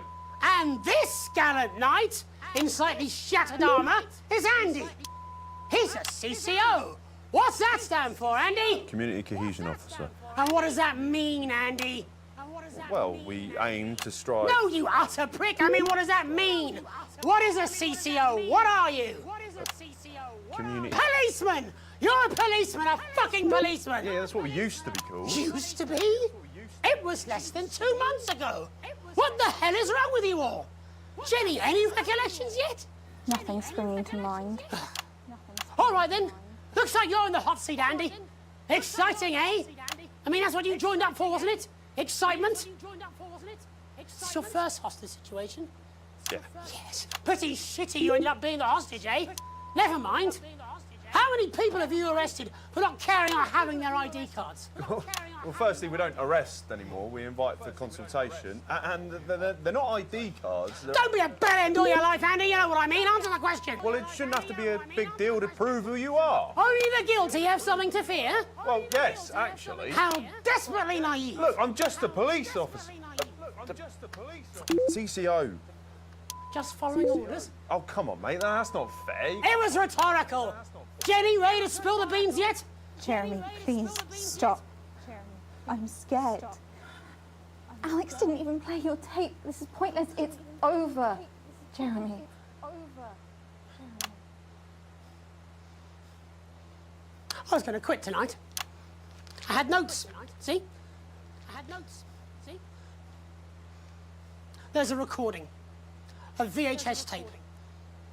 A message from Disrupt. I haven't heard it, but I know what it's trying to say, and I wanted you at home to hear it. So listen to the other side and make up your own minds. But Alex Winston, who works in production, decided it was not for your eyes and ears. It was not for broadcast. Hey, name of the game. After the next break. Doesn't matter. Tomorrow morning it will arrive in every major news broadcaster worldwide. But I wanted you to hear it first. To listen to what Disrupt had to say about this unreported country. Because Disrupt and I... Well, we swapped places while I wasn't looking. They're now the ones investigating, looking for evidence, trying to make the world a better place. And me? I'm in this newsroom interviewing Jeff fucking Algebra. What Disrupt have to say is important. You might not agree with all of it, but you should still hear it and make up your own minds. Are you serious? Disrupt. A credible source. Get more objectivity out of Alan fucking James. Oh my God, are you being deliberately obtuse? Why can't any of you understand there's no such thing as a credible news source anymore? Aaron, shit! Aaron! Oh shit, I'm sorry, I didn't mean to. He's bleeding. It's in his shoulder. First aid! Whoa, we need first aid. He doesn't need first aid, he needs a fucking ambulance. Paramedics. There'll be paramedics for the security. Unlock those doors. No! Don't do that! Jeremy, he's bleeding. He could die. Yes, but if you open the door, that's How did you think this was going to end? Why are you even here today? It's supposed to be your day off! My date cancelled. I thought it'd be more fun to be here than moping around at home. Truth be told, I wanted to see you. Being annoyed with you is like wearing a comfy jumper. That's the nicest thing you've said to me. Let's not make it the last. Right. All remaining cameras on me. In a minute, I'm going to ask Jenny to unlock the doors. No. Oh, me, Aaron, our cameraman, can get the medical attention he needs. I should imagine I'll get arrested for this. It wasn't the graceful. I had a speech. I'm just meant to be resigning with a flourish of honour. A last hurrah! I was going to wish you all one last peaceful night. Can't see that happening now.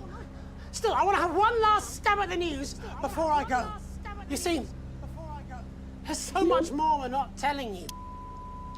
There's large groups of scientists, and they're testing something. Something loud and something... What was that? I didn't think it over the... Why did they shoot him? Stay back, please. Mr. Donaldson, you have 10 seconds to lower your weapon. If you do not comply, we will open fire. God, 10. cut to the ads. 9. Alex.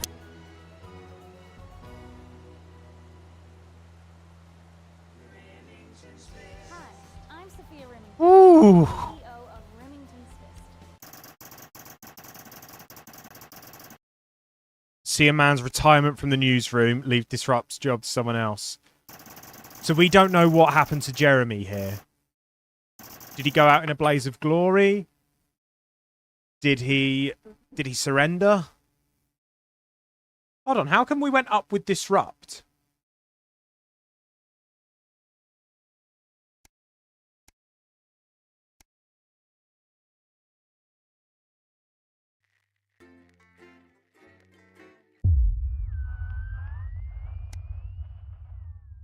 A tape to remember. Ah, but we did it last time. You wake up still partly in shock from what you saw on the news last night. You had to edit on the news last night. When you come downstairs, you find your family sat in the living room waiting for you. Take a seat on the sofa between Sam and Susie. Sam swallows, hesitating before starting. We were so worried about you last night after Jeremy. Everything that happened. Sam shakes their head. Wonder what they'll do with him now. Are you okay? He's alive! Lock him up, probably. Can't say I blame them. In which, yeah, we're going to go for that. Sam looks to the kids, then back to you. Sam looks to the kids, then back to you. We saw that you chose not to play that tape. We paused before continuing. I couldn't help but wonder why.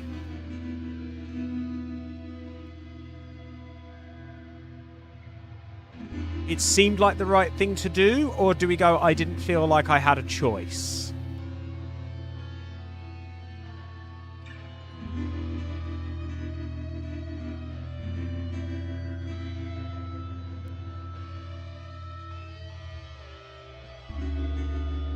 It seemed like the right thing to do. Yeah, we got one vote for it seemed like the right thing to do.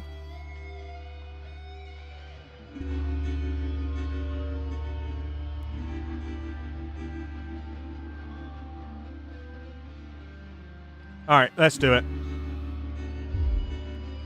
I think you did the right thing. I mean, it was a crazy situation, but playing the tape could have been really dangerous, Charlie says quietly.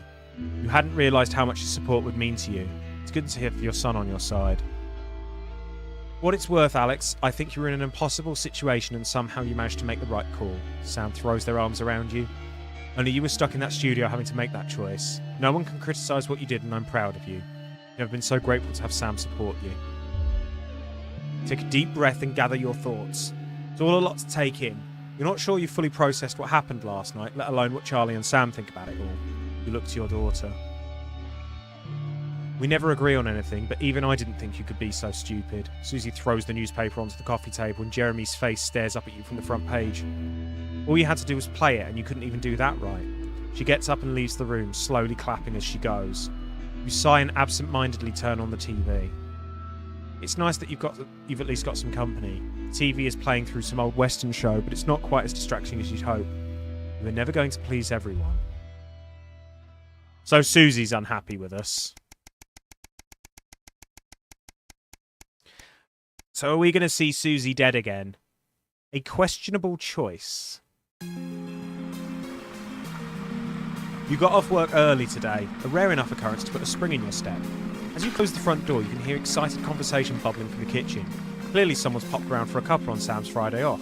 Hopefully there are still some biscuits left. As you enter the kitchen, you see Sam and Susie enthusiastically discussing something. The daughter's still in her scrubs, having clearly come straight from work. I got the posting I was hoping for. I'll be doing my new placement in the new transition centre, really helping people like Grandma. That's amazing news. Congratulations, sweetheart. Such important work. 5 of you sit around the kitchen table for the first time in a while and celebrate the news. 6 of you include Emma, Mum's nurse. Grandma's a bit better this evening, and you hear her talking with Susie in hushed tones throughout the night. You don't cook often, but tonight everyone's complimenting the chef.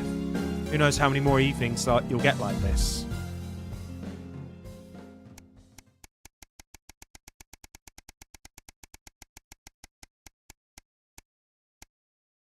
Almost a year.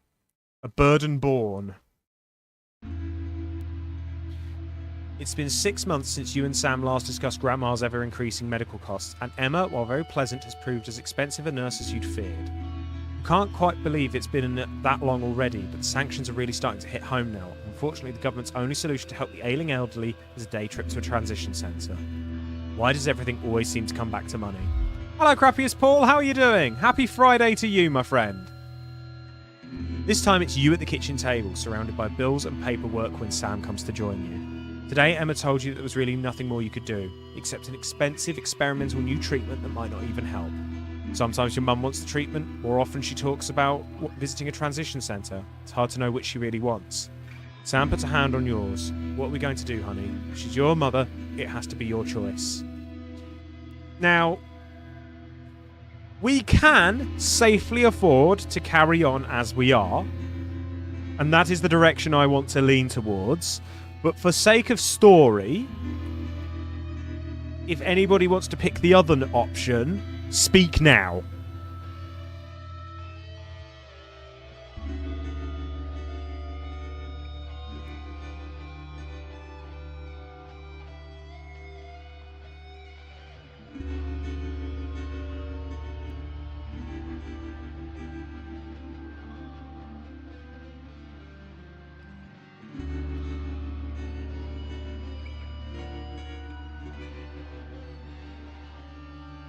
We have to commit to being a bastard.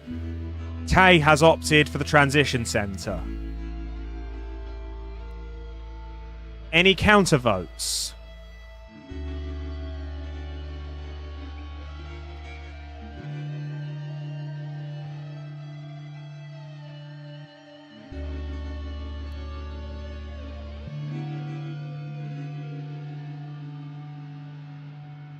Going once. Going twice. The transition centre it is.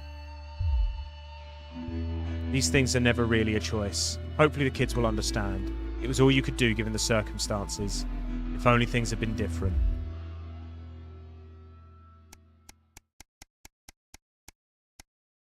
It has now been over a year since the election.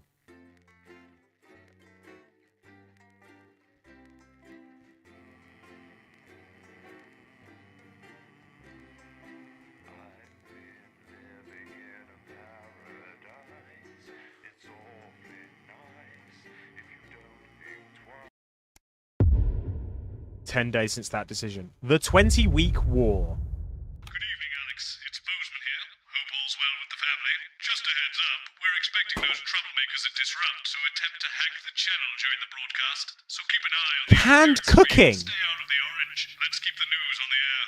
It's important, now more than ever. Oh, right, yeah. Milk, a cow's tongue, and some rhubarb. Not one to miss. So, Julia's team have asked me to ask you to keep it light. Well, what does that mean? It means to do that thing you do where you turn politicians into humans. Just don't get drawn into talking about the war or politics in general. They do know this is the news, don't they? You didn't hear this from me, It's over but to Patrick Bannon for all the day's sports board highlights, including all the tabletop action. apparently there's a crew at Team HQ right now. I think she's giving a speech or something tonight. I'll get it on the late news. Oh, great. So they get the brains and we get the performing monkey. Followed at 9:25 by our unsettling Sometimes you sound just like him, you know. which tells the cautionary tale How of are one you? brave young lady's battles to survive the cruel administrations of our neighbours. It At is what it is. 11:25, it's Incisors. It And is what it tonight, Dr. Adrian Atkinson Blimey I'm will be missing getting his you now. teeth into Fiona from Hamble Bamblebee. At least he's not 10 dead. seconds, everybody. Twist on the Humble Biscuit. God, And that takes us, after the weather and public information Going in film, 5, into our close down. 4, But first 3, tonight, It's time to join Megan and the team for the National Nightly Good evening. This is the National Nightly News. I'm Megan Wolfe. It's the 140th day of war. Our main headlines tonight. Company of Heroes. Skirmishes on land and sea Great, again now we've got to today as glorify our a armed war. forces tested the mettle of Fantastic. the World Council's illegal blockade. Advance's strategy of multiple small-scale incursions into the disputed zone is certainly keeping the enemy on high alert, unable to work out where or when the next strike will come. Proud parents throughout the territory find themselves ever more impressed by the bravery and commitment of their incredible children and the job they're doing keeping supply lines open against all possible odds. Don't starve. Advance's food programme moved from strength to strength today as rationing depots were opened. I do like in the last titles in remaining all these unfed areas of the games. territory. The rationing depots have been constructed in record time, and the government's agricultural coordination strategy has seen shelves restocked with increasing regularity. And judging by the looks on this happy family's faces, it can't come a moment so too blatantly soon. a stock They'll be image, it's getting a good meal painful. tonight on the government, just like the rest of us. 7 days to die. The recent decision to allow those with long-term health conditions to access transition centres has today been declared an overwhelming success. Previously available only to those in their final years, the expansion of the service has been met with relief by the many organisations calling for it to be opened up to the wider community. The transition centres I wonder if there's an ending where everybody lives. So Charlie, Susie, the mum, we keep our marriage with Sam, all of that. Populous. More than 11% of the population have thus far failed to register for a team membership card. A worrying statistic given that the cards Oh are a yeah, legal absolutely. requirement Like from this midnight game is tonight. so well put It's together. up to the other 89% So of us well to put remind together. our tardy friends that not taking advantage of all the exclusive services available to cardholders is now, as it should be, absolutely criminal. Sympathy for the Devils? A poorly attended protest was held today by struggling self-styled resistance movement Disrupt. Support for the organisation has been falling after this and other news outlets showed the public their true colours. And while it's easy to feel some sympathy for them now, as their numbers dwindle and their attempts to garner support grow more desperate, let's not forget how threatening they could be in greater numbers. And finally tonight, our mutual friend. Bail was denied in the High Court today for shamed former National Nightly News anchor Jeremy Donaldson. The presenter will be transferred to new lodgings at Pension Ridge Prison, while the lengthy preparations for his trial, which is still 18 months away, begin. Since being taken into custody 10 weeks ago in this very studio, little has been heard from our former colleague. Despite how things ended, we wish him the best, and we'll be sure to bring you all the details of that court case every night. But first tonight, with the war about to enter its 21st week, I'll be chatting with Peter Clement live in an exclusive team talk from his home in Lanfordshire. 5 seconds to titles, Don't go away. Megan. You won't want to miss 3, a second of tonight's 2, National Nightly 1, News. and roll titles.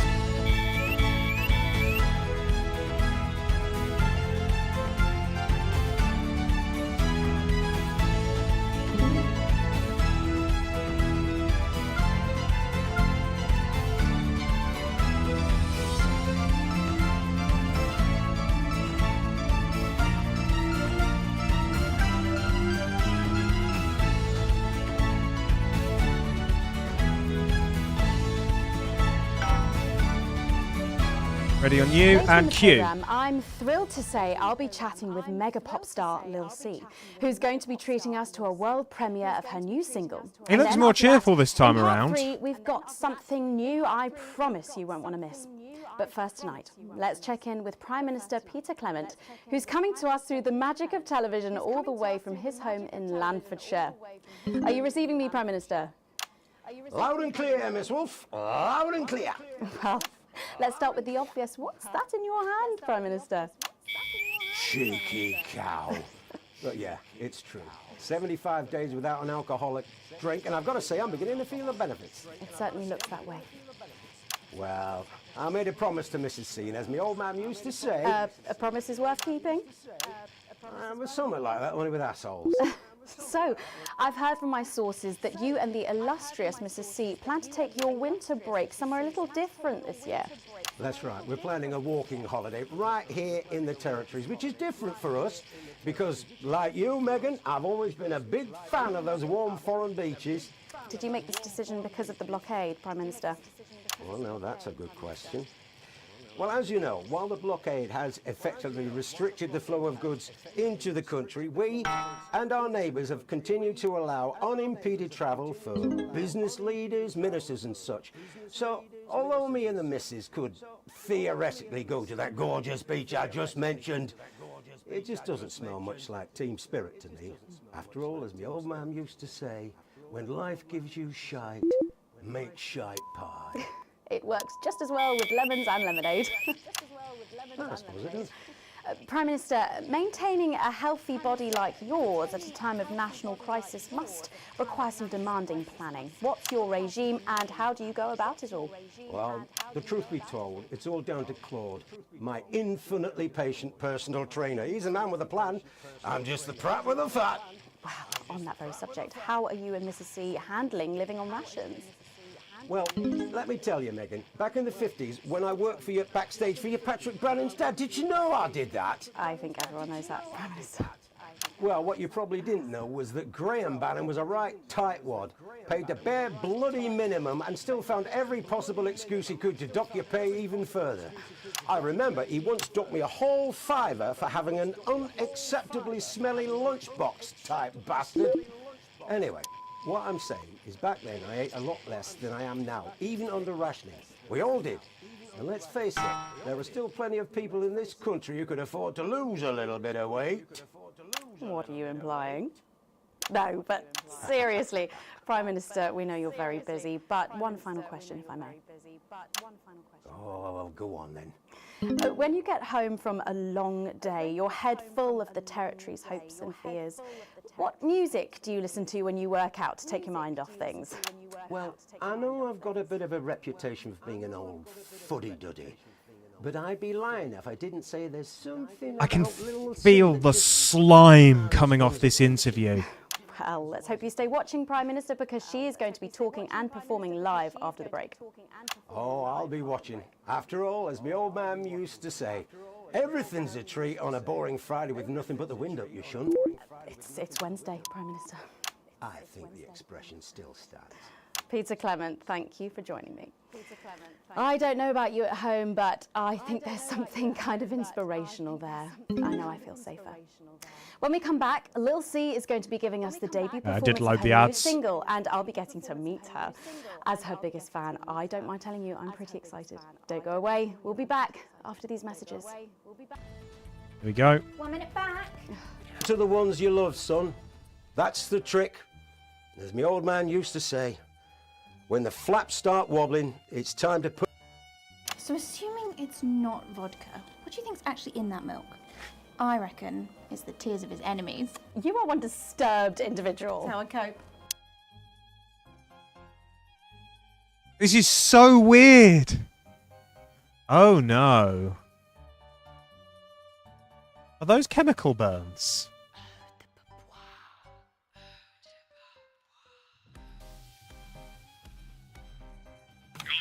Spotted the updated mixing disc. You'll need the new button. Piss off, Boseman. Let me just enjoy the ad break without you in my ear.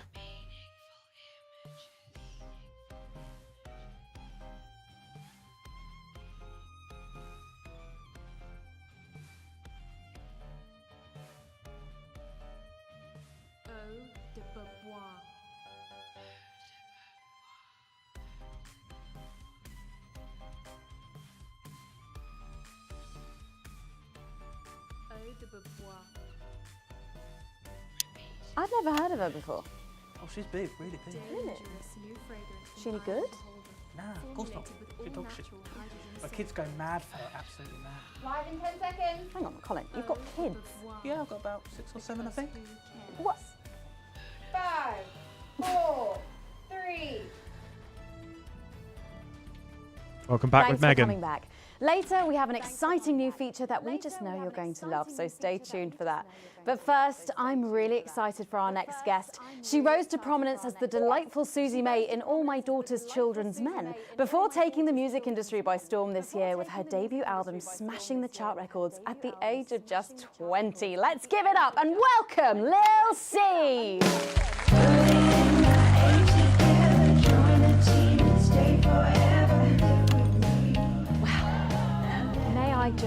you look incredible. Oh, thanks, babe. I'm doing this new regime and it really does work.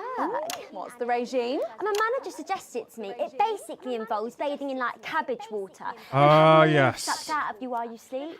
Wow, is that healthy? Well, look at me, Meg. The leaves are my only nourishment. Yep, they certainly are. Now, you'll have to forgive me, but I'm somewhat of a super fan, so I'm sorry if I get a bit starstruck. Oh, bless you. I've never actually heard of you before, so if you do get a little tongue-tied, I can always carry the interview. Oh, that's good to know. So your first album, F My Face Together, it hit shelves this summer and it just exploded. I mean, what was that like for you? Bonkers, just so weird. I was in all the papers and the magazines. Overnight, I went from that like annoying little girl from that show to that like sexy little girl from that show. Wow, that must have been bizarre. Not really, it was just like any other morning. You know, get up at 5, go on a 4-mile run, have 3 meetings on my cabbage bath, but then only then was my dad actually talking to me. Oh, of course. I mean, the famed country singer, Billy Bob Jeanshort. I didn't know you'd been estranged. There's nothing that strange about it, Megan. Okay, yes, he may believe that aliens told him to hate women, but there really isn't anything to prove that he's wrong. So, this newfound explosion to your popularity, I mean, did that change your life? Well, I had to start wearing like nicer underwear, you know, for the paparazzi, but as my manager says, best to make the most of it before I'm 30. Is that right? So what's the album about? So I thought it was about like how pretty and great I am, but actually it's about monetizing youth, I think, or about like promoting an unrealistic standard of beauty or something. Your manager again? Yeah, he says insecurity is an opportunity. Oh, do you think he'd be happy with you telling us all this? Telling you all what? It really doesn't matter what I say here. I'll do my dancing and then this part will all be forgotten about. Oh, well, yeah. I mean, we're going to see some of those famous dance moves very shortly because you're going to be performing your new single, aren't you? Yeah, it's from my album Put It In My A Together and it's out tomorrow. So soon, after the last one? Oh yeah, I've actually released 2 albums since lunchtime and a clothing line during this interview. See, this is called Cry for Help and it's going to be in all the best high street and retailer shops and it's out now. So girlies, you know what to do. Scream and cry until somebody gets it for you. Ooh, there she goes. Blimey. All these projects, they're keeping you very busy, aren't they? It must be tough. Yeah, it can get tough and I hate it sometimes and I hate myself. I just want to like cry into a bath of root veg. But then I think thousands of girls would do anything to be me, so I must be quite lucky. Well, you know you don't have to do this though, don't you? Yeah, I do think that sometimes. Most nights between like my 4th vodka and the 8th time a stranger slaps me around the arse. I think things could have been different. You know, like better.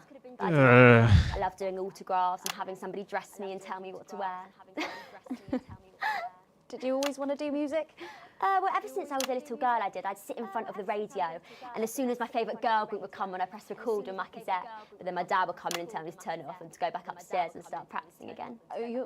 Sorry, is your dad your manager? Yeah, which can be tough. And sometimes when it gets really hard, he'll say, "Make Quagler proud, and you might just survive childbirth."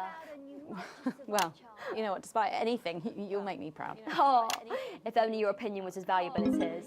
And on that problematic note, you're going to be singing your song for us soon, aren't you? Tell me about it, So it's called These Babies Gonna Bring You Home, and I actually got sent the lyrics in the car on the way up here. But you know what, it's actually all right. And don't worry, all my work is team approved. All right then, well, you can go and get ready for that. We'll see you in a little bit.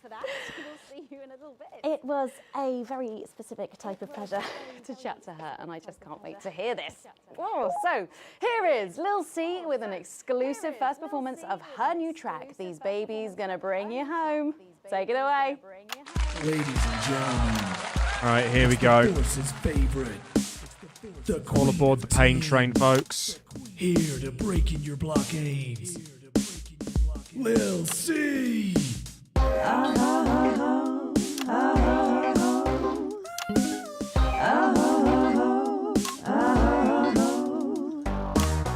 Oh baby, can't you see I'm hungry?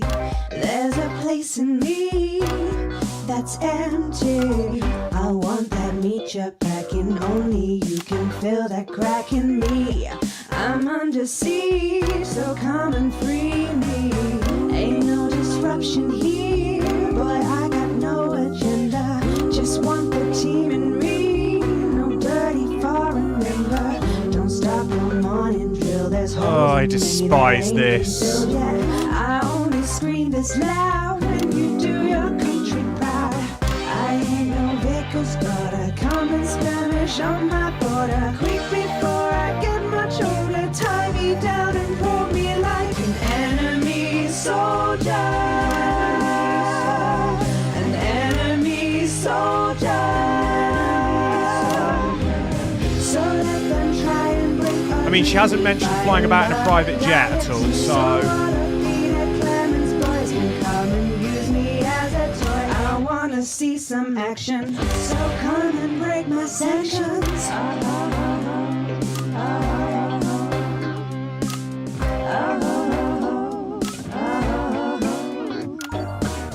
I've been this wild and free since Mama burdened me. She was only 53, but gave to save her family. There's no one judging me if I'm the one that's in your fantasy. Don't die alone, these babies gonna bring you home. I ain't no vicar's daughter, come and skirmish on my border. Quick before I get much older, tie me down and pour me like Genuinely despise this. An enemy soldier. You know when something just makes your skin crawl? This is doing that to me.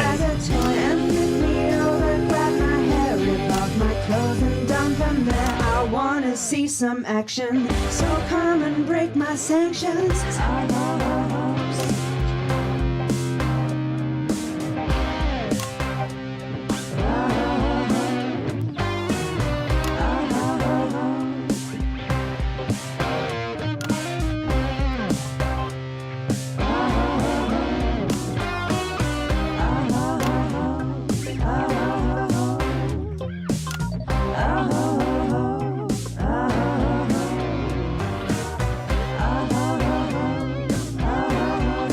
It's good to end now, please. I'd appreciate it.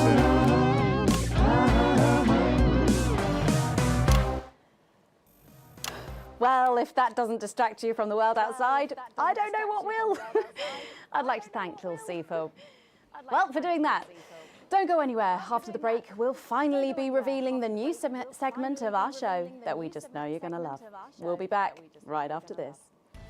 And we're out. Ugh. That was pain. Can I just say, thank you so much for letting me do this. It really means a lot to me, you know. Yeah. To be able to promote myself on such a mainstream platform like the news. Well, don't worry about it. And you know what? Good luck for the future. Take care of yourself. This industry can be crazy sometimes. Watch out for that father of yours, won't you? Oh, no. I manage myself. It's just, you know, for the public to have that certain perspective on me. You know what it's like. Oh, right. And Michael? Michael? What about Billy Bob Jean Short? Is he? Oh, my dad. He's such a sweetheart. We both had the same agents, you know, like it just made sense. Both of us for our image together. Wow. And Michael, I want to see the revenue share for the clothing line and get me a G&T before my meeting with the lube guys. If they say for your pleasure, I'm going to start needing it. And cultural communities. Ugh. We have kept our people well fed throughout this war. Well, the fact is, Jen, there weren't enough flowers in my dressing room. There were exactly 12, as it said in your rider. Do I look like the sort of person who counts things? No, not anymore. I'm better than that now. I'll tell you what, just keep adding flowers until it feels like 12. Got it? Absolutely, right away. 10 seconds. Oh, I bloody hate this guy. Unfortunately, I have to toe the line. 4, 3. Thanks for joining us for part 3. We've been teasing you about our new feature all night, and now The wait is finally over. I can reveal that every night on the show, we'll be treated to an episode of an informative and hilarious new segment called The Notice Board. It stars some top talent and we're very excited about it. But before we see it, let's have a quick chat with the writer, director and phenomenon, may I say, Jeff Algebra, guys. Actually, I've dropped the algebra. I go by Jeff DePlume now. How'd you like that? Well, yeah, very fancy. I suppose you need a new name now that you're a successful artiste. Well, exactly. I'm earning enough to pay taxes now. Oh. It's shit. And how does Angela feel about all this? Your wife. Your wife. Oh, God, no. No, she's long gone. No, she was holding me back. I'm with Norm now. We were married last month. Yeah, it's the notice board propaganda. Yeah. And why did you write this? What was your inspiration? Oh, well, I received a telephone call offering me 25 grand to write a pro-team sitcom. And I heard my father's voice. It said, Jeff, you listen here, boy. You make hay while the sun shines. You wring every penny you can get out of this. So I wheeled him down to the transition centre, got out my typewriter and started clacking. Utter shite. And without further ado, let's give it up for the notice board.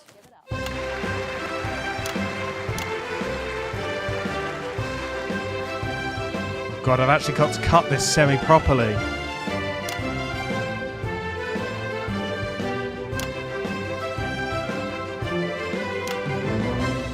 Good morning, Miss Craven. Oh, morning, Ray. Everything all right, Mrs. Craven? You look as worried as the vicar in closing time.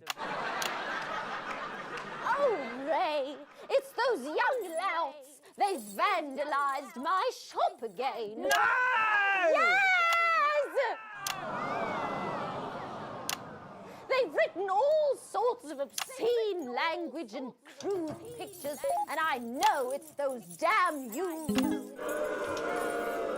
I don't know. It could be the vicar at closing time. I'm just worried they won't ever become productive members of the community. What if they never see the error of their ways and end up as social outcasts, such as shoplifters or bong rats? Don't worry, Mrs. Craven.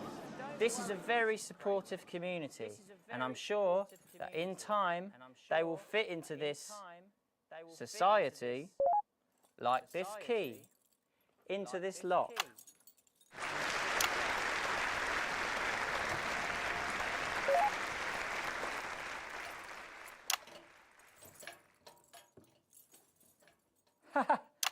See?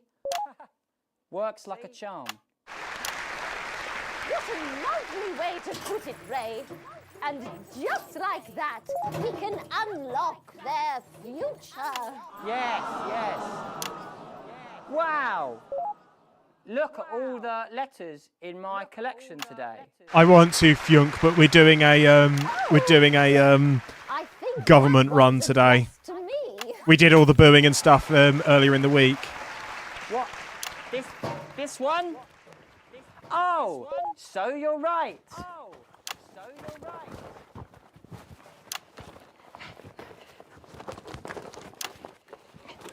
Here it is. Oh, it's a letter from my granddaughter, Brenda. She says she got an A on her maths exam because one of her friends has been helping her. She was always a team player, was our Brenda. What's up, losers? Oh God, this is horrifying propaganda. Oh, no.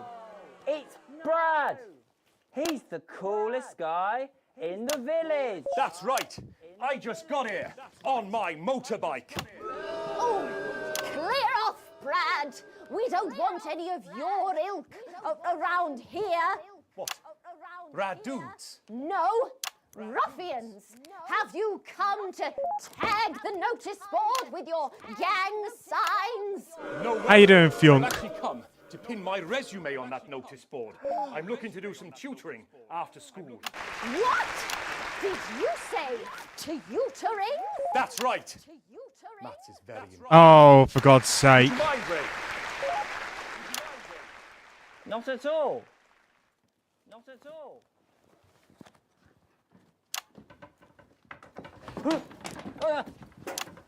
So you, a young person, have been spending your time Oh, helping nice. others and not just urinating on churches or huffing glue? Hey, I haven't huffed glue for months. Well, blow me down! You know what? We misjudged you based on how young and cool you are and not on your actions. No doy. So it wasn't you who vandalised my shop last night or called me a rancid old crone from the back of a chopper? No way. It can't have been me. I was too busy helping my friend Brenda with her maths homework. Could you speak up there? I thought for a minute This is pain. you said Brenda. I did, you daft old sow. Did you hear that, Ray? Oh, yes, what a wonderful surprise. I now respect you as a man. Put her there, Ray. Oh, what the heck? Give us a hug.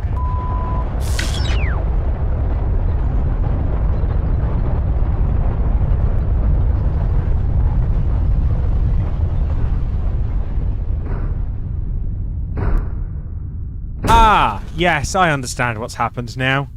Stand by, folks. Power outage.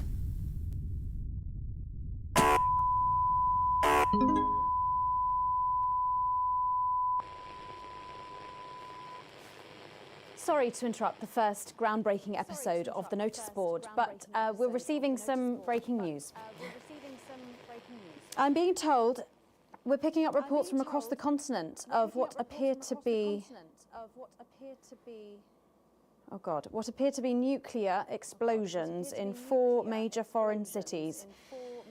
Initial estimates put the death toll into the millions. I'm being told that we're experiencing some power fluctuations as a result, so apologies to any interruption to the broadcast for you at home. And now I am told that we are going live to team headquarters for an emergency broadcast from Prime Minister Julia Salisbury at any moment. Yes, let's go to that now. Good evening, citizens and leaders of the world. Here we go. Minutes ago, operatives working for Advance detonated nuclear explosives simultaneously in 4 major cities across the continent. We have similar devices in 58 other urban centres and will not hesitate to detonate them if our conditions are not met in full and without delay. The people of our territory will no longer tolerate your illegal and genocidal blockade. You are to remove it immediately. We will accept nothing less than your unconditional surrender. Your territories will be taken under our control. We will install replacement governments to ensure that your citizens become part of the new future. Your borders are now our borders. Your people are our people. They will finally be fed and clothed and educated and healed. But for your privileged few, the moment that they feared is now upon them. Allow me to be crystal clear. If you fire a single shot at our territory, or harm a single one of our citizens, we will not hesitate. I forgot it was this to detonate episode this further happened. devices. You will not find them, though no doubt you are already searching for them. Our technology is decades ahead of yours. We will will expect your complete acceptance of our terms by midnight tonight. Thank you. Thank you. Well, okay, so there you have it. Advance making a brave move that looks likely to end the war in this, its 20th week. There's a lot to take in here, and I know you, like me, will be wondering if this is too much. If we've gone too far. But I'm thinking of our sick and ill, denied their medicines, the children with no food on their plates, and the body bags returning from the front line. And I ask myself if, without some big, bold gesture, it would ever stop, and I do not think it ever would. We elected Advance to make this country better for us all, and it was working. But then the rest of the world looked at us and they said this cannot be seen to succeed. And they brought their warships and their tanks and their planes just to make sure that we were instead seen to suffer, to make sure no one anywhere would ever attempt this again. So, to my mind, our government have taken the only path available to them. A difficult decision for their hearts to bear, but one that ultimately we can respect, because it is designed to keep us safe. And while this is unquestionably a dark night, it may indeed presage the dawn of a new future. My name's Megan Wolfe. Let's make tomorrow better. And we're out. Oh yeah, 4 nukes went off. Do you ever get the feeling that we're making history? Hi, I'm Sophia Remington, the CEO of Remington's Fist, and I've been paying attention.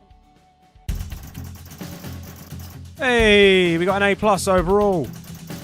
We got a generous bonus. Wait, what? Very much affluent. Oh, we're on the way up.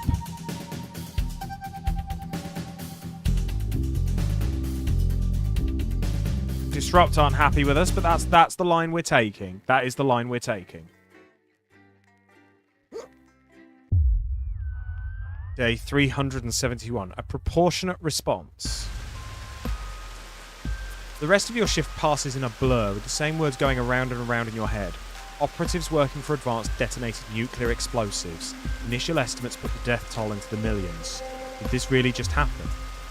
You pull into the driveway with no memory of the journey home. The light in the front room is on. Clearly someone else is still awake. The door creaks open into the living room and you find Sam sitting on the sofa staring at the TV. The screen is off and they're clearly lost in thought. You take a seat beside them and put a reassuring hand on their shoulder. They start at your touch, breaking them out of their stupor. They attempt to smile, but you can see it's strained. Sorry, I didn't hear you come in. I was thinking about... Sam stops, shaking their head. So many people. I can't quite believe it.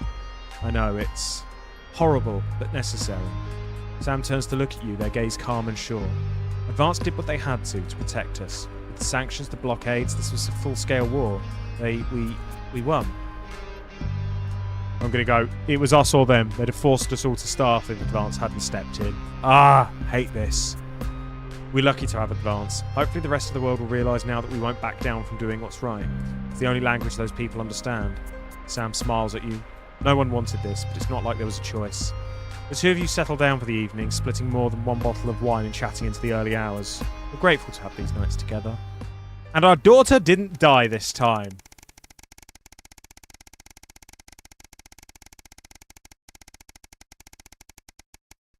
Oh yeah, I absolutely despise Advance.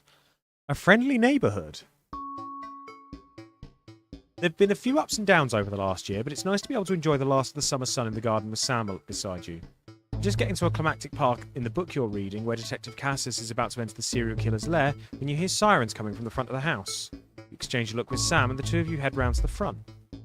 You arrive to see a couple of patrol cars and a betterment vehicle parked outside your neighbour's house. Glad they're getting the help they need, you hear from beside you, Sam standing there with arms crossed. I never understood how the new future is making things better for everyone, but they will now. Did you report the Andersons to the cohesion office? Of course, Jonah has been complaining about Advance since they got in, and I'm pretty sure I heard George on the phone planning to go to a Disrupt meeting when we had them over for dinner last week. You watch as Jonah and George are both escorted, though not unkindly, to the van. Their protests seem to fall on deaf ears. Sam raises a quizzical eyebrow and looks at you. Oh, like they're being arrested, just taken to one of the centres to educate them as to how advances are really helping people. They'll be back before you know it. It's certainly true there was no hint of violence or threat of physical force from the CCOs. Still, you're not sure that's how the pair are being taken away will see it. You smile at Sam. You're right, it's for the best. Oh, good God! Re-education camps. As the Bettman van pulls away, the CCO locking up George and Jonah's home spots you and Sam. They wave and smile before calling over. Don't worry, nothing serious, won't take long. The pair of you return the wave and head inside. It's good advance at helping those that need it. Forwards together, watch life on your street get better. Yikes! An academic exodus. It's a seemingly ordinary morning, but as you get into work, you find a small crowd gathered in the break room. When you go in to grab your first cup of tea of the day, you can't help but overhear some excited chatter. You didn't hear? Yeah, another one's gone missing. What's that bring the total up to now? Oh, I should think over 100 at this point. They won't all have been reported or noticed yet. Sorry, what's going on? An excited young woman turns to you and begins to explain. Another professor went missing from Queensview University, with all the other disappearances over the last year, scientists, doctors, researchers. She pauses before lowering her voice to a whisper. It's clearly Disrupt targeting the people speaking out against them. I even heard advances struggling to prevent further. A deep, familiar voice from behind you interrupts. What exactly is going on here? A silence overtakes the room as you all turn in unison towards the doorway. Osman clears his voice before continuing. I've told you before, I don't want to hear about these so-called disappearances. Come on now, people. Advance have been very clear that they're nothing to worry about. Which means they're not our problem, and unless they start classing cappuccinos as intellectual, I don't think anyone here has anything to worry about. Let's get back to work. Osman holds up a hand to keep you as everyone else files out of the room. Look, between you and me, this leave it alone malarkey comes from on high. It's out of my hands. So I would appreciate it if you would refrain from talking about it further. Make sure the news is in line with that school of thought, yeah? He gives you a pat on the arm and a smile before leaving to carry on with whatever it is he does during the workday. It seems that for better or worse, public ownership is now in full swing. I've just had a realisation. Disrupt break a load of people out of prison. That means they're going to break Jeremy out.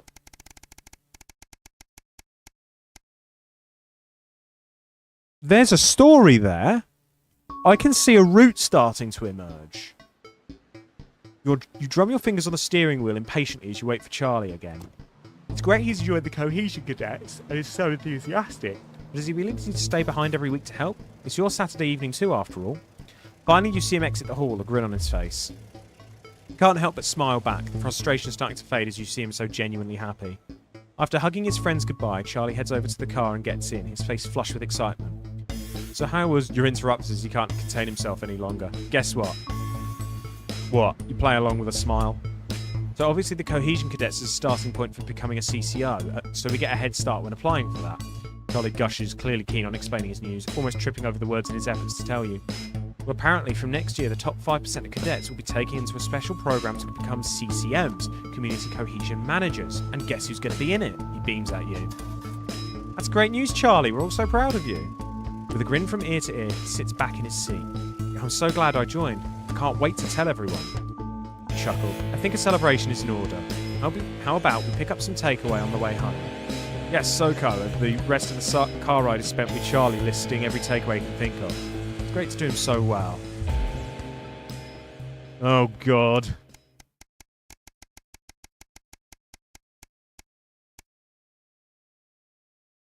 A spark to light the flames.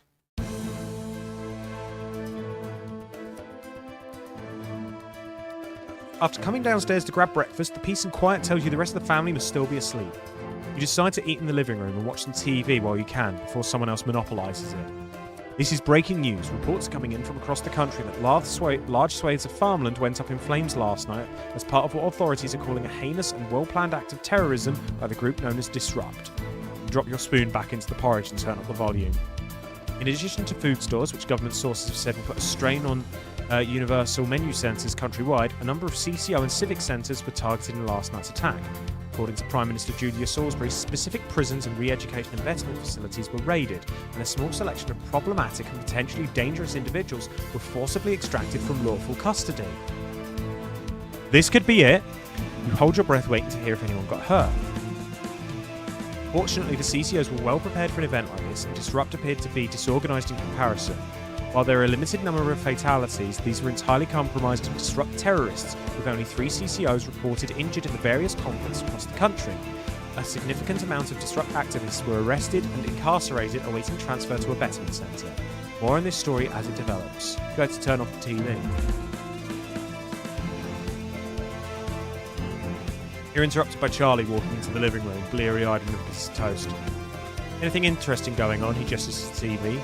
Mutely, you leave the news on as they cycle through the story again. Charlie watches in a hushed silence. By the end of the broadcast, they're dubbing it the Night of Fire. Everything's going to be okay, right? Yeah, it's all going to be fine, bud.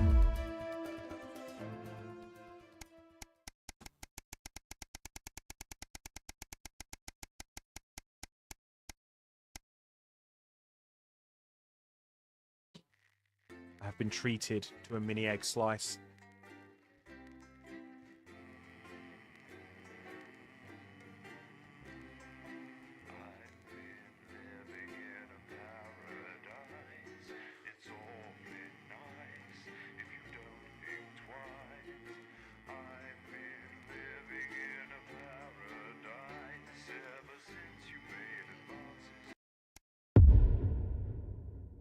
The Uprising. A year and a half since Liberation Night. Can you hear me? Alex? Are you receiving? Calling. Come in, Alex? Can you hear the signal? Pick up. Alex, are you receiving? Pick up. No. Alex, over. Hello? Hello, is anyone there? Alex, are you receiving? Do I have to pick this up? Is anyone receiving this? Hello? This is Alan James. The revolution starts tonight, Alex, and to be frank, we need your help.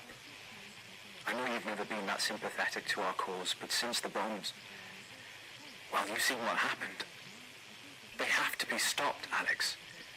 You know it in your heart, and tonight, well, it might be our very last chance. Play our tape at the second break. It's on your right. And please, when I hack in, let my message reach the people just once, just tonight, before advance can't be stopped. So? So what? How's he doing? How should I know?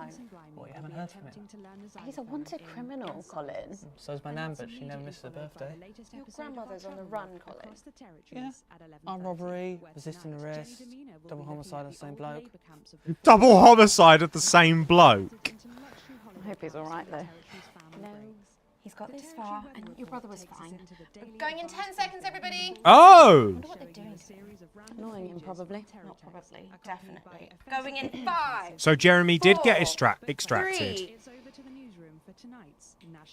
Good evening. This is the National Nightly News, broadcasting across the territories. My name is Megan Wolfe. Our top stories tonight. Future legend. It's been 40 days since Disrupt conducted multiple attacks across the territories. During the coordinated action, subsequently dubbed the Night of Fire, emergency services were kept busy at the agricultural centres, while a series of covert attacks were carried out freeing political prisoners, including former newsman Jeremy Donaldson. The disgraced former journalist was obviously considered a high-value target by Disrupt, who had often championed him as a possible new voice for their cause. We encourage you to turn yourself into the CCOs, Jeremy, if you can, wherever you are right now. Food, glorious food. With the last of the menu centres opening in territories 5, 8 and 14 today, Advance confirmed that the programme is now in full operation, providing free food for every citizen of the new future. What started as rationing during the 20-week war has blossomed into a social contract that is the envy of So the yeah, there unawakened must be a world. route where you can really Promising sort a some healthy, stuff out. nutritious You have to diet prevent designed to either keep all faction from citizens going peak too performance. extreme. The menu You centres really use have to walk locally middle of the sourced road. produce for that farm to plate experience without the need for spreading manure in your tighty whities. Happy talk. Record happiness levels have been reported today across the territories. As more and more former countries join the new future, a survey carried out by scientists at Queensview University reveals a stunning fall in depression, self-harm and suicides, especially in those territories which have historically faced the most unjust of divisions. According to the professors, the binominal trajectories of the Bezier distribution show signs of becoming both inverted and protracted when dispersed over the square root of time.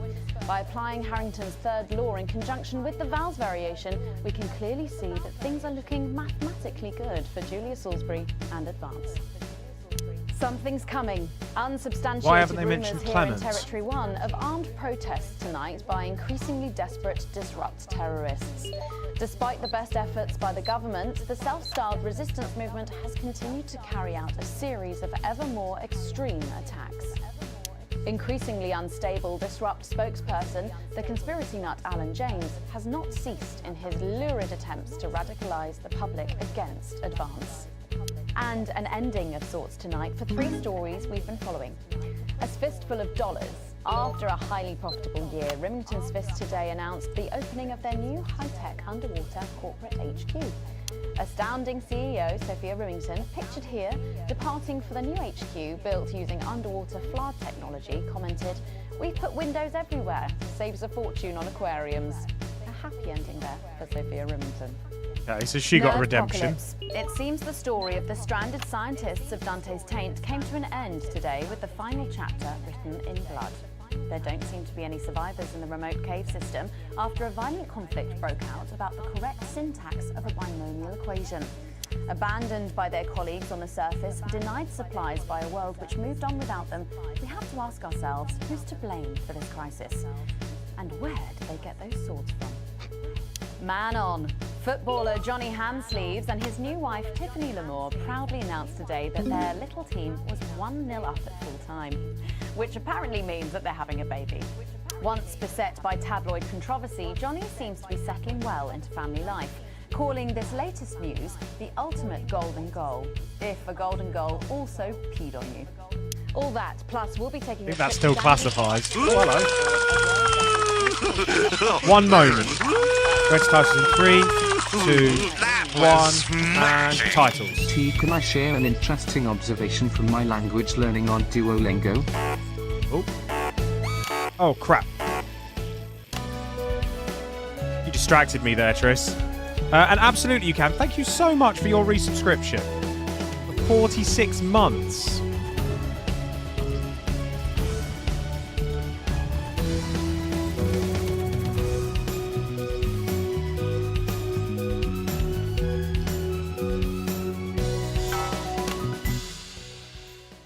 But first, 500 days after the loss of a fine leader. Okay, we might be about to lose Patrick. The start of tonight's programme is dedicated to remembering and celebrating the life of Peter Clement.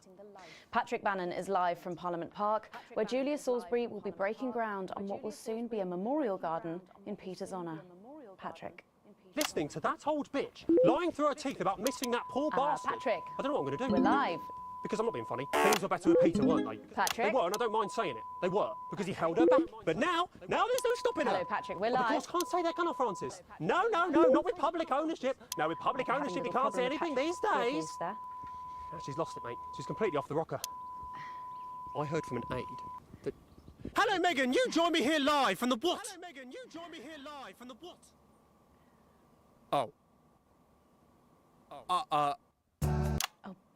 Seems like we've lost some signal there for a moment. Well, we will be going live to that groundbreaking ceremony just as soon as we can get Patrick back. Meanwhile, let me F's in just chat say, for Patrick. I think the memorial gardens are going to be gorgeous. I've had a sneak peek at the designs and Alana Marsh has done a fabulous job. Oh, okay, all right, it seems like we have got the signal back. We can now go live to Patrick Bannon in Parliament Park. Patrick. Patrick. Thank you, Megan. Okay. Patrick Bannon, and we are indeed live here. Apologies for the technical difficulties there, but any moment now, Julia Salisbury will step out on stage behind me. Alex, Bozeman here. The boys in editing have just informed me that the eulogy footage isn't fully cut together yet. You're going to have to do it on the fly. For goodness sake, make sure you make him look good. Slowly gathering since this afternoon. This is Alan. You can undermine them here and help us win hearts and minds. Make him look bad, Alex. Really bad. Oh, I want to make him look bad, but I can't. I have to be a stooge this time. Julia Salisbury, the picture of elegance, to begin her address. Good evening, fellow teammates and friends. 500 days ago, all of our lives changed irrevocably. Still reeling from the triumphs and tribulations of Liberation Night, another great loss befell the people of these newly united territories. The loss of a leader, a statesman, a dear friend, and a hero. Peter Gordon Clement. Peter's death at the age of just 62, of course, announced by the team on the 24th of December, just 6 weeks after. We're now at Clemence's memorial. Born to a working-class family on a housing estate in Rotherham, Peter first trained as a carpenter before getting his start on television. First moving and building scenery, and then developing into the personality that we all knew and loved so much.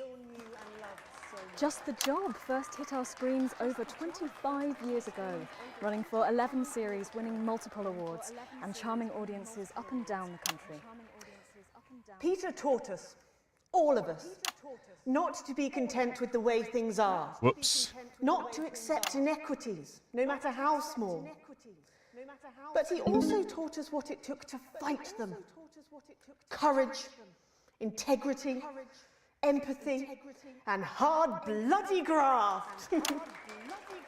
Across a career spanning 3 decades, Peter Clement was known for shows including Wake Up, It's Saturday, and much later, late-night chat show PT, Here we go. which at its peak drew millions of viewers. Peter was by no means a saint.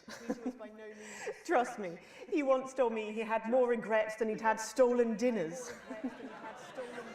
He always did have a knack for a turn of phrase.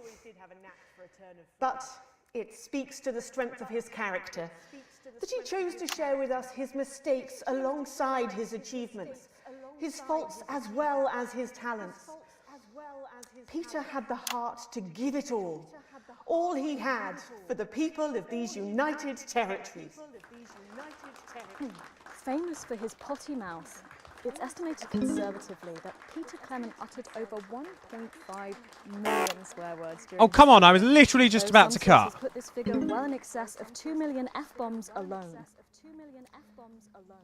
Gripped by illness as he was in the weeks and months leading up to Liberation Night, he wasn't the man we loved. But his eyes still twinkled with that familiar joy for life, that spark of wit and wisdom of a life lived for others. Whoops. Prime Minister Clement, of course, died from apparent liver failure after suffering from the long-term effects of alcohol abuse. I first met Peter nearly 20 years ago, moments before I was supposed to give a speech. Not unlike this one, actually. Only I'd spilt coffee all down myself. And I was young, nervous, desperate to be liked. And from behind me, I heard, "Christ, Pet, you've either pissed your kecks or sprung a leak, but either way, you got a problem." And before I could even say a word, he stripped off his dry trousers and insisted I took them. That was the sort of man that Peter Clement was. Kind, compassionate, sensitive, a brilliant thinker, a natural leader, but mostly a good man.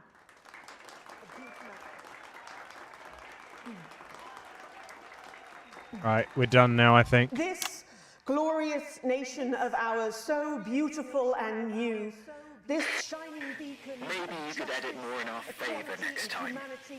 Things are about to get I want started. to, mate. We have another chance to control the impression the public gets. You'll know when, Alex. The future he forged, the boundaries he pushed.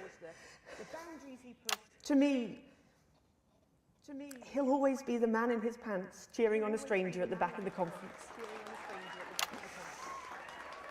It is my great honour to give to you the Peter Clement Memorial Garden. Shall we see if we can get a countdown going? Everyone with me? 10, 9, 8, 7. So why am I corporate stooge? Because we went rebellion move last time. We have to get you to safety. Come with us. I'm not leaving, I can't. You two, come with me. Don't panic. No. Here, look, we're going to help you. We need a medic here. You need to be okay. You're going to be okay. Just stay. Okay. You two, stay with him. Mom, we have to stay by your side. I am the Prime Minister, and if I give you an order, you will damn well follow it. Do you understand? Do you understand? Yes, Yes, Mom. Mom.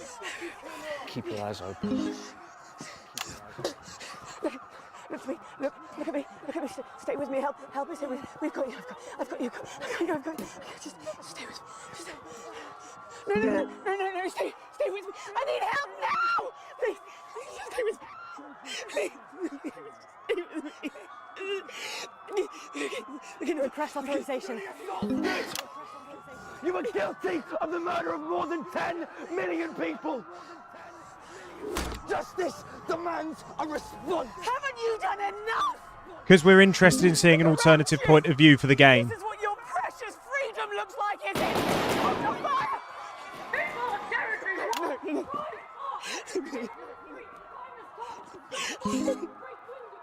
Although I'm starting to think there's a solid pathway forward.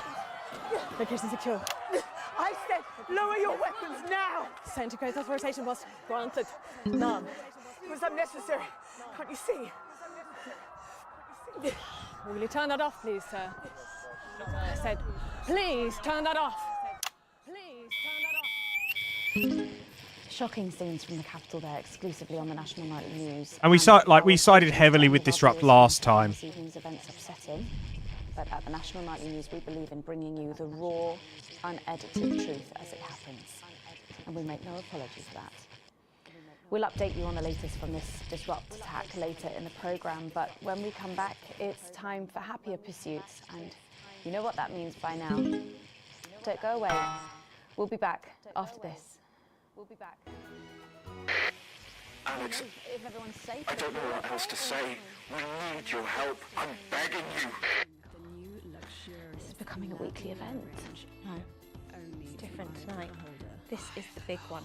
Oh boy. Oh, I hate it. I hate it so much. That's journalism, apparently. Can we get set for the next sequence? No more touch-ups. We got an A+ for it. That's some comfort. Colour that lasts and lasts.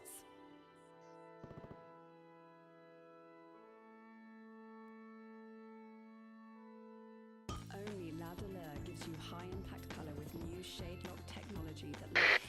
Alex, during this next section, a cameraman working in the newsroom who's one of us is going to get a coded location out. We don't know yet which camera he's on, but if we find out, I'll let you know. Just keep your eyes out for the fist. Approved book club. On the air for at least 5 seconds. Our operatives will do the rest. Megan, this is your new makeup artist, Craig. No. What? No. 10 seconds, everybody. Sorry, Craig. It's a no. Okay, we are going in 5, 4, 3.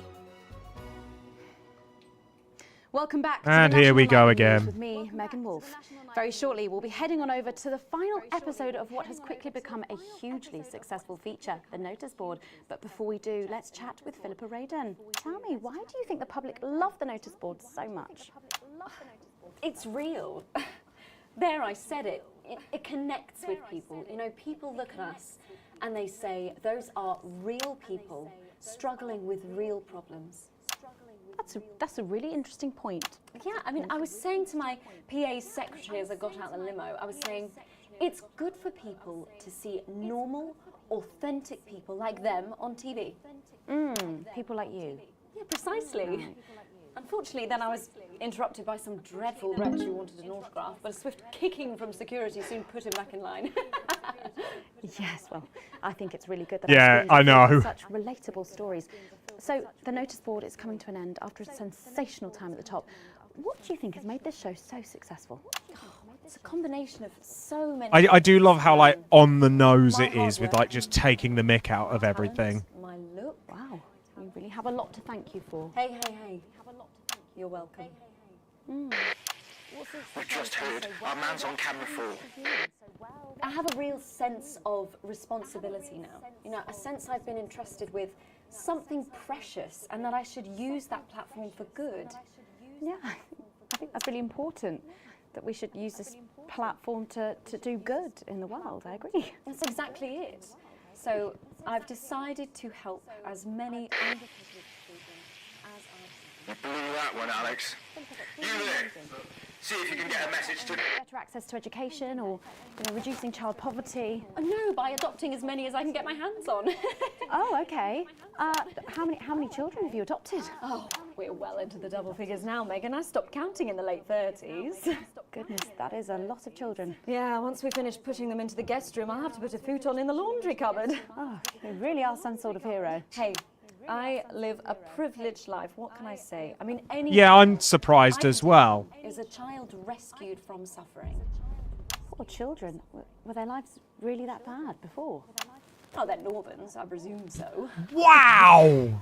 Yeah, it's shocking to think, actually, that only... Leave the Northerners alone. The Northerners are great.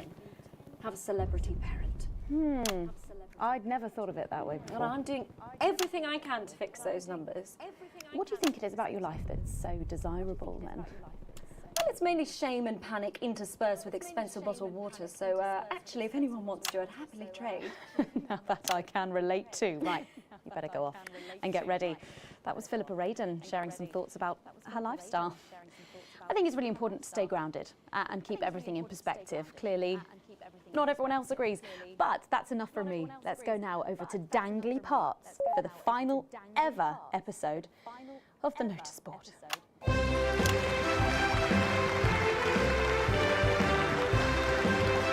I hate this so much.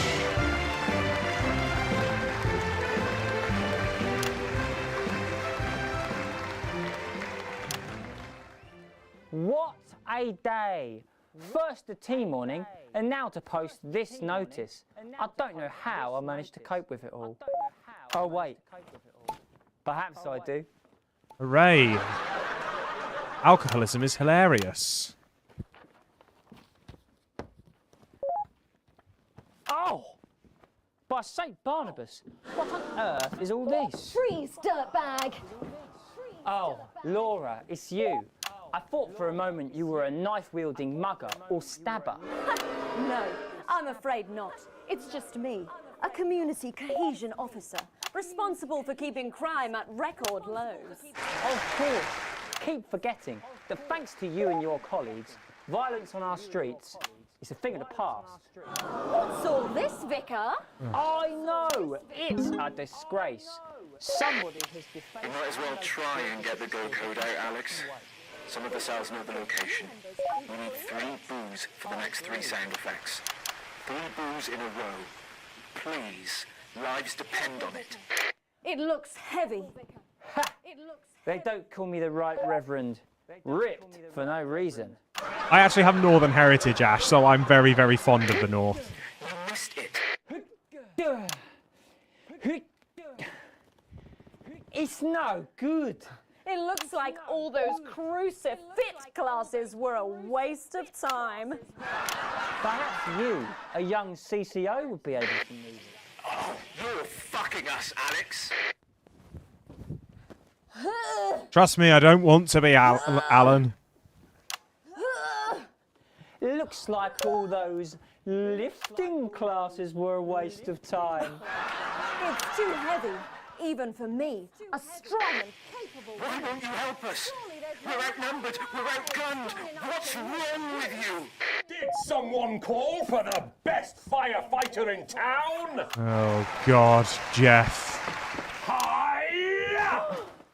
Well done, Captain Evans. You're so much stronger than us. Especially me, the weak old man. It's the least I could do for my community.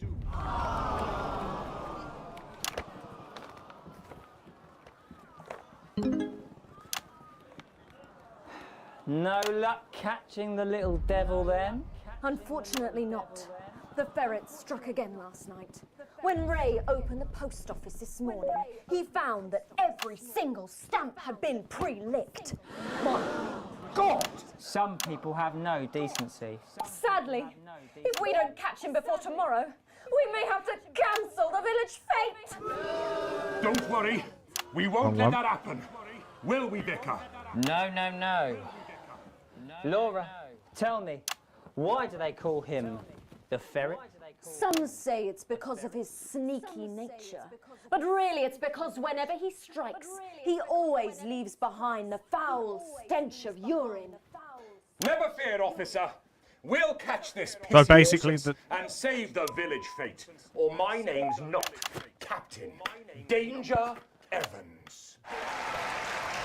The community cohesion team are doing their best, but they simply don't have the smarts to solve this mystery. But I know someone who does. Someone who's about to blow this thing wide open. Me! Blackout!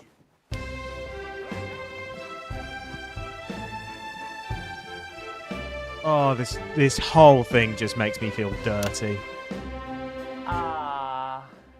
It's the morning of the village fete, thanks to theatrical convention. I sure hope everything goes to plan. Oh, look! There's Mrs. Craven setting up her cake stall. And look, there's the motorcycle display team setting up for a show that will be far too expensive for live television. I'm going to set up the coconut shy. What are you doing, Vicar? First, I'm running the tombola. Then, I'll be selling forgiveness for money. Aren't you judging the jams? I couldn't possibly. Well, that sounded like Mrs. Craven. Looks like someone sucked all the jam out of her donuts. That damn ferret has struck again! Whatever are we to do? Although I'm very competent, I have no idea how to solve this case. I guess we'll just have to cancel the fete. Hold it right there, ferret. Whoops. Have you been drinking from the fire extinguishers again? Not you, the vicar. I don't know what you're talking about. Admit it. You wanted the village fete cancelled so you could have the day off, didn't you? I already have to work Sundays. I shouldn't have to work 2 days a week. But how did you know? Well, my first clue was the smell. Yes, I do smell of urine. Next, I noticed that the vicar's tongue was particularly dry, almost as if he'd been licking thousands and thousands of stamps. Or perhaps eating Mrs. Craven's baking. Which brings me on to my third clue. The vicar said that he had no more room for jam. Almost as if he'd had his fill. Precisely. But you managed to figure it all out from that? Well, I also found this at the scene. That proves nothing. No! Get him out of here, officer! You did it, Captain. You could say you ferreted him out. Hey, come on. Let's go and have a party in my massive garden. I am doing well. Thanks to you, we're all doing well. So this is what it looks like when it goes well. That was it. The Yes, final it's ever episode it's of propaganda The Notice Board. basically. And what a way to end it. Thank you as always to Jeff, Philippa and Tommy. After the break, we'll be both dancing and learning. So don't change that channel. We'll be right back. That's the ads. And also this is Wow. parody. What a brilliant run, eh? Alex, this is important. Tonight is our one chance. Please, please play our ad. I've got 4 kinds of sausage. Hey, you coming to the after party? Unlike outsiders. I'm not going to lie to you, Alex. It looks bad. I thought the public would come out. that they be behind us. Still, can't give up now. One last request, Alex, if you could. One of the next guests is with us. When you get asked, censor her for us, and the final orders will go out. You'll get 3 chances. Please, if there's any humanity left in you. I'm sorry. Right, at least twice. There's so many. I'm sorry, but I have to play this like I have no heart or soul. That's my shade, is it? Yeah, this is my shade. No wonder more and more countries are lining up to join the territories and expand our team. You can run back to Jenny now. Package, lovingly prepared and absolutely free. Sorry about that, Sarah. Nothing you can tell me.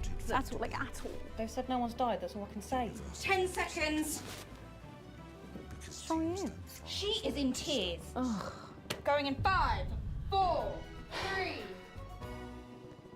And back. Welcome back to the National Nightly News.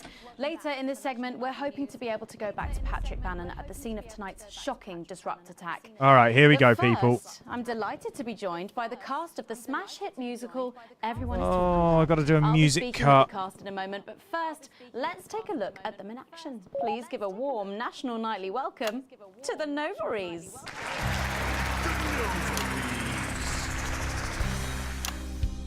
Hello? Doctor? Yes, I see. Thank you for letting me know. I'm on the wrong beat. I have a decent life. I'm a happy, loving wife. And my job is well paid and fulfilling.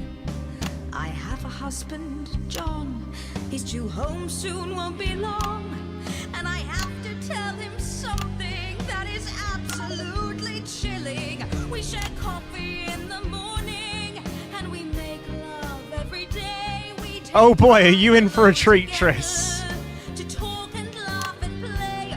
We prioritize our needs. We do charitable deeds. But the flowers of a happy life are now beset by weeds. I'm home. Oh, darling John. Oh, dearest John. There's something very wrong. I've just had a conversation with our doctor, David Wong, so please be seated. This news will make you feel defeated. The scans revealed a lump. You poor unlucky chump. Is it cancer? Worse, oh, John. We're having a baby. How can this be? Oh, woe is me. Why has this happened to me? I always wear 2 condoms for the maximum of Safety in our tiny flat. We built a peaceful habitat. Now our lives are fucked. We're having a baby. Now you can't have any wine at book club. And there won't be any time for foot rubs. Now your hair will stink of weed. And you'll start to disagree. And forget about that holiday in Territory 3. No more waking up at 10:30. In fact, you're never going to get a good night's sleep again.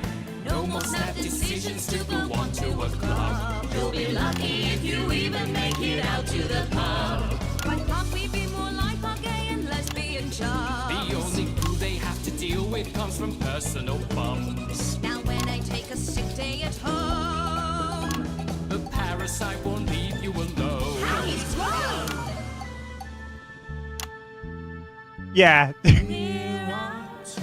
Priority. I look after you, and you look after me. Ain't no trouble and strife. We got a childless life. No one wails and no one bawls. No one draws things on the walls. A happy husband. A wonderful wife. We got a childless life. We're having a baby. We're having a baby. Changing nappies daily. We're having a baby.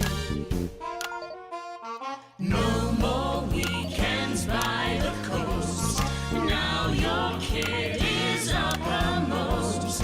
It's more than a passing craze to have childless days.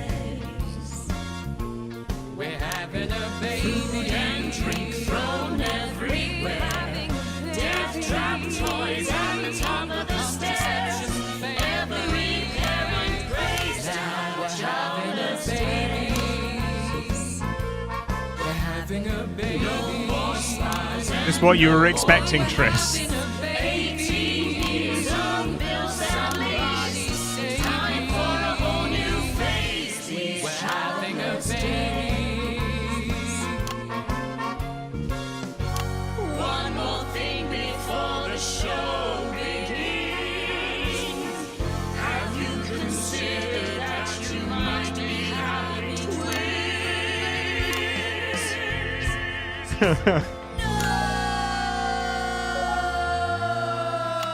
You missed the bit earlier. There was basically a police officer who was like doing all the general like right-wing talking points, and then a gimp came out of the cupboard. There, treating us to their opening number from Elegy for a Childless Life, which is currently the hottest ticket in the capital theatre district, and will be touring the territories later this year. Right then, come on you lot, come on down, let's go, don't be shy. Hello. Hi, Megan. Hi. It's an honour to be here. Oh, really? Are you fans of the show? Yeah, it used to be. Well, listen, let's get stuck in. Your amazing musical. Now, I mean, not only do you perform this show every single night, With matinees on Wednesday and Saturday. right, but you're also the show's creators, am I right? Well, everyone contributed their ideas, and then some of us went away and did the actual work on the script. But no, it's very much a team effort. Oh, that's fantastic. How rude of me. I've not introduced any of you. I'll be the one being replaced next. Let's go down the line, shall we? Hi, I'm Jack. Jim Blunt. Pleasure to be here. Jennifer Boram Woodley. Hello, I'm John Satley. Used to be in the business professionally. My name's Jill, with a J.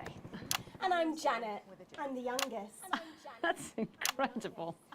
And you were all friends previously. I mean, what a coincidence, right? With your names beginning with a J. Oh my goodness, guys! Our names all begin with J. How have we never noticed that? Because you haven't typed them out 1,000 times, maybe? You knew? Why didn't you say anything? I thought we all knew. It's bloody obvious, isn't it? I just thought we were doing a funny thing where we never mentioned it. And I believe, as well as being friends, you're also couples. In real life as well as in the show. Well, not exactly. I'm not married to him. I'm with Janet. And I'm with John, you lucky bean. Jim and I are married. 4 fabulous years. Well, that must make for some confusion in the rehearsal room. Well, you should have seen the first draft. Jen decided that Jack would play Jim, I would play Jack, Jen Janet, Jill Jen, Janet Jill. What about John? Well, my character was originally just called Man 1. It was allegorical. It was very confusing. Not for a professional. After much doing and throwing. And gnashing and wailing. And gin and tonic. We decided that we'd just use our own names, which is less truthful. We're also less likely to go into the wrong dressing rooms. Oh, God, yeah, that would be very embarrassing, wouldn't it? Of course, when I first wrote it, we were only meant to run for a few nights at the Mimbley Village Hall, but when I registered it with the Department for Culture, it caught the eye of someone high up, and before you could say overnight sensation, we were transferring to the capital. It's all been a bit of a roller coaster, really. I'm only 19. I'm the youngest. You really don't have to repeat that. I had to give up my job as a mortuary technician. Well, yes, we all had to move to the capital. I love that job. It's been a very turbulent time. So peaceful, no singing. So peaceful, no singing. This piece isn't. Stand by, Alex. Censor the orange. It's about children and why you shouldn't have them. In a way, I guess it is political, with a small p. After all, we are a solid unit, and eagle-eyed audience members will see we nod our heads to advance on stage throughout, and we target the messaging at women aged 22, well, about 35, as they're the most likely to be afflicted by this terrible problem. Terrible problem. Having children. Well, you understand, Megan. You clearly agree. Wow, this This isn't about me. Of course, we see that there are advantages to a family unit, but eagle-eyed couples watch as the little parasites advance on their lives. And there's no time to play the guitar, get through a book, or watch a movie. They're exhausted, passed out on the couch by 20 to 9, for God's sake. Very chatty tonight, dear. Usually I'm the chatty one, because you're the youngest, we know. It's not a badge of honour, Janet. Janet, please, Jennifer. Oh, well said, John. Thanks, Janet. Got you back. So could you just tell us Bloody Nora. what is the play about? What happens in it? Well, go ahead. It's a tragedy, obviously. Jennifer, myself, and John have their child, and then the story charts the downfall of their hopes and dreams. And there's lots of singing. And dancing. A lot. My character works at a menu centre for a distribution unit. Eagle-eyed, she sees her friend's rapid advance to a pit of despair. Becoming a target for children's TV advertising at the age of 22, she I decides censor to orange to support disrupt. I can't really say more, though. I probably said too much already. Let's not spoil the second act for anyone who might come to see it. Which should be all of you. For too long, we've been told that a life without children is somehow incomplete, that children Orange are is to support a disrupt, blue is to support advance. in the research, and they're not. Besides, there's already loads of bastards running around all over the place, so... We just want people to have the option of a happy, child-free life without stigma. You know, when I was 14, before I had come out, I had an experience with a girl called Julia Jacobs. She was an experiment, I guess, you know, a chance to dip my toes into the... Fascinating. Well, thank you all so much for coming in tonight. I really hope you keep them dancing in the aisles for many performances to come. The Nobles there. And I am pleased to say we can now go back to Patrick Bannon to get the latest from the scene of tonight's horrific events. Patrick, are you okay? Thank you, Megan. This is Patrick Bannon reporting from the scene of tonight's devastating and symbolic attack tonight this evening. An attack which I myself have found myself caught up in. I'm still a little dazed and a little deaf, Megan. So I hope you'll forgive me if I seem that it's time to speak with the Prime Minister. Mrs. Salisbury, that's you. You're still here. The Prime Minister. I couldn't leave, not when there were people that needed help. Any team player would have done the same. I don't deserve praise for being human. Yes, no accolades here. Or Palisades. Or lemonade. Palisades? Right. Oh yeah, she's So, is the situation now? in shock. Are we safe? Yes, the security services performed their duties without hesitation. And I would like to assure the public that although there have been some injuries, there were no civilian deaths here this evening. Ah, thank you. About the Sorry, did you say no deaths? That's right. No civilian deaths. Just the 4 disrupt terrorists curtailed by law enforcement who were, as always, so cohesive. If I may, I have a message for your viewers. Of course, the camera. There's the speak there on. It's getting a bit chaotic out there. Stay at home tonight. Do not become another casualty of war. Disrupt have had their moment, but as the dear departed Peter Clements once famously said, it ends today. Thank you, Prime Minister, for those strong words of strength. Back to the studio. Megan, now in the studio with Megan Wolf now. Patrick Bannon there, bravely reporting from the front line of tonight's horrifying bombing. Maybe you need to get checked out, Patrick. Well, that brings us to the end of tonight's National Nightly News, but before we go, one final thought. Throughout the programme tonight, we've been receiving reports of disrupt activities throughout the territories. Through a series of coordinated attacks, these terrorists are attempting to undermine Advance's vital work. However, sources at team headquarters have told us that this placid revolution was not only predicted, but allowed to happen. Our government have lured Disrupt out from the shadows, and they are not the overwhelming force they would have you believe. The military have been actioned, and, well, it's pretty scary out there tonight, so stay at home and stay with Channel 1, because the team has assured this programme that the turbulence will soon be over, and we can once again refocus our minds on building a new future with equality, fairness and resources for all. My name is Megan Wolf. Let's make tomorrow better. There we go. God, we made it to the roof. Set up the rocket launcher. Let's silence the monster. Look out of your window, Alex. Watch the tower.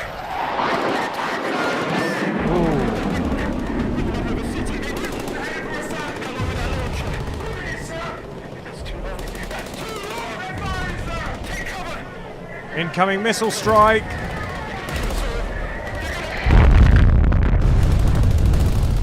Well, there goes that building.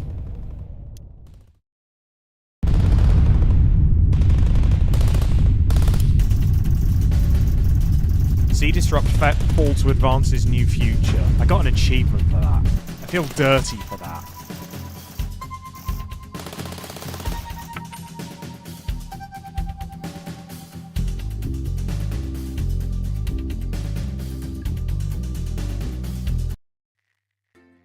There's a way to ride the line here. Ah, but money. Yes, money. Tris, you should have seen it in the other run I did. Crikey. I was trying to do everything right and failed miserably. You arrive at work a little early despite a stressful journey in. You still aren't quite sure of everything that happened, though if the swarm of CCOs all over the building is anything to go by, this isn't just a Channel 1 matter. This is confirmed when you're informed you need to speak to Boastman immediately and are escorted to his office. You sit nervously outside, waiting for your boss. A few minutes later, the boss man arrives, dishevelled and with a stern-looking CCO in tow. Ah yes, Winston, good. This is Specialist Ables. She'll be observing this interview. Please, come inside and take a seat. The ruddy-faced man bustles into his office and leaves the door open for you to follow. The few times you've been here before, it was immaculate, with everything in its proper place. Not so today. It must be serious for Boastman to be this flustered. So Alex, do you know why you're here today? Boastman's eyes are sharp and his gaze fixed on your face from across the desk. Abels is standing behind you out of sight, but definitely not out of mind. I assumed to do with what happened with Disrupt last night. What happened last night was nothing short of the culmination of a heinous and outrageous campaign of terror that Disrupt have been reaping on this nation and its territories. Boastman shoots a glance over to your left where your CCO observer is standing. And it is of course our duty to root out this rot wherever we find it to prevent anything like last night happening ever again. I've been asked by Advance to perform interviews with all staff members involved and will be submitting a personal review of your performance both during the incident in question and throughout your time here. This can only end well. That's what... Ah, right.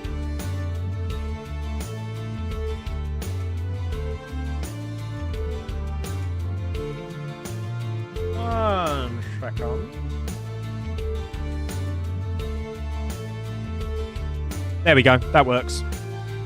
Boastman retrieves a thick file from a drawer and lets it thud heavily onto his desk. The next 2 minutes of silence seem to pass agonisingly slowly as he methodically reads page after page. Oh. Eventually he stops, only to stare at you while cleaning his glasses, his face unreadable. According to this, you were instrumental as a tool for the terrorist organisation Disrupt to undertake not only their various crimes, but a systematic spread of misinformation and violence. Do you have anything to say for yourself? You sit in stunned silence, the hard glares of the CCO and your boss, unwavering and oppressive. Only joking, Boastman chuckles, though neither you nor Specialist Ables join him. Turning to her, he continues. Alex is one of our best and brightest, a great asset to the team. They'd never be involved with such shenanigans. He gives you a wink.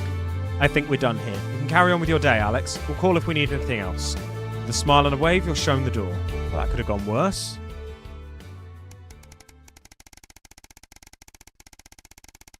Far cry from what we had to deal with last time. A banquet for some. I think we're going to work up to the next broadcast and then we're going to have to call it there because I'm going to run out of time, I'm afraid. It's your anniversary, and this year you've got a plan. A week away could be just what the doctor ordered for you and Sam, but it won't be cheap. It's more than you'd normally spend, but Sam's worth every penny. Sam still hasn't forgotten that missed anniversary, but you've not made that mistake again in the 3 years since. Damn Boastman. The trip booked, you even took today off, so you could go all out and cook a nice meal from scratch. Fancy. Sam's going to love it. They should be here any minute. Even you and Chris seem to be on the same page for the first time in years. Maybe it's been long enough for them to forgive you, or perhaps they've decided they were unfair to ask you. Either way, you're grateful for the newfound peace. It even helps you clean up the house today, so when Sam gets back from work, it will be pristine. You hear keys in the lock and put the final touches in place. As Sam steps into the hallway, you're waiting in the doorway to the kitchen, dressed to the nines, acting as nonchalant as possible. Alex, what's all this? Oh my god, did you clean? And what's that smell? They give you a quick kiss as they step past you into the kitchen where the banquet is laid out, candles lit, with Chris and the children standing quietly grinning. Oh my god, Alex. Happy anniversary, Sam. I think all the kids were dead last time this happened. Happy anniversary comes the chorus from your 3 cheerleaders as Sam turns to you smiling and with tears in their eyes. Alex, it's perfect. Sam rushes over and kisses you softly, only breaking off when you get a less than subtle cough from Charlie. I got officially accepted into the Community Cohesion Management Program, Charlie bursts out. How do you feel about being grandparents, Susie continues. Wait, what was that? Kidding, I'm kidding, though it might be sooner than you think. Susie laughs as Sam grabs the door frame for support. Right, you two are coming with me before you give your parents a heart attack. We'll see you later. Tomorrow, as in not tonight. With a wink, they finish ushering Charlie and Susie out of the house. You pull out Sam's chair for them. Oh, thank you, Sam says, taking a seat and grinning at you. Sounds like the kids are keeping busy? They shake their head as you take your own seat opposite them. Tomorrow, for now, you really didn't have to do all this, Alex. I know, I wanted to. I love you, Sam. I love you too, they breathe, admiring the panoply of food you've prepared for them. Now where on earth do I begin? They laugh as you pour the first glass of champagne of the evening. Very lucky to have such a wonderful family. Could ask for more. And the next day is...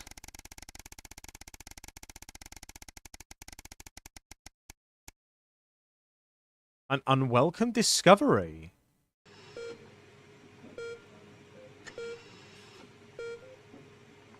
Uh-oh. Sam's call had been brief but urgent. Susie was in hospital and asked both of you to come. Boseman was surprisingly understanding, telling you to leave work immediately. You'd expected at least some hesitation. When you ask at the front desk, they direct you to Susie's room. You run up the 2 flights of stairs along the corridor until you find the right room. Another one? That's what, 5? The 2 nurses outside cut themselves off as you brush past them into the room. Sam is at your daughter's bedside speaking with a doctor. Susie is in a medical gown. Both faces are streaked with tears. What's wrong? What's happened? The doctor looks sympathetically towards you as you move to put your arms around the pair of them. Susie should be fine without some time to rest. However, I'm afraid we're unable to save the baby. Sam hugs Susie as your daughter breaks down in tears. Oh, God. I know this is hard to hear right now, but it looks like it could be difficult, if not impossible, for you to conceive. Again, I'm terribly sorry, and if you have any questions at all, I'll be just outside. The 3 of you are left alone in the room, hugging tight as if that could somehow fix this. Your poor little girl. You wish there was something you could do. Anything. But there isn't. For now, all you can do is hold her close and protect your daughter as best you can. God damn! We didn't get to see that one last time because Susie got nuked.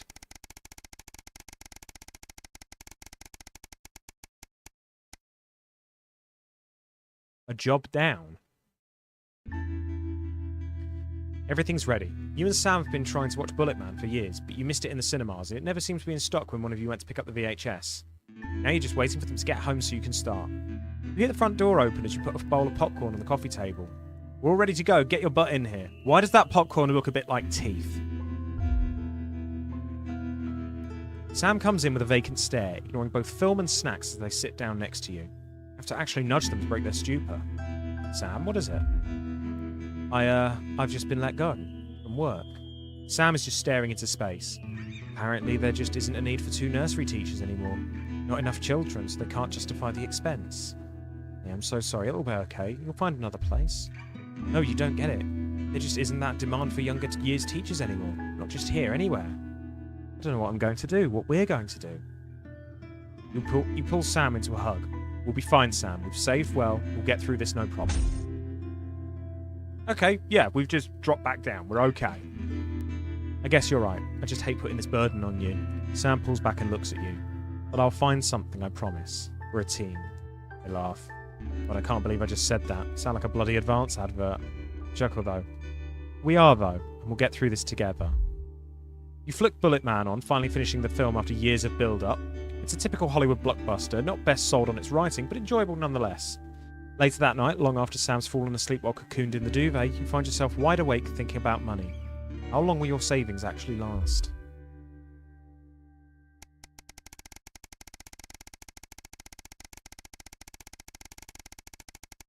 And I think this will be the next broadcast.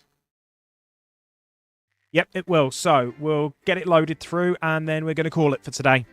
So thank you everybody for coming and watching. I would like to thank Thomas3447 for the follow and the Garden System for their resubscription for their 46th month. Massive, massive thank you.